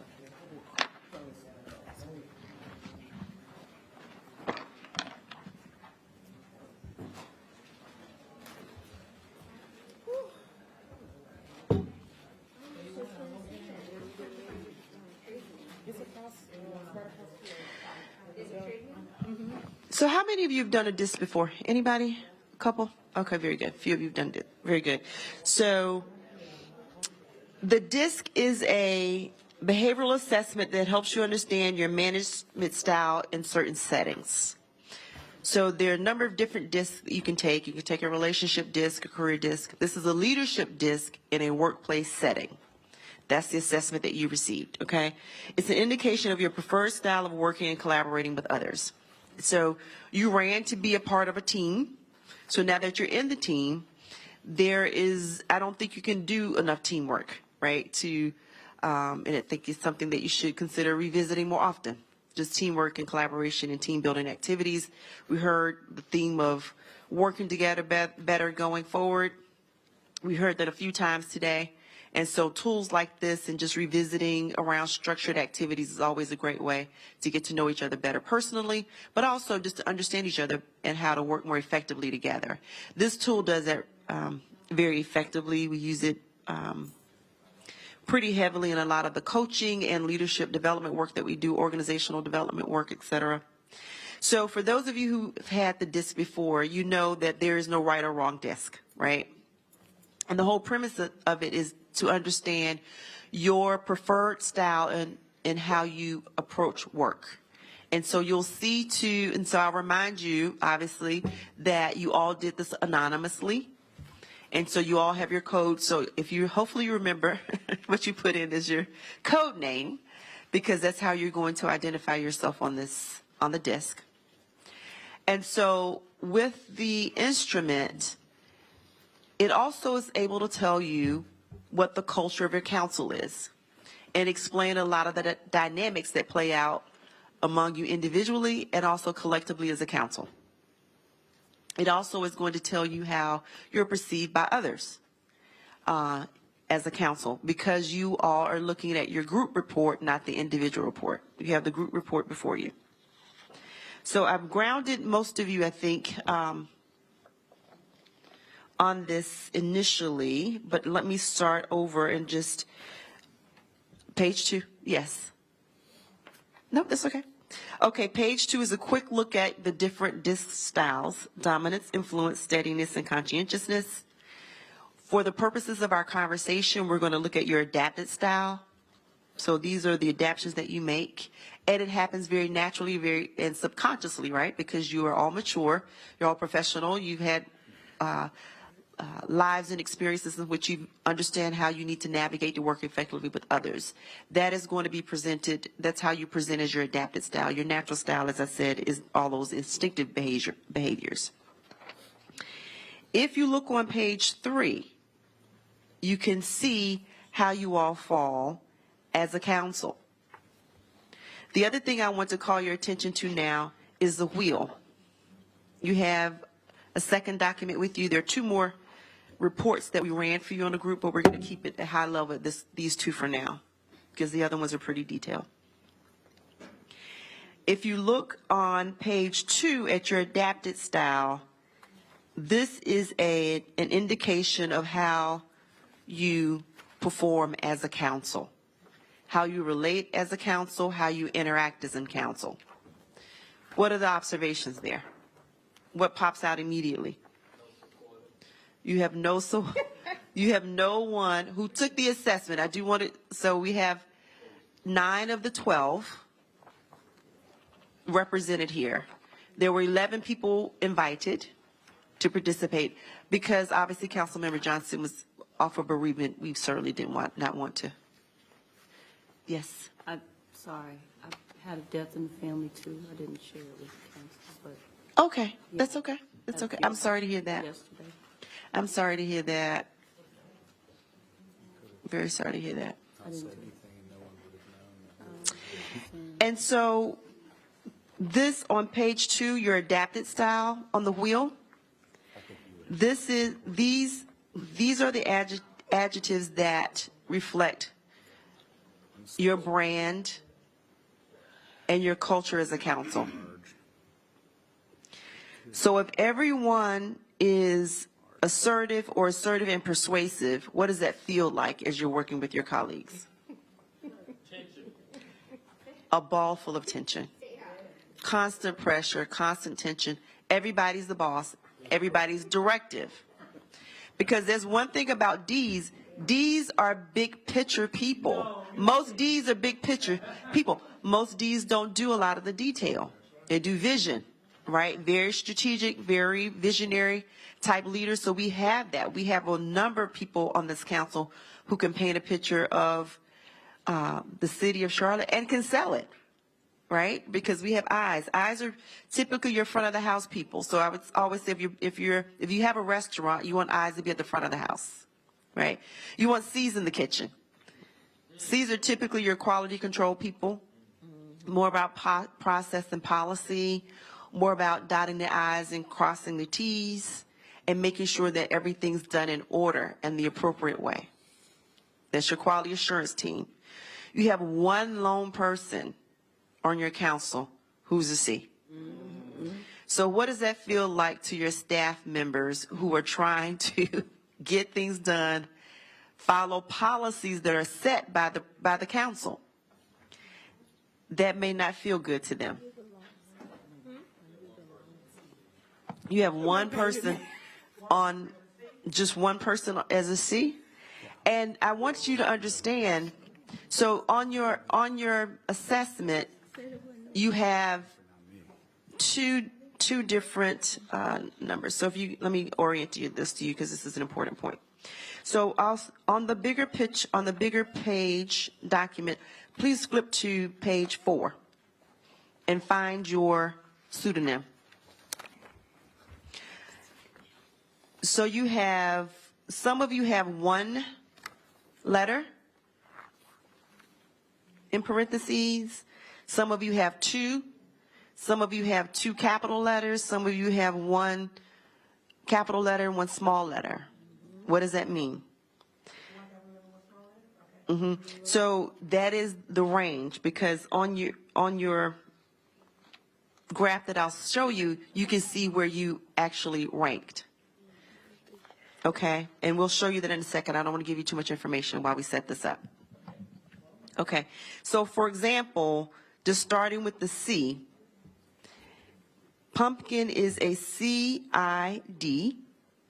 That means their primary, where they scored on the graph, was a high C. But only in their adapted style. Yep, we're only doing adapted. Yeah, so later you should definitely go back and look at adapted versus natural, right? But for the purposes of the conversation, we're going to focus on adapted because that's your workplace setting, and this is how you adapt as you're doing your work together. Okay? The S means that you scored there, but it was a smaller number, and you'll see that show up on your graph when you see your own individual graph, okay?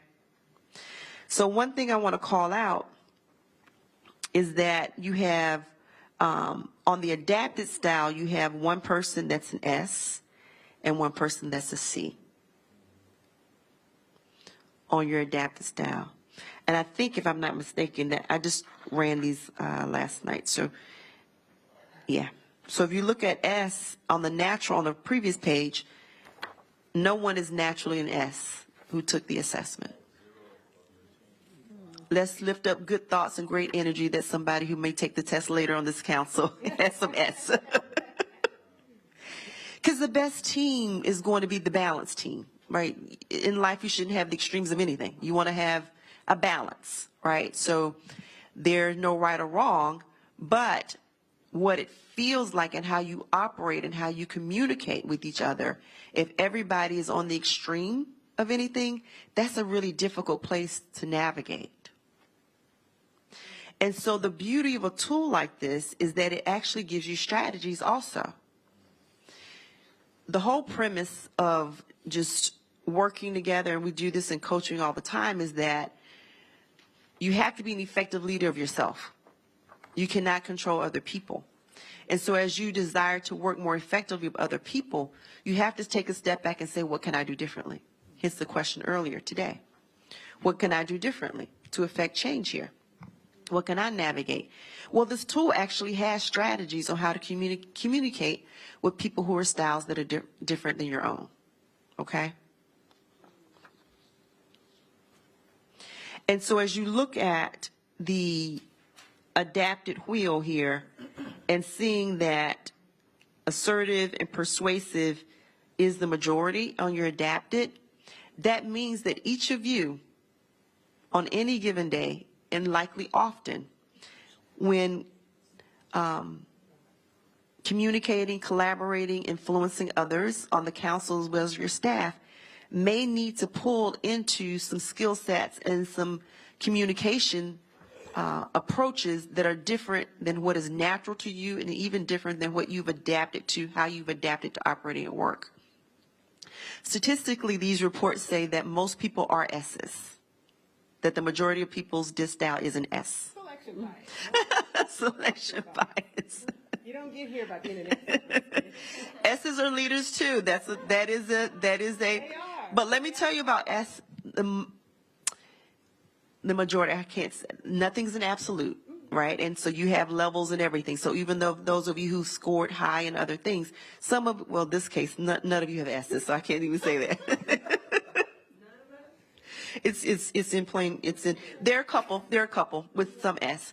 But seriously, when you look at your chart, and at least let's get some of you, I think, flatline in a couple of them, but you will see that there is some measure of the other styles in your approach and in your scores in some way. But this is how you're leading, and this is how you're perceived, right? And perception is reality. And so if you look at page 18, if the majority of you are D's, here's what it looks like from a D. Concerned with being number one, think logically, wants facts and highlights, strive for results, like personal choices, likes changes, prefer to delegate, want others to notice your accomplishments, need to be in charge, and have a tendency towards conflict. I have to always clarify that point about conflict. Most D's, and I don't want to speak for D's in the room, most D's don't see conflict like other people see conflict. Most D's see conflict as resolution. D's aren't afraid to have tough conversations because they're trying to drive for results and solution, so they can move on to the next big idea, big project that they have, the next vision, not the details, right? So, but what that comes across as is other people as being conflict, difficult to direct. Whereas in your mind, you're just moving the needle to get to the result. Does that make sense? I don't want to speak for any D's. Does that sound familiar to anyone? I don't want to put any words in anyone's mouth here. And then for I's, you're concerned with approval and appearances, seek enthusiastic people and situations, think emotionally, want to know the general expectations, need involvement in people contact, like changes and innovations, want others to notice them, often need to help getting organized, look for action and stimulation, surround themselves with optimism, and want feedback that they look good. Again, I's are very relational people, so I's would be kind of those people who might you might say energy is fed by other people. They like other people. They need to be around other people. Those kinds of things. D's typically need to be around results and where we're going with the action. So let's read about your lone C. Likes aggressive approaches, and I just told you that D's can come across as aggressive, right? Think logically. Seek data. D's typically, and again, I don't want to speak for D's, a lot of D's like to know that the data is there, that it's available. They want you to you want to hear the cliff notes, not necessarily all the details. Whereas C's are pretty much going to start with the detail and then work their way back up the chain. D's give me the cliff notes and let me ask some probing questions if I need more information, right? But C's love data. They want you to know that the data is there. They want you to see the data and also reward them from having the data. C's need to know the process. C's aren't good at winging it. C's utilize caution, prefer to do things themselves, want others to notice their accuracy, gravitate towards quality control. C's avoid conflict. And I just told you, D's like conflict. C's need to be right, and C's like to contemplate. So can you imagine what the experience of your lone C, whoever that person is on this board? That person, you need to check on that person early and often. Are you okay, Ed?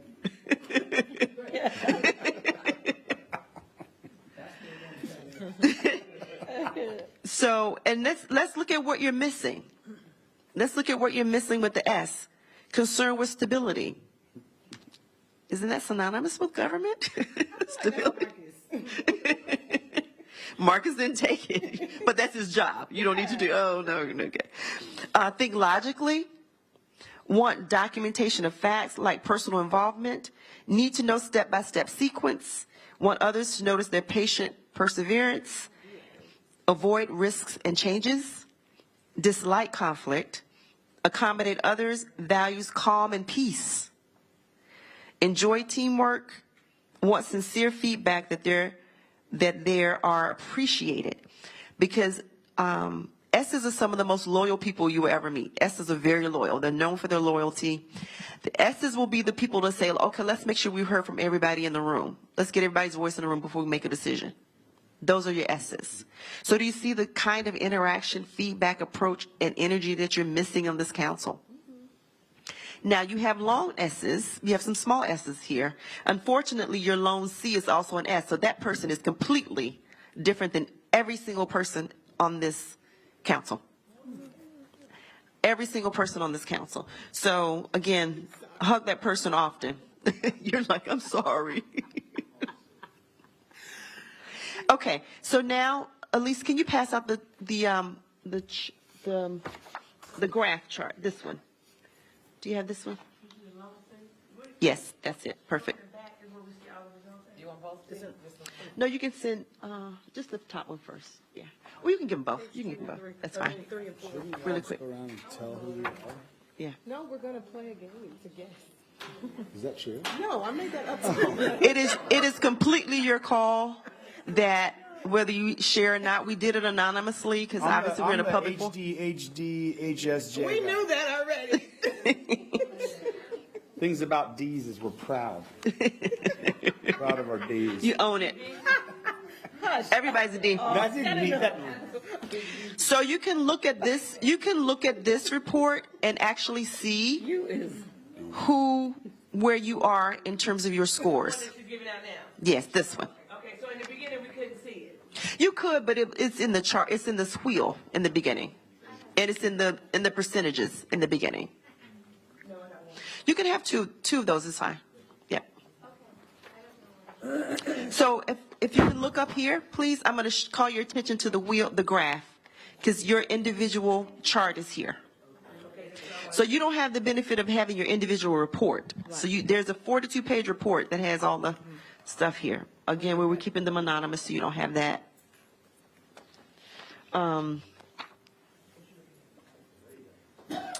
So if you can look at these, you can visually see just on the chart where you are. Ideally, you want to have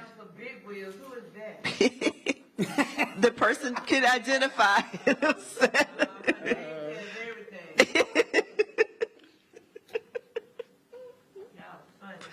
Okay, so again, you're going to look at graph 1 because that is graph 1 is your adapted style, right?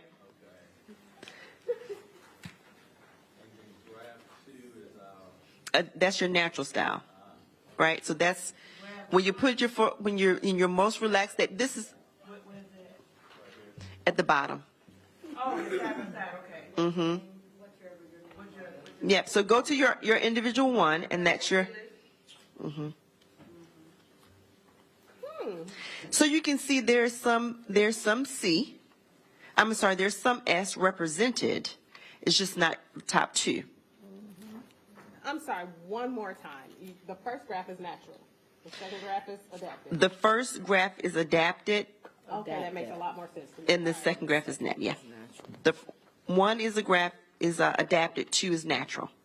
Okay, so I'm gonna give you guys a second to look through that. Oh, it says it right here. I'm sorry.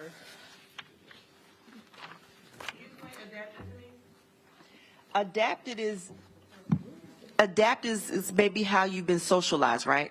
So these are the adjustments that you make in the workplace, that you have learned to make these adjustments to be successful. Does that make sense? I like how mine is barely adjusted at all. Same at home? Any Doesn't have S. any You said office. some S shows up here? I'm not seeing any S. Where are you? Are you this? Yeah. So the second one, APP 789, whoever that is, that person has an S in adapted. The green. Oh, S is green. That's me. you're right here. I see. Who else has the S? Yes. ABC 123 has a second S in adapted. I hope that's insightful to you. High I, second S. Wait, adapted, I get worse. No, this is adapted. That's natural. See, graph 1 is Of the star. It says graph 1. Interesting thing about APP 789, the lone C, is they bring their S up. So they're trying to fill that S in for the team that's lacking. I see what you're saying. Big Wheel's S comes up. NAS, that S comes up. Pumpkin's S comes up. But still relatively low scores in S. Random characters, their S comes up. But because of that distinction, because the disparity between the highest number and the next highest number, that person just scored as an I. The S didn't register. Does that make sense? Because of the actual number. That doesn't make sense. Yes. Does this get farther out to go? Because look, It's situational. It depends on. So the if you can take one thing away from this is that each of you are likely going to need to make some adjustments to effectively communicate and navigate and collaborate with the other. Everybody can't be a D. Because somebody has to actually worry about the detail. Somebody has to worry about the approach and the communication to other people, right? D's are not known for being people in the workplace. D's aren't always known for regarding people in the workplace because they're known for getting things done, but sometimes at the expense of people. That's the way it feels to other people. Because they're marching. D's are marching to results. And again, I don't want to put words in your mouth. So if I'm speaking out of turn, stop me now. But D's are visionaries. They've got it in their head, it's locked. They know what to do. And it's not true that D's don't like process like C's do. They do. They like process, but D's like to know process there. They don't want to do the process. They like the milestones. They like the scorecards. They like the check-ins to make sure everything's on track. But D's want to get to the next big rock, the next big picture, the other vision in their head. Make sense? Am I misspeaking? Am I misspeaking again? I don't want to speak for anyone else. So you have to be careful about that because you may be pushing your staff too much. Because your staff is literally, people are working on all these things on the board. Like we're talking about, it's taking too long to go through the list. Can you imagine the people who are actually working daily on some of these things, right?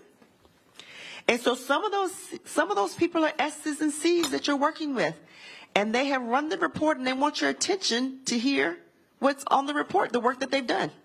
And C's are, the thing you have to know about C's also is that C's can get stuck in analysis paralysis. So C's want things to be perfect, so they're going to hold on. So when you get something from a C, you better believe it is right to the best of their ability. They have given every effort that they can. Make sense? Okay. I'd like to hang out with Pumpkin away from work. I'd like to know what that person's like. That's good. That's good. That's good. That's good. Okay, let me pause for questions before we get into the last thing I want to show you. Questions and reactions. So I have a question. Yes. Well, first is the observation that HD, HSJ looks like they're like off the chart for their natural D. Was that where it was, or was it even higher than that? Yeah, it could be. That would be considered off the chart. Okay. Yeah, it can't get any higher than that. But if it's at 100, we consider that off the charts. Okay. Like that's all you basically going to see or feel, or that's the only way that they're going to engage. And they're that way naturally. They're that way naturally. Okay. Yeah, exactly. That's the natural style for that council member. Also off the chart. So they did bring it down a little bit.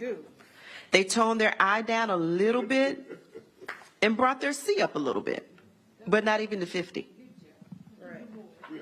So for the case of, I'm just like, for the case of Council X, for example, like in the natural one, it looks like the D and the I are they the exact same, but yet they're on the graph as a D. Yeah. Like on page 3, they're in the D box, but it looks like they're like equally D and I. Is that right? Am I reading that right? Or let me see. Are you looking at the right? I was looking at this handout right here. Mm-hmm. And then the big one, right? Yeah. Council X. They're D and I. Okay. And they're natural. On page 3. Yeah. If you look at page 2, the second box. Natural and natural. Okay. Make sense?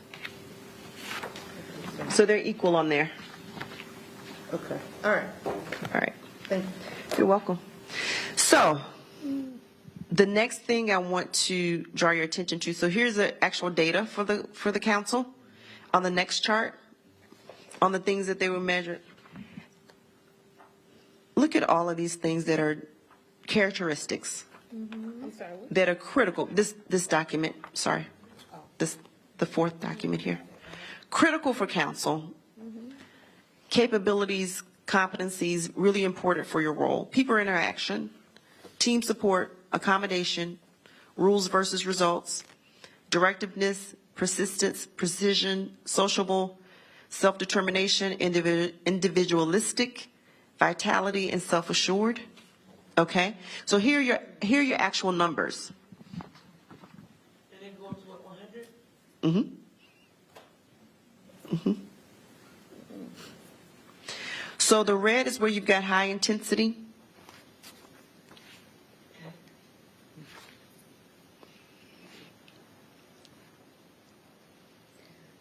Orange is high moderate. So you think about some of those characteristics. And again, if you look on the second page again, that's your adapted. The first page there is natural. The second is adapted. So that will correlate with the conversation we've had so far and the scores that I've asked you to watch. It was good. So all you C's and I's, remember all these lessons as we enter our next conversations. No, And us D's, that is not it. Forget about this immediately. So thank you, Tark. That's a great segue into what do we do with this now? Thank you. It is not that. It's not that. Okay, so.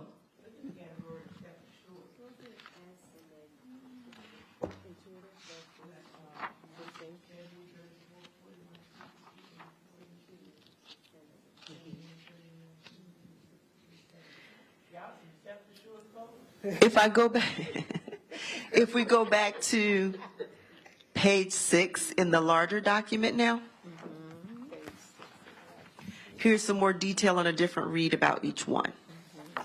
Strengths, limitations, and words and phrases they typically use often, okay?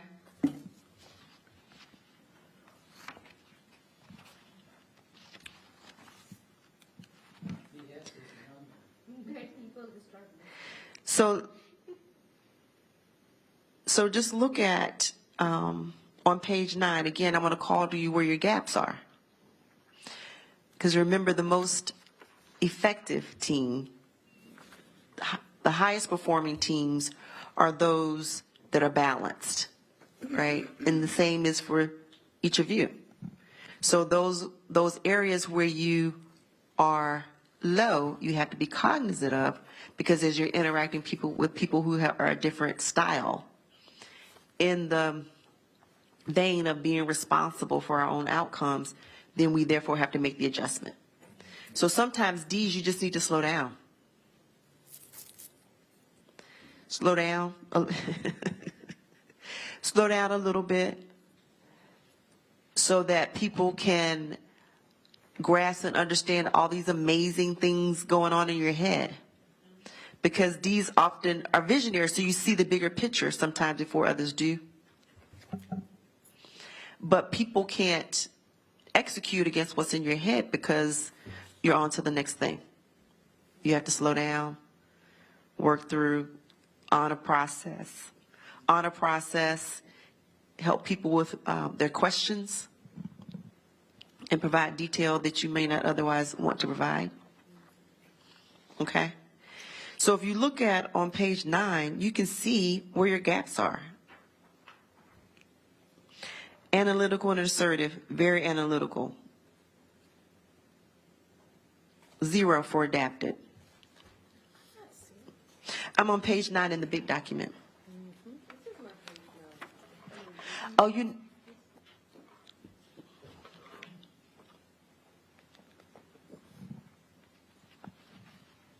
In the big document? Oh, this is it. This is it. Yeah. That's it. 0. Oh, I'm misinterpreting how this is the whole team. Yeah, you don't have your individual reports. Okay. You don't have your individual reports. You just have a team report. So look at what's missing here. Critical, there's no one represented on this team. That's very analytical. So the strengths of a person that's very analytical is critical thinking, very accurate and precise, disciplined, demands high standards of self and direct reports. Right way of proceeding is motivating to them. They use facts and data for support and opinions, and problem solving based primarily on facts and data. That's what we're missing. Yes. Mm-hmm. Yeah. And even with 2 at analytical and assertive, not as much of a gap, but somewhat of a gap. Okay? So if you study this report, I'm gonna open it up for discussion. But if you look at page 13, I think there's some great coaching questions included there, and questions to consider. Mm-hmm. And then throughout, you can see it starts you understand. So basically, anybody on the opposite side of the wheel is your opposite. So I don't think we have to say that it's well documented that there are some personnel issues on the team. There's been some infighting. That's very well documented. The reason why I love this tool, because it elevates the conversation. Some of your issues are not even personal. It's just about how you go about your work, which is different. Does that make sense? All of it's not personal. Some of you are just talking past each other. And that's why I'm going to ask you to study this, because it's really important to understand what those gaps are and what needs to happen. The last thing I'm going to call your attention to is page 18 again, which just is a great summation of that. Let me also just do this really quickly. Page 16 of the big one. The right side of that page is basically the perception of the council and your culture. It is the way you're being perceived by others, and it's also what you're feeling as you're working together. On page 16, the wheel. This right side. That's where everybody is. That's your culture. The right. Look at the circles on that wheel. You see all the circles inside the wheel. Everybody's to the right. That person. That poor person. Yeah. Okay, so assertive, results focused, rapid decisions, will seek challenges, can be aggressive and impatient, desires to lead. You can't lead. You have to lead. You're co-leaders. You're not leaders, you're co-leaders. We have one mayor, but you're elected to a council, a team of council members. Both assertive and persuasive, likely to embrace new concepts, often a mover and a shaker, can be very outgoing with high energy and engaging effort. Very outgoing and persuasive, very people-oriented, quite optimistic outlook, strong communication skills, likes to have variety in their day. So that's an I. That's an I. But there's two letters that you gave us. Yes, because you have your highest number, your second highest number. Okay, so the capital. Capital means that you've got a pretty high number on your chart. You can go back to. Yeah, I saw that. And then the lowercase is. That means your is represented enough to capture, but it's pretty low. It's lower. And you should see that correlated on the chart. Yeah, okay. Got it? All right, so let's look at page 18 then. Again, if you want to just have a quick synopsis, we should print 18 and 19 out, because that's kind of your cheat sheet for who you're interacting with and who you're engaging with, but also some areas of focus that you should have individually as you move forward. That was a really, really quick review. This is a day's session, a full day, to work through everything and all the activities to reinforce this. But it is a snapshot, and you have the reports there, which is a lot of detail. I do feel very strongly that it's something that you should spend some time with as you work to begin this new chapter as a council together. There's a lot that's happened, good. There are a lot of things that have happened to cause consternation and whatever is happening. But each of you have a choice. We all have choices. We get to decide how we respond, how we choose. We get to choose our thoughts. We get to choose the words that we use. We get to choose the decisions that we make. And so as you do that, moving forward as a council, it's really important that you begin to do that in a more collaborative spirit, more engaging spirit. I love the dialogue that we've had today, that you all initiated around engaging each other more one-on-one, working together more closely as a council. But it will take the strength of each of you individually to make that happen as a council, okay? Any questions about the tool or anything else that we covered today? Yes, Ed? Two things. For one, all of this is self-reported. Is there any research to indicate how much the way people report themselves aligns with how they're seen by others? Oh, it's a direct align. It's an incredible self-awareness tool, because it's more about, often it's more reflective of the perception of others than it is a perception of ourselves, because this is who we are, how we live is very natural to us. So often we're not even aware that's how we're being perceived by other people. So Smudgies, for example, gave an accurate account of himself on his, right? Yes. The other thing is, are you surprised that everybody's on the right? No. In this group? No. I mean, the people who decide to run for office are not a random cross-section or members of an employment organization, right? It's a pretty unusual group, just because we all decided to run and Yeah. won. But leaders and effective leaders, it's a myth. It's not true that all leaders are Ds. Ds think that because Ds are the ones who are pushing, they're more aggressive style, but they're It's up and down on the right, not just Ds. yes.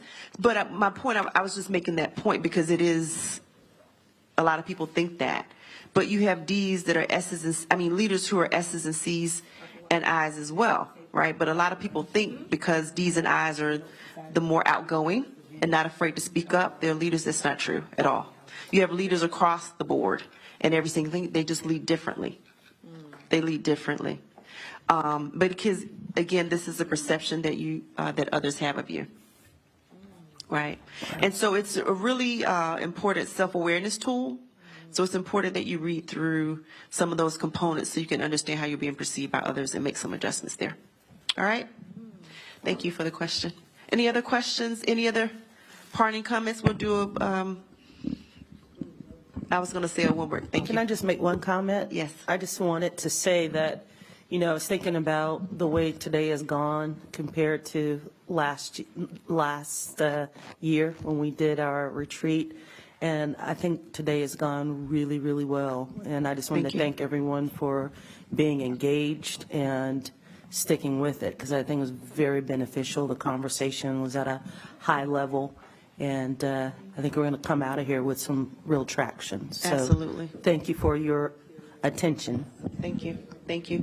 Any other parting comments?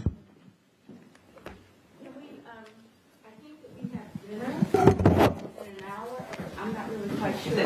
7, so it's now 5, so a couple of hours. If you would like to have an opportunity for To join. a soda or some water feel free to drop by on my room and for a while. Thank you. Thank you.